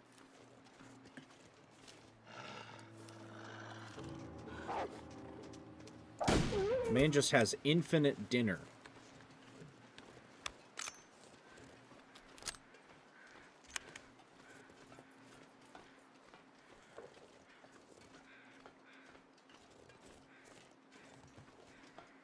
I mean, he's literally just been eating on that for like 3 days. I don't get it. Your gluttony will now be your downfall, sir.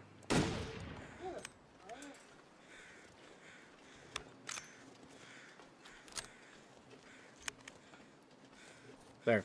That'll give you guys something else to feast on down here.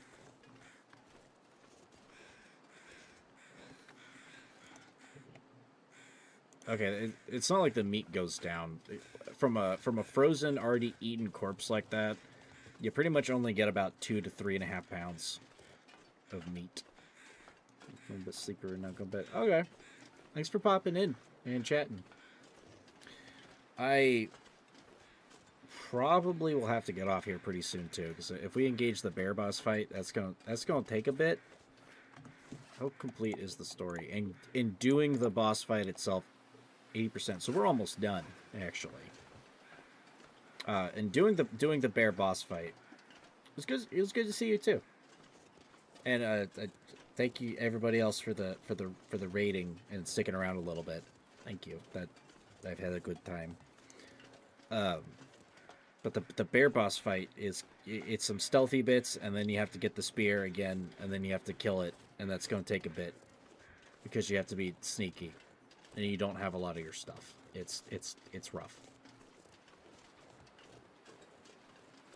And I forget if that happens when we try to get here, or did I miss this? Wonder if this is any good to eat. It's good enough to eat to me. Just eat that right off the floor.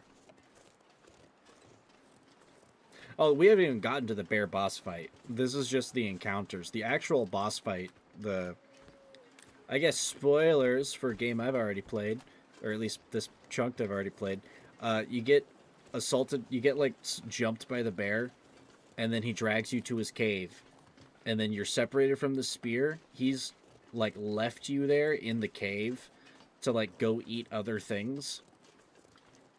So he kind of leaves you alone for a minute, and then you like the spear is like separated from you. You have to sneak through the bear cave as he's like actively trying to hunt you.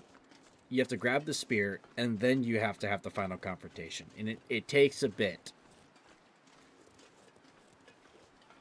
because you have to kind of take advantage of some of the stealthy mechanics, and then like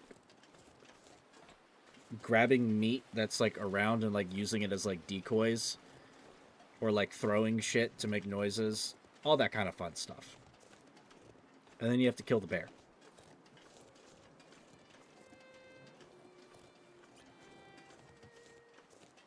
Which, I mean, I might actually have some time for it. I just don't want to be up too late tonight.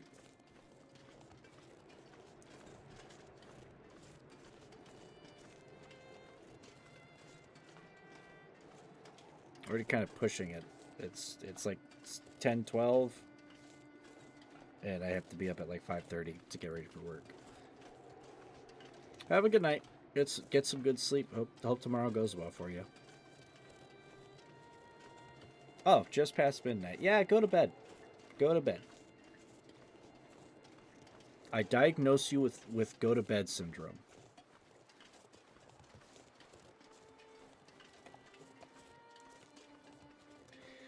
I think it'll go fine. Today went pretty okay. I don't think we got a bunch of extra. Well, we've got some extra crap to deal with tomorrow, but like,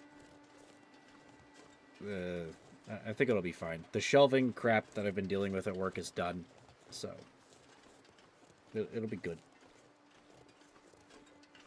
Have a good sleeps.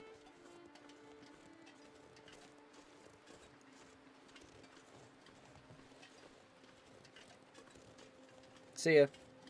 I'm on tomorrow night if you want to hang around. Continuing this. We're going at this until we're done. Good night.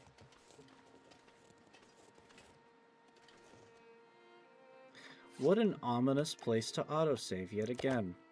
Is this where I get jumped? It's been a bit. I might have time for this boss fight. I might just push it.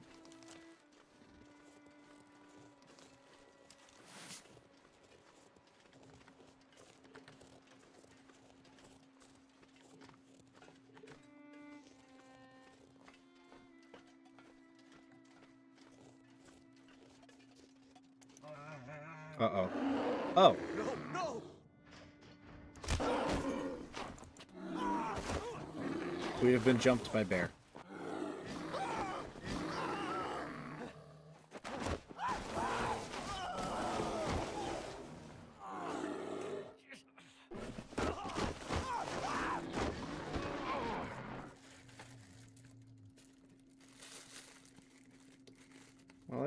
While I get Yoinky Spelunky to a cave, I'm gonna extract more jelly beans. Y'all want some jelly beans?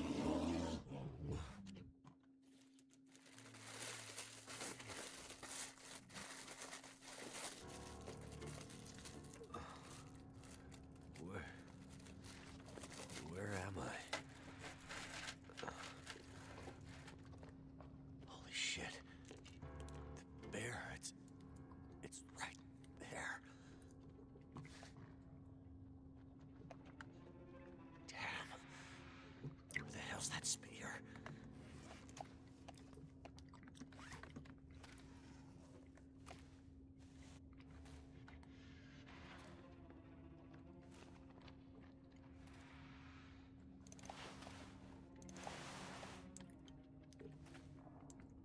Considering the cloth, I don't know if those are animal bones, although they look like it.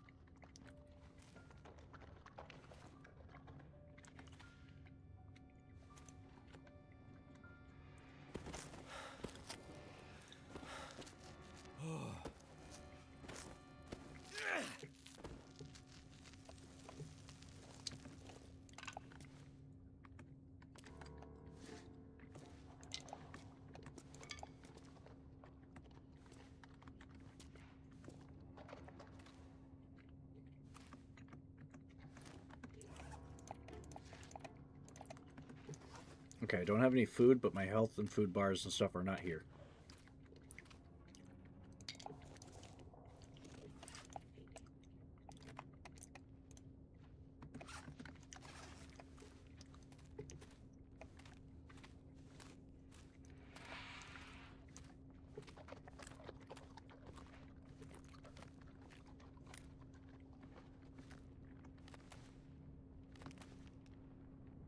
Oh boy. He's right there. He is on the move. If I don't keep my distance, I'm done. Gotta find that spear.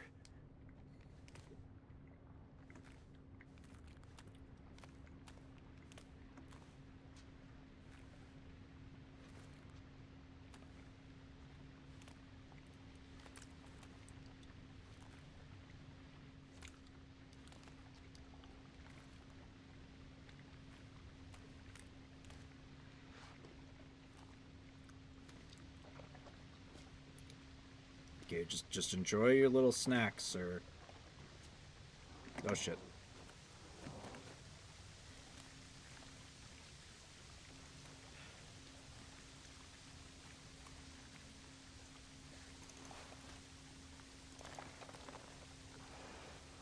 I don't know if I can make anything out of these.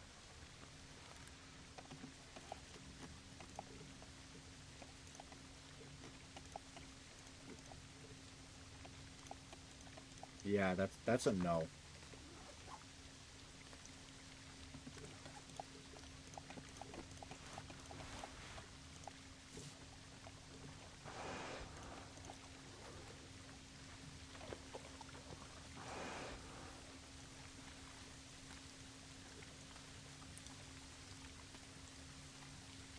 Okay, but where is my next point of escape?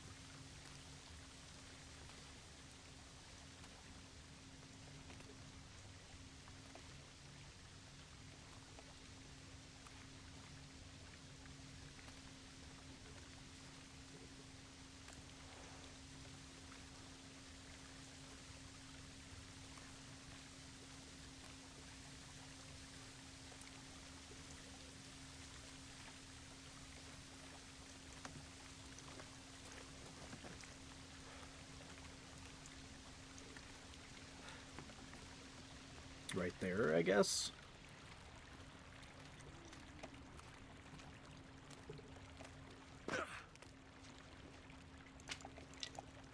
Can't let him near me.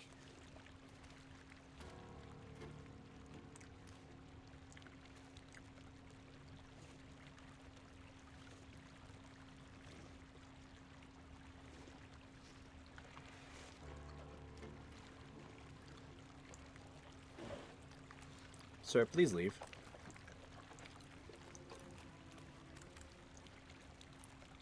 That's right, keep walking. Keep walking.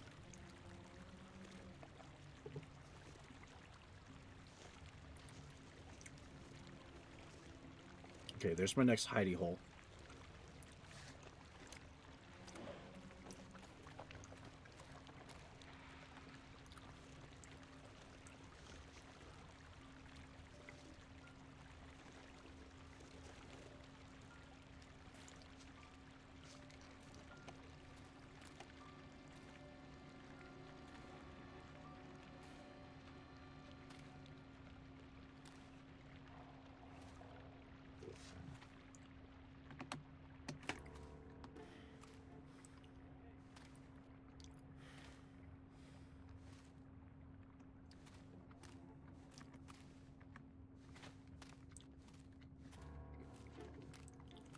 Sneak level 100?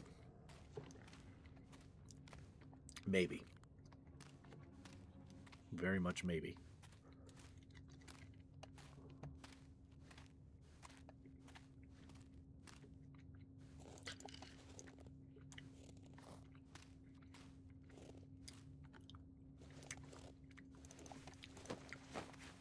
Well, thank God for a dead guy. Could end up being useful. Papa, when the lights came, we had to leave. I thought you might stop here on your old trail. Couldn't wait. Hunting is good, just like we remembered. Should be even better for you. If you find this, rest a while. We'll be waiting on the coast. Elsa.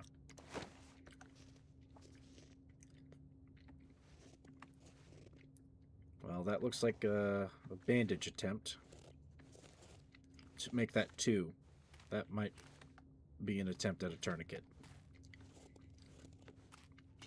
Poor girl.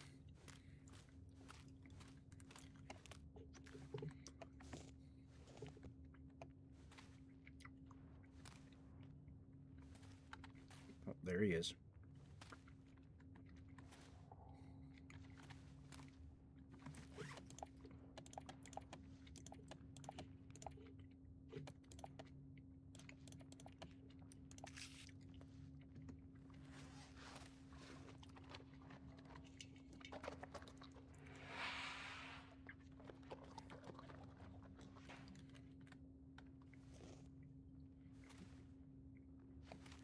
Have to stay back.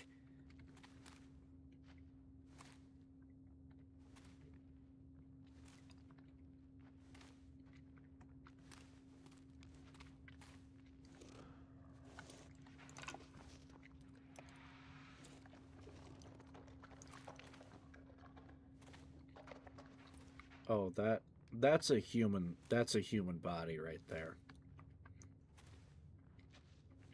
That's clearly a skull and a human pelvis.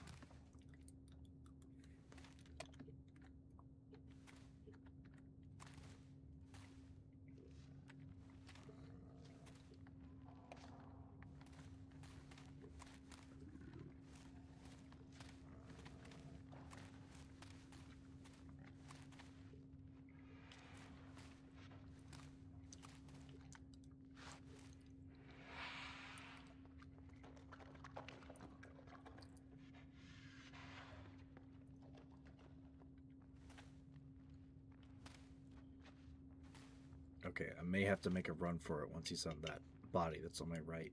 If he's got a patrol path of some kind.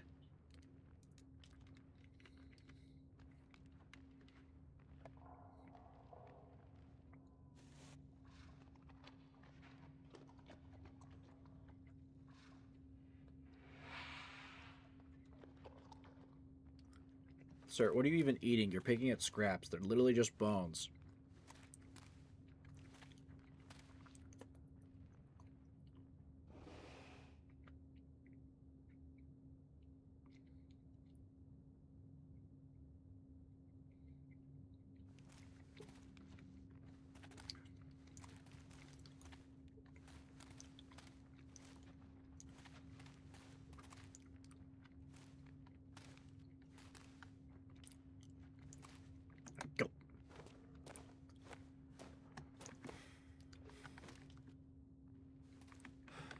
A lot of convenient little cave networks in here, frankly.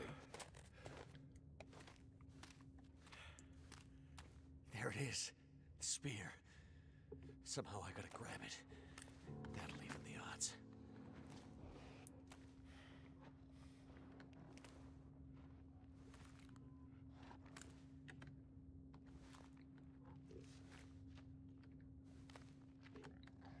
I don't like that he's twitchy. I think we might have a cocaine bear on this premises. Okay, there's a hidey hole. There's a hidey hole. I think it's the blue lichen that are showing the spots. So we have a couple of options here.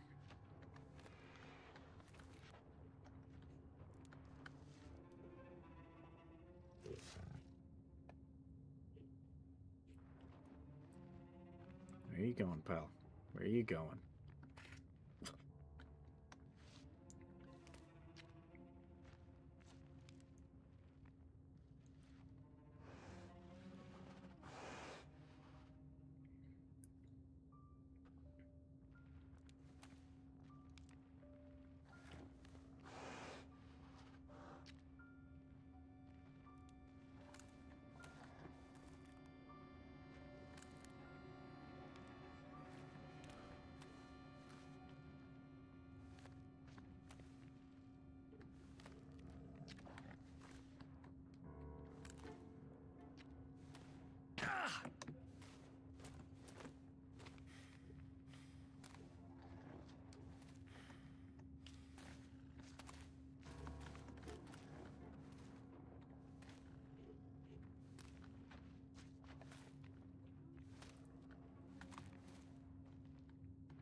Don't look in my direction. Stop that.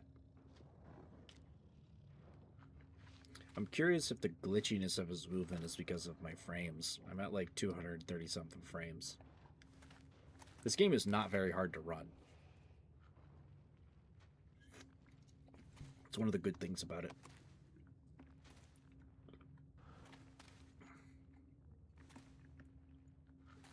Shit, he's coming back. No, he's not. Yes, he is. No, he's not. Go.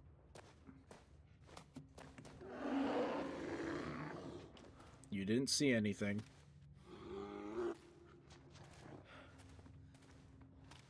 You saw nothing.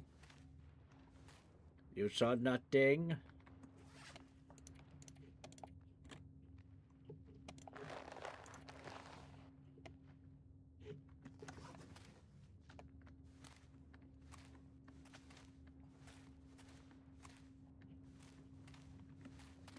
Go.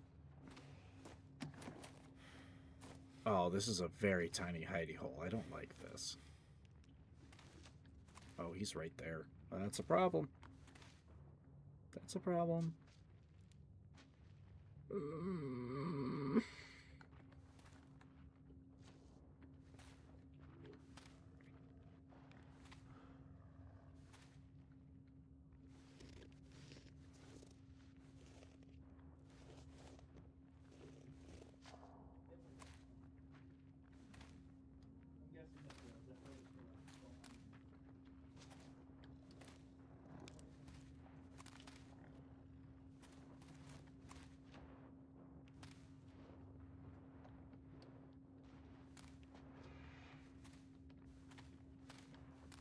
I really don't like that he's just right there.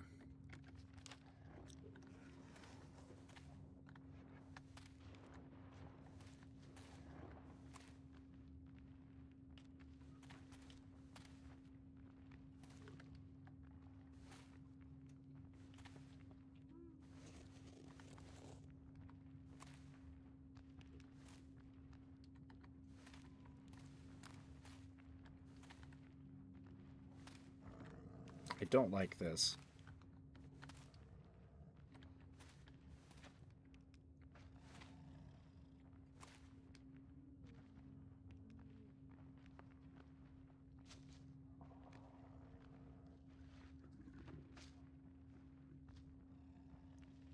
Oh, seems to be whatever section I'm in is what part he wants to patrol.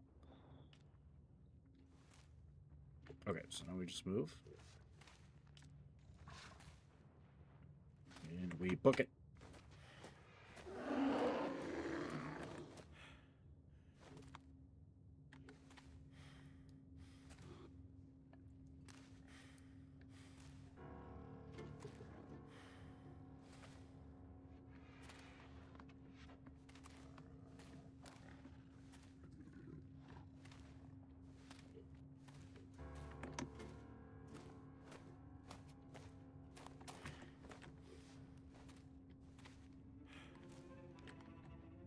Pretty sure the spear is up there where the light is.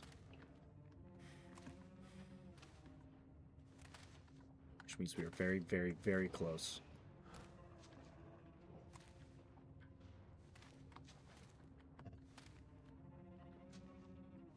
But I need him to leave.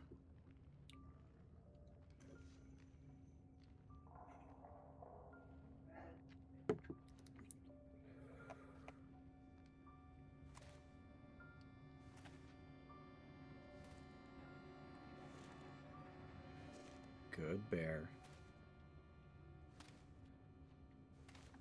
Go. Gotcha.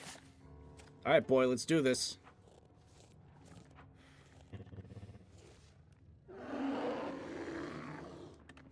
Let's finish this.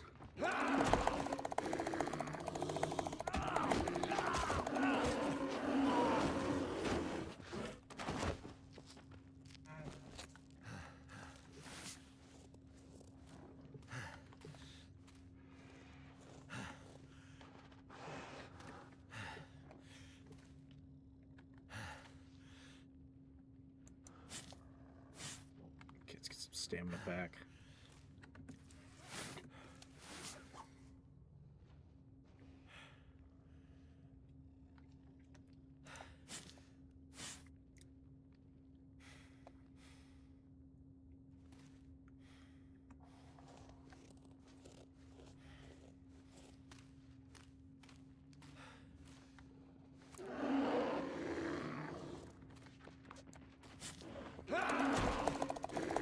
Come on, come on, come on.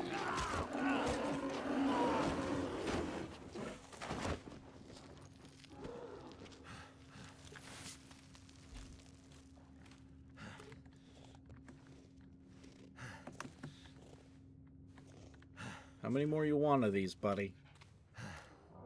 How many more?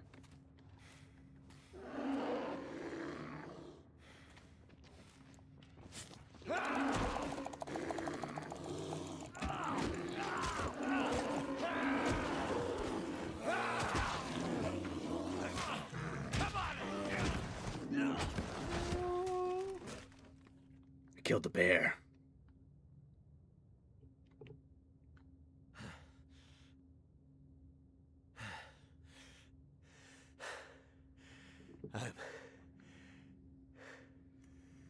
I'm sorry. Such a majestic creature. I didn't want to kill you. But this new world will make murderers of us all. We killed the bear.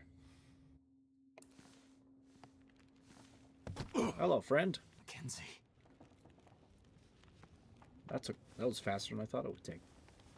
The bear is dead.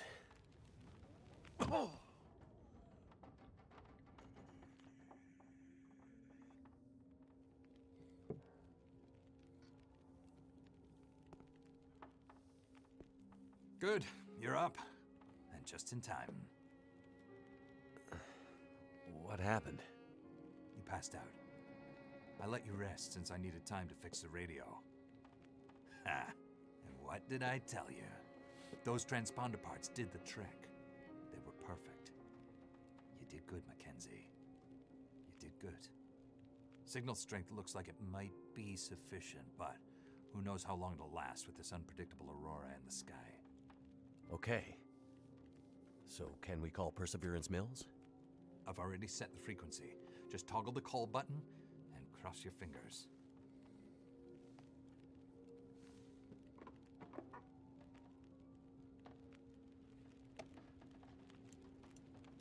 Here goes nothing.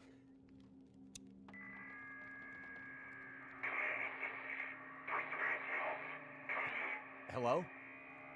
Is this the radio station at Perseverance Mills? We need help. There's some kind of quarantine situation. Hello? What do you mean quarantine? Is there a doctor with you?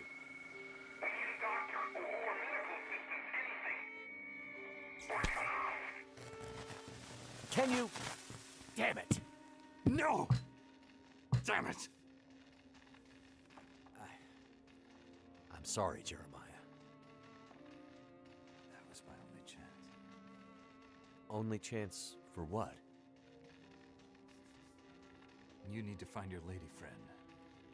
I need to reach someone too. And that was my only chance. Well, we can find another radio. Or repair this one. Get new parts. No. There's only one way now. You need to do it. Me? Need to do what? You need to take my message. You need to deliver it for me. It's important. You need to do it for me, Mackenzie. It'll be weeks before I can travel that far. You need to do it for me, Mackenzie. Okay, take it easy. You don't understand. You don't understand what's coming, Mackenzie. You have to take my message, or else none of the rest of it matters. Okay, Jeremiah. I'll take your message. It's only a little detour for you, on the way to Perseverance Mills. A little detour that can change a lot. Maybe everything. I'm listening. Go through Carter. You'll need to get the old elevator system working. With the Aurora, it just might work. Go through Carter, the lower part of the dam. Now look out for... Yeah, I know. Unstable. Right. Through Carter, out the other side. You'll find your way to Signal Hill. Old weather service radio there. More powerful than my shortwave. You should be able to reach them. Reach who? I'll give you the frequency. Ask for Atwood. Atwood. Got it. What's the message? Wintermute. Wintermute? Yeah. Just that. Atwood will know what it means. Once you've done that, keep following the road north and you'll eventually get to Perseverance Mills. You'll start seeing the signs a few days walk out. Okay. Got it. And what will you do? A couple more days to recover, and then something else I gotta do. You're in no state to... Relax, Mackenzie. It's a short trip, but one I gotta take. And with the old bear out of the picture, I may have half a chance now. Thanks to you. Well, don't make all my hard work keeping you alive be for nothing. Good luck finding your lady, Mackenzie. I hope she's okay. This upside-down world won't be easy on the good people. I think you know that. Thanks. She's out there somewhere. And she's a strong one. She'll make it. And I'll find her again. In Perseverance Mills. Don't forget about Atwood. Take care of yourself, Jeremiah.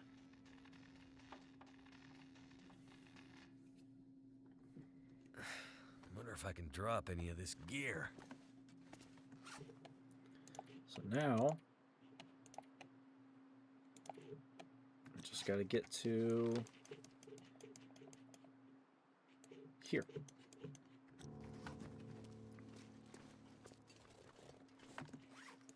And I got all my gear back. Yay! Looks like a new day is dawning.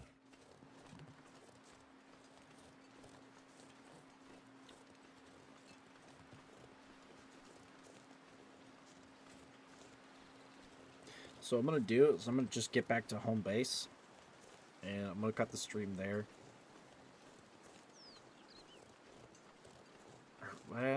Should I cut it there, or should I don't know. Some of y'all have ended up sticking around, so I may as well actually conclude the chapter. I could spend the extra couple minutes. I just gotta get to... Why is it so cold? Are my clothes fucked?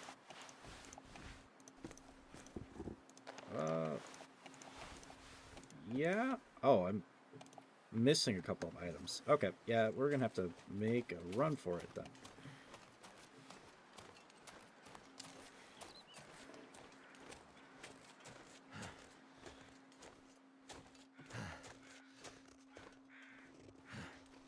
Okay, we're gonna get to the dam and the chapter, and that'll be the end of the stream.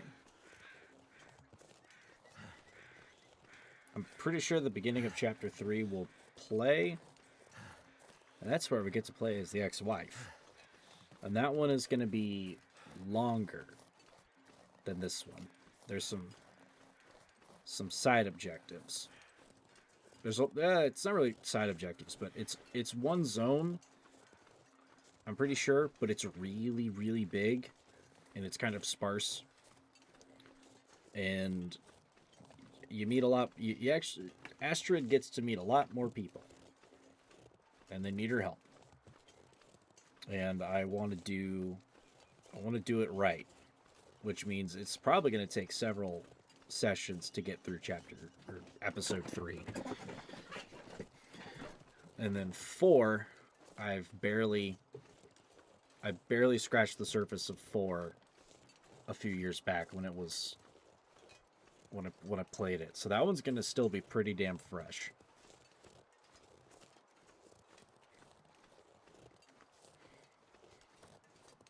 But for that one, we get to play as Mackenzie again, but he doesn't have his gear.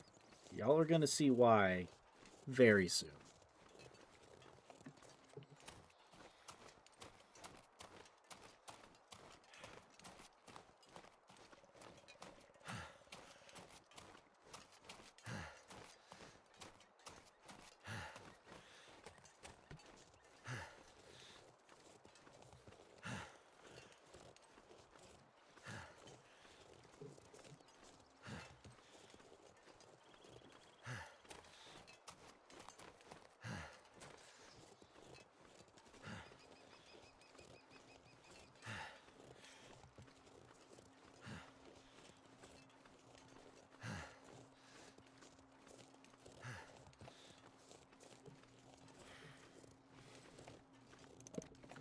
Take a pit stop in here because I gotta warm up.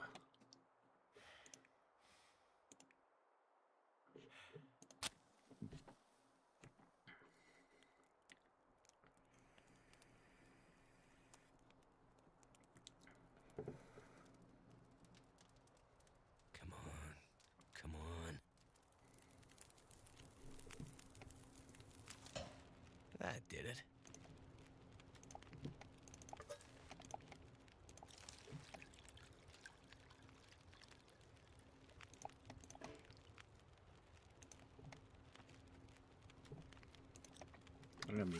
I don't think I have any canned. Nothing that will cook.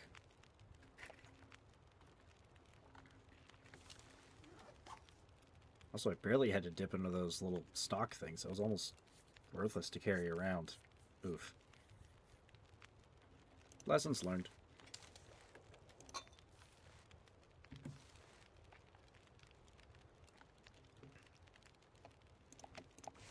Okay, we're warmed up. We got the warming up effect. Let's run for it. There we go. Now it's just one little tick of cold instead of 2. It's still going kind of fast though.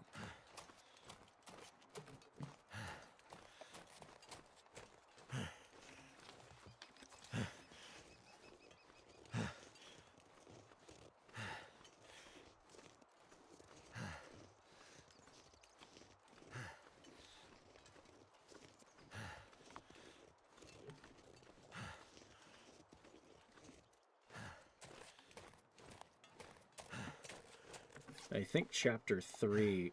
Oh, no, I can actually... Now I can actually make a wolfskin coat? Oof. I don't know when I got that recipe, but I have it now. But I know chapter 3 is when actually crafting like clothing and gear, I think, becomes more of an option. And it becomes necessary simply because of the map layout and some of the circumstances. I don't know about forging your own tools and stuff. I don't remember finding a forge years ago when I played it. But we're gonna have to skin a few wolves and some deer.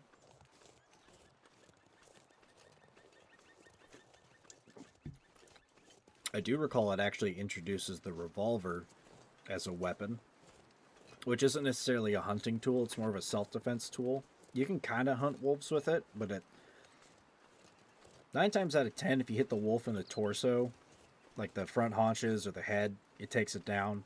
Doesn't always happen with the handgun.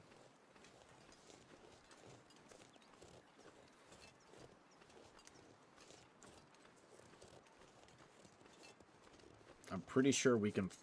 I remember finding a rifle in that episode, but I'm pretty sure it took me a while to actually find where it was at, where one was at. So it might actually be necessary to find the materials for a bow and craft that instead until we can find a rifle. But the rifle is heavier than a bow by far. It's like 3 or 4 times the weight.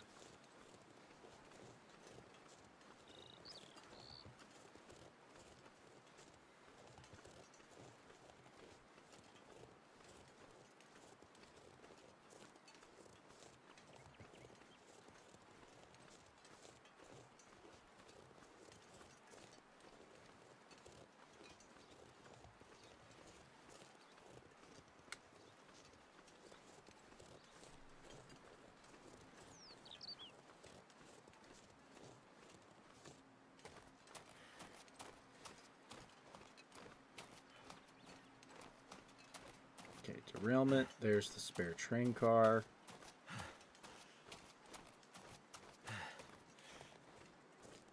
There's a wolf. I'm not worried about burning through ammo. We're gonna lose our possessions. Oh, 2 wolves. 3 wolves. Okay. All right, Skoden.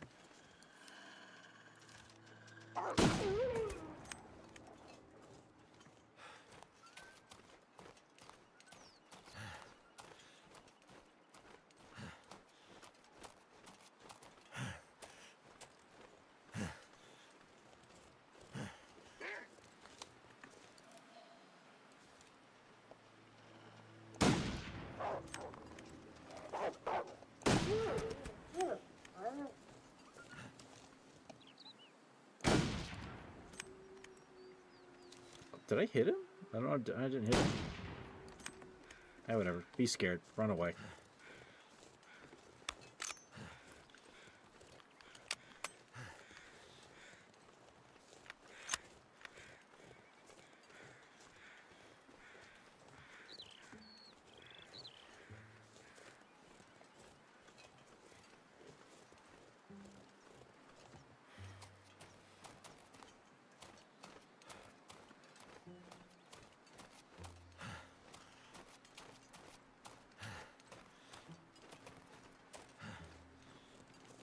Do I actually have to... Maybe I have to wait for an aurora because the power's not on? When the aurora's in the night sky. Do I have enough? I've got enough food. I'm going to have to camp out at the dam for a little bit. Which it's fine. I've got... maybe the stocks are actually kind of a good idea if it takes like a day or 2.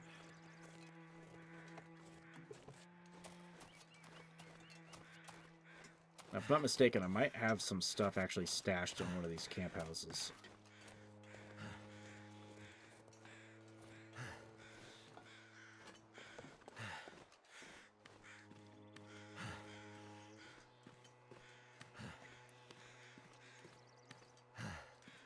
This is one of the places that was, this whole area kind of expands some of the lore on stuff that was being done around here. Like, there's a wood lot over here where there was, like, logging.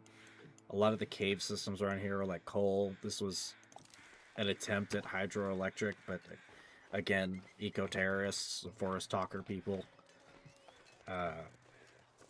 messed things up, and then this place eventually just kind of degraded. Was it this hut I had stuff stashed? Yes! Here we go.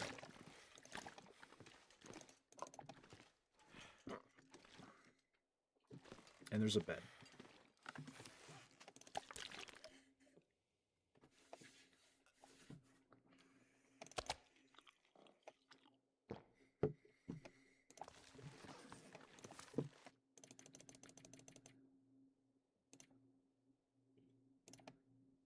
Shoot for 10 hours. Hopefully an Aurora just shows up.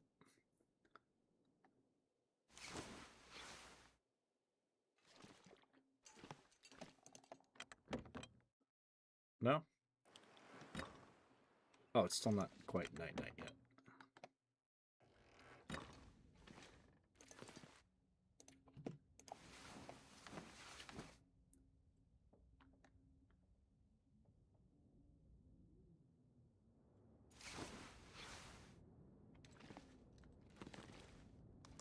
Jesus, I can't see.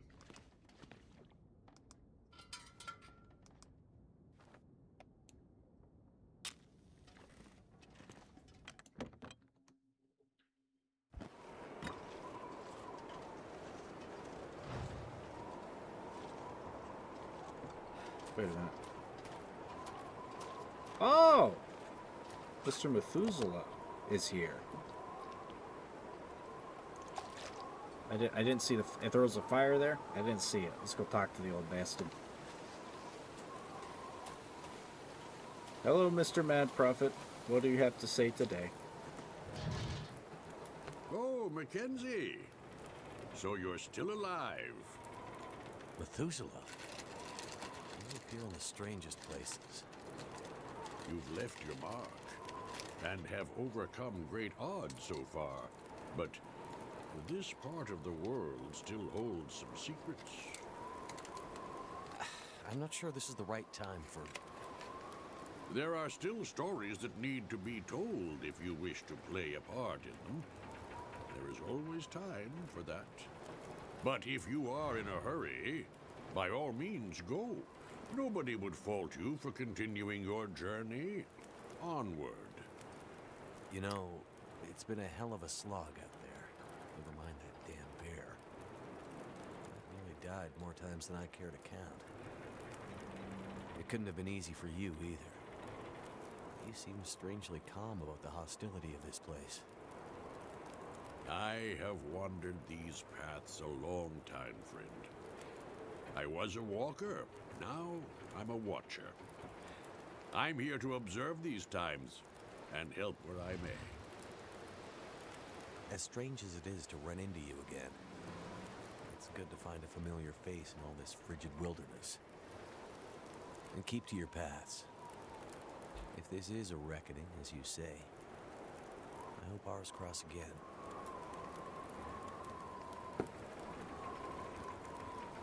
I love how he literally tells me that there's more side quests to do. Oof.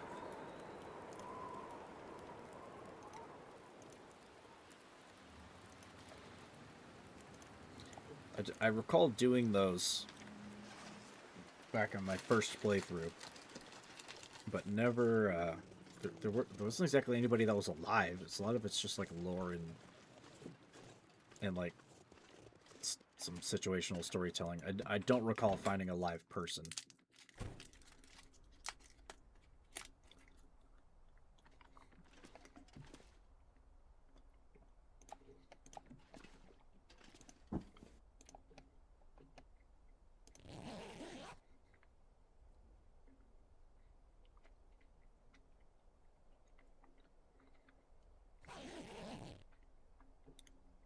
Can I have an Aurora, please?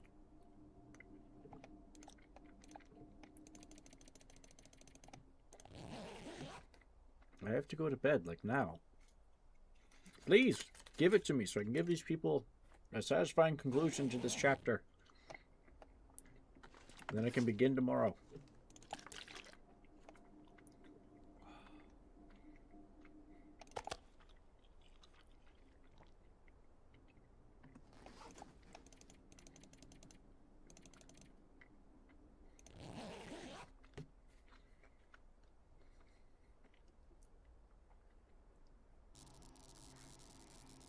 What the? Here we go. Welcome to Carter Dam. It has seen better days. Too much stuff to carry.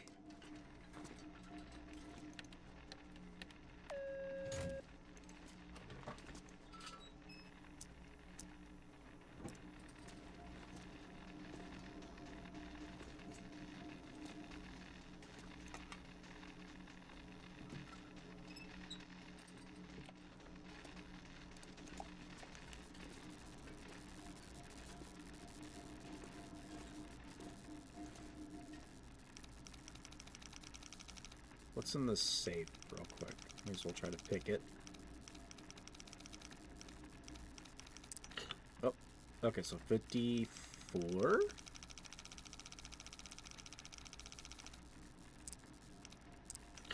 Okay, 54, 52.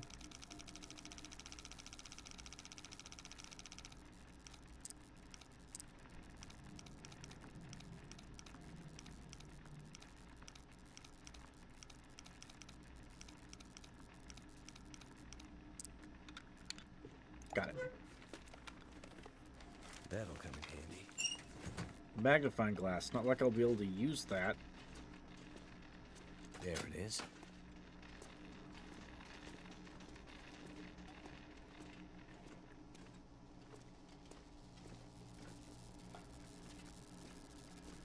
Oh. I guess there's only one way to go from here. Well. Poor bastard died. In the elevator. Holy shit, what was that?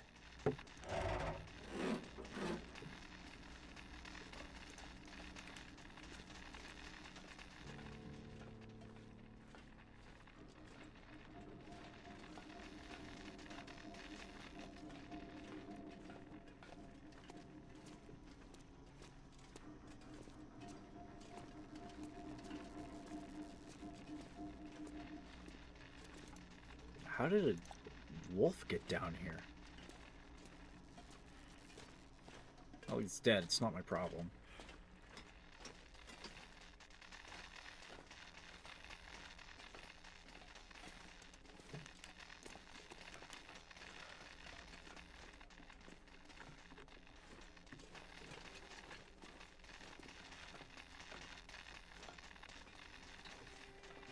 If I'm not mistaken, I've actually got to hit some switches to get out of here or something.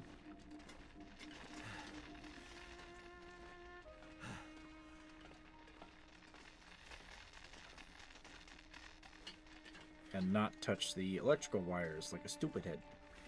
So this will hurt. I do remember that.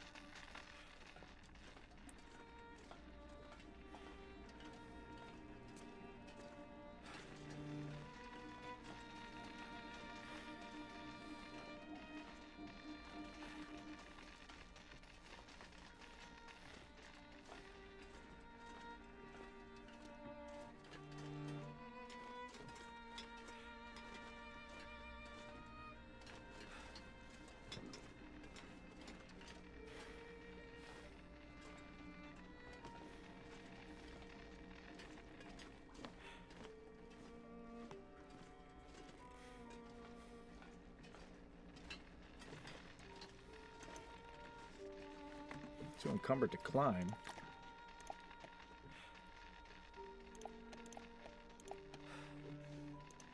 Okay, well, it's not like I'm taking much of the stuff with me anyway.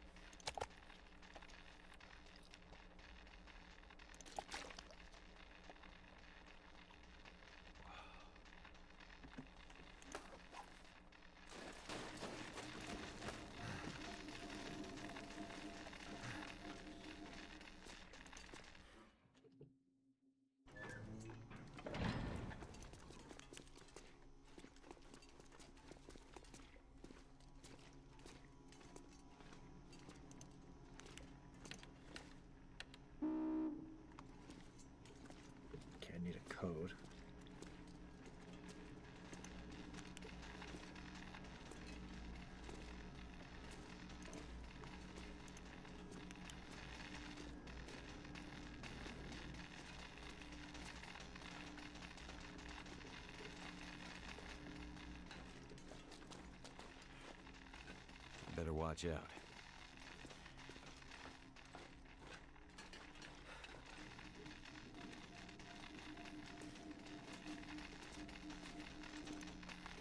Nope. Damn it! Ow. Okay, that hurts a lot. Okay, there's got to be a switch box or something to flick off. Which is probably that.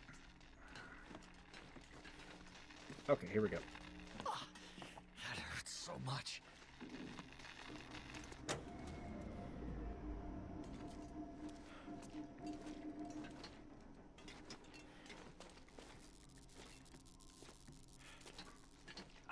Feels like it's still burning.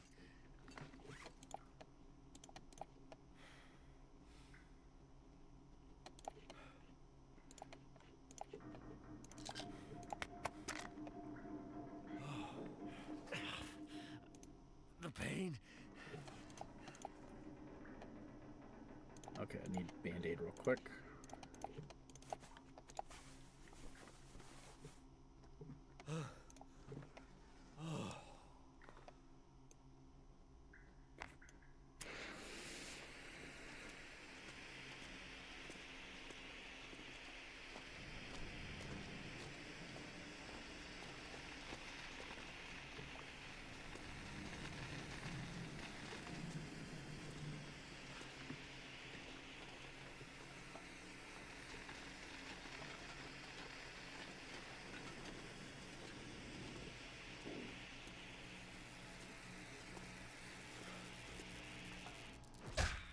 Oh.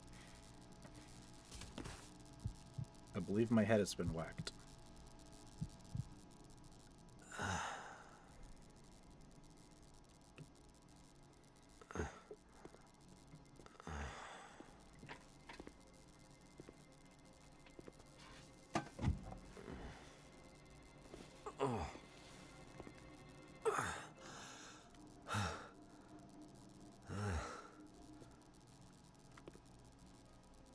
A locked case. Wow, that is interesting. A locked metal case is a thing of the old world, stranger. A world of closed doors and things being off limits.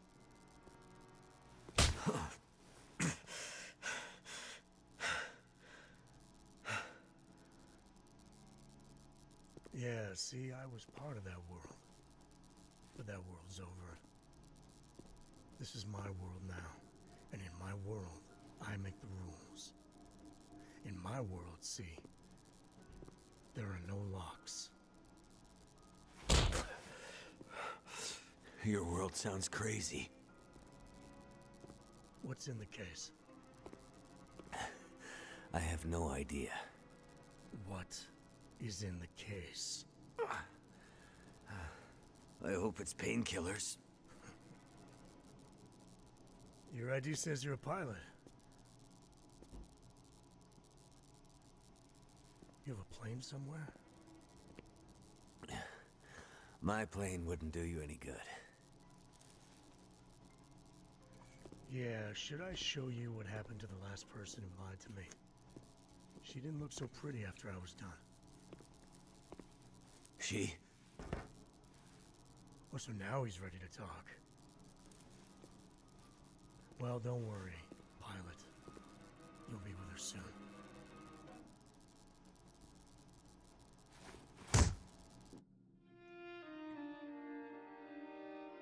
And that was episode 2.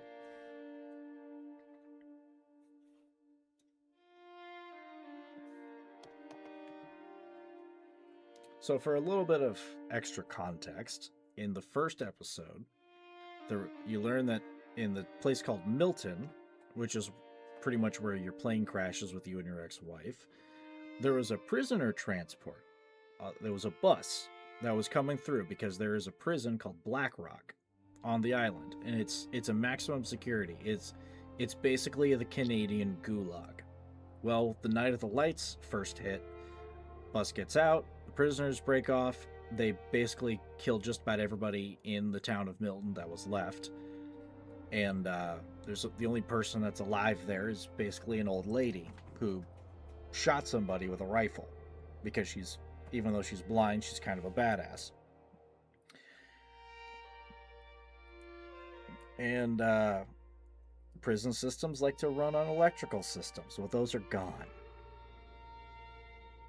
So not only do we have bus prisoners, we have penitentiary maximum security prisoners. And this is a problem. So we'll skip through these credits. So remember how chapter 3 starts. Yeah, we'll continue it. We'll just this will be the teaser.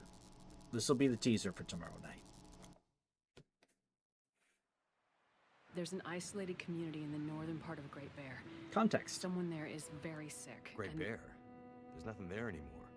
Not since. I know, but I have to get there.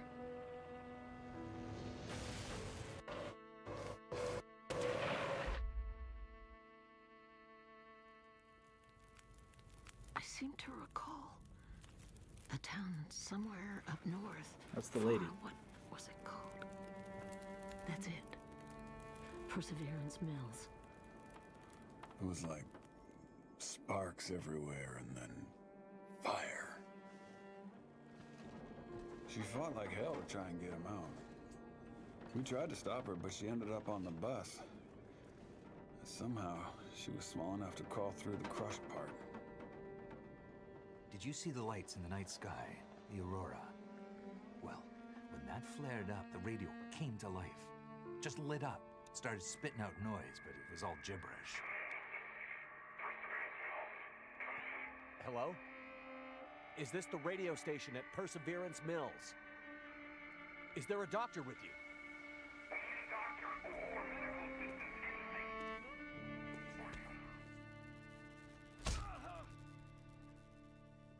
What's in the case? I have no idea. Don't worry, pilot. You'll be with her soon.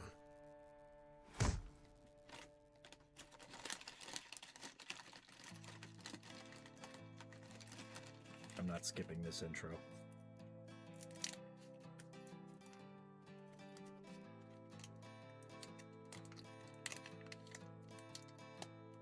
Now the pale morning sings of forgotten things. She plays the tune for those who wish to overlook the fact that they've been blindly deceived by those who preach and pray and teach. But she falls short and the night explodes in laughter. Don't you come here and say I didn't warn you about the way your world can alter. And oh, how you try to command it all still. Every single time it all shifts one way or the other. And I'm a goddamn coward, but then again, so are you. And the lions roar, as me evading and hollering for you. And I never really knew what to do. And every once in a while I sing a song for you that would rise above the mountains and the stars and the sea. And if I wanted it to, it would lead you back to me.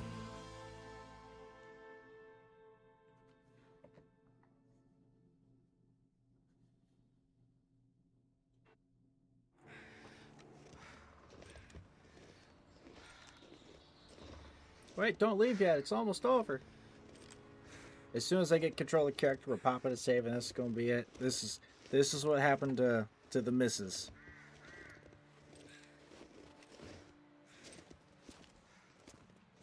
But do thank you for popping in. It was a pleasure. I appreciate the raid, and thank you for the clipping.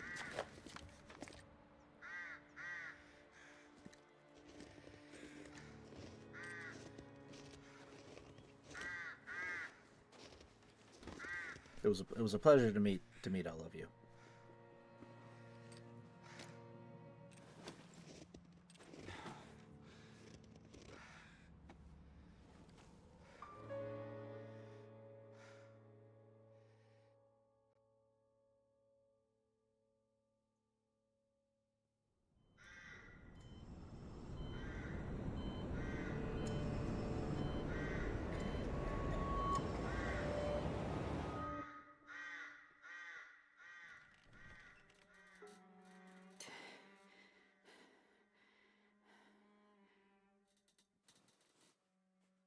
I thought I played a little cutscene of what happened to her, though.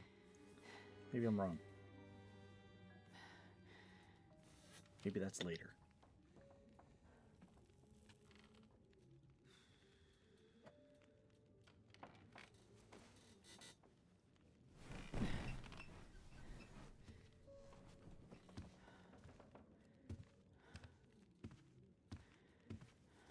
So, she lives. Where am I? And she speaks. You're in my house. Found you out in the snow a few days ago. A few days? Almost dead. You're half frozen and then feverish. Judging by those cuts, you've been dealing with more than just the bad weather. I ran into some trouble on the other side of that tunnel. By the looks of it, I'd say the trouble ran into you. Where am I? I told you. My house. You're still weak. Rest up and we'll talk more later. No. I'll be okay. Suit yourself. Then let's talk.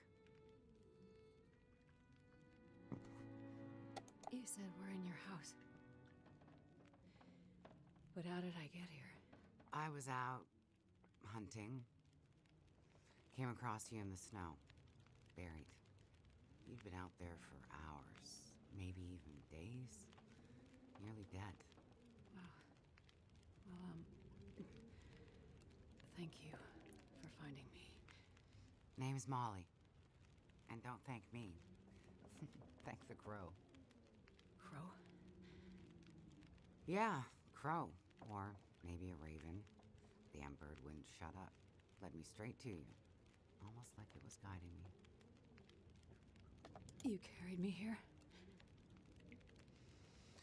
Drag more like, but yeah. You're pretty far gone. Wasn't sure you'd make it, to be honest. All I remember is the tunnel. And wolves. Being chased and then wandering. Forever. Like the world at no end. Yeah. In the woods. In the dark. You can wander for days until you get so hopelessly lost. There's just no way to get back to where you were. I was in a small town. Milton. Other side of the mountains. Old town. Bad shape since the collapse. Haven't been there in ages. You must have wandered a ways for me to find you where I did. But you're not from there. No. The whole town. Milton. It's gone. I mean, people are gone. Most of them are. It was a fire and... Whoa, it's okay. You're all right now. Don't get too worked up. You nearly died out there. That does funny things to people. So, power's been out for a while? Yep. Think it'll come back? Well, we're used to the power going on and off out here in Pleasant Valley, so we're usually prepared for it. Feels like we run this farm on generators for better part of the year. Problem is, now the generators won't start. Or the cars, tractor. TV's dead, radio won't work. Basically, the only thing that works is the old landline and rotary phone. How is that possible? I guess because it's pre-electronics. The old party line from when this farm was originally put in, maybe 60, 70 years ago. I'm not exactly sure how or why it still works, but it does. Well, that's great. Can you call for help? Find out what's going on out there? There's nobody to call. Nobody else lives around here? Nobody who'd help if you asked for it. Is this your kitchen? By the time I got you here, there was no way I was carrying you upstairs.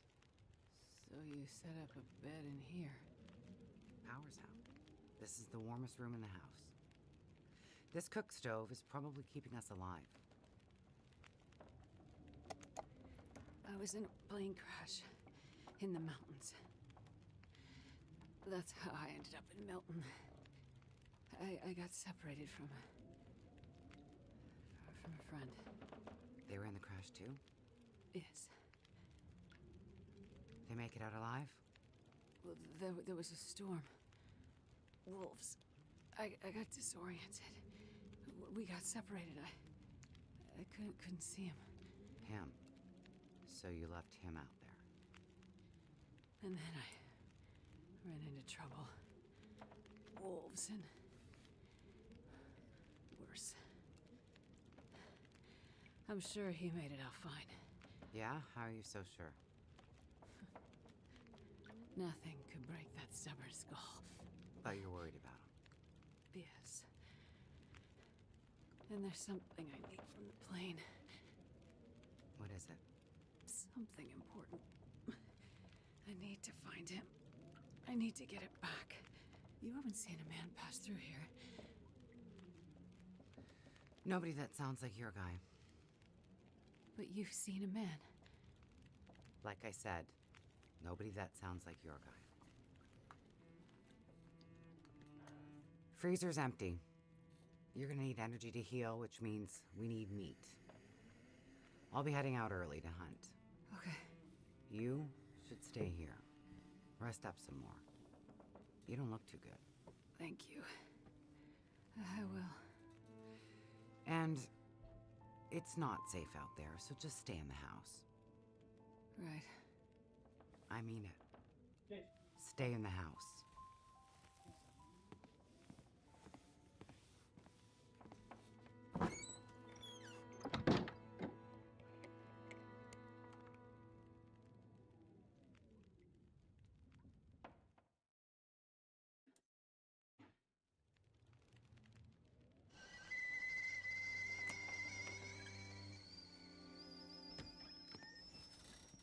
Guess we still have a bit more talking to do before this is done.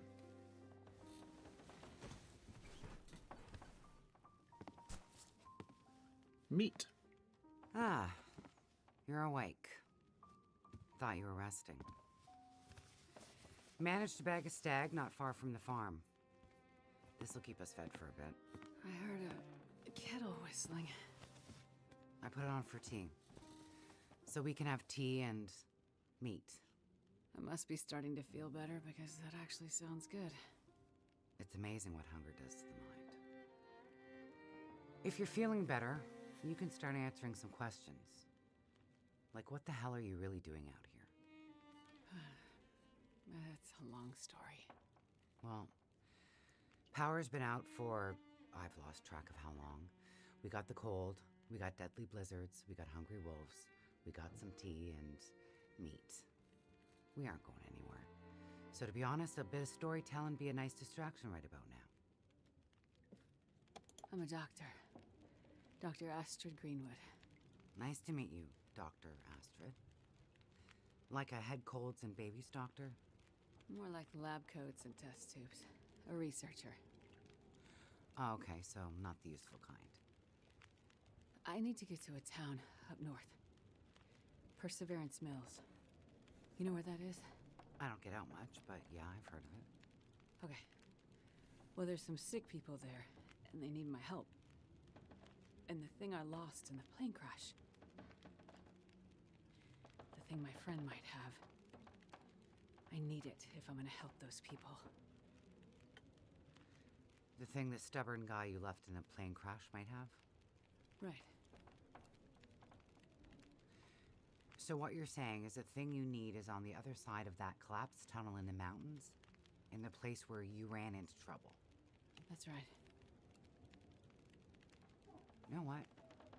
You coming here to Great Bear? Yeah?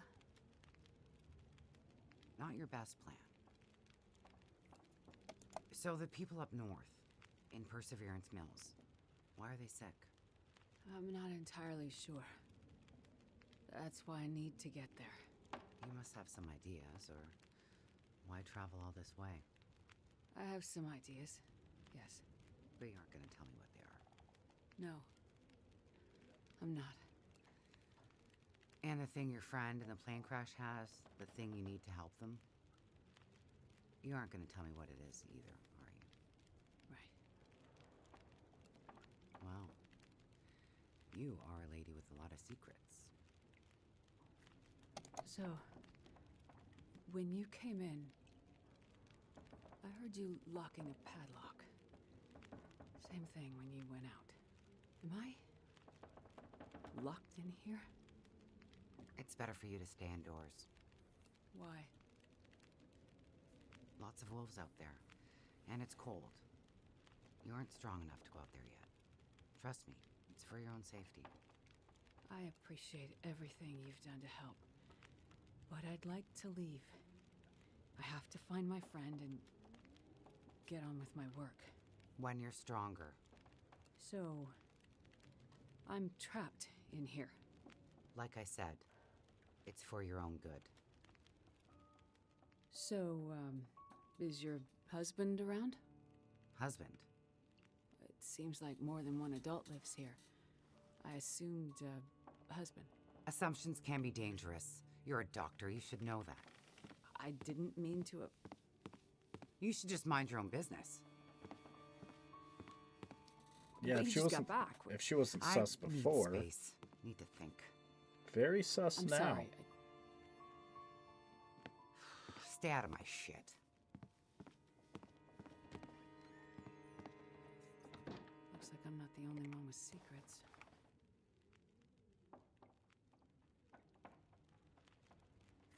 Okay. Now that we have control of the character, oh, why is it not allowing me to save? Oh, it's auto This saving. place. What do I have on me? I have like nothing on me. Good lord. I just got my sweater on. Okay, now I can pop a save. All right.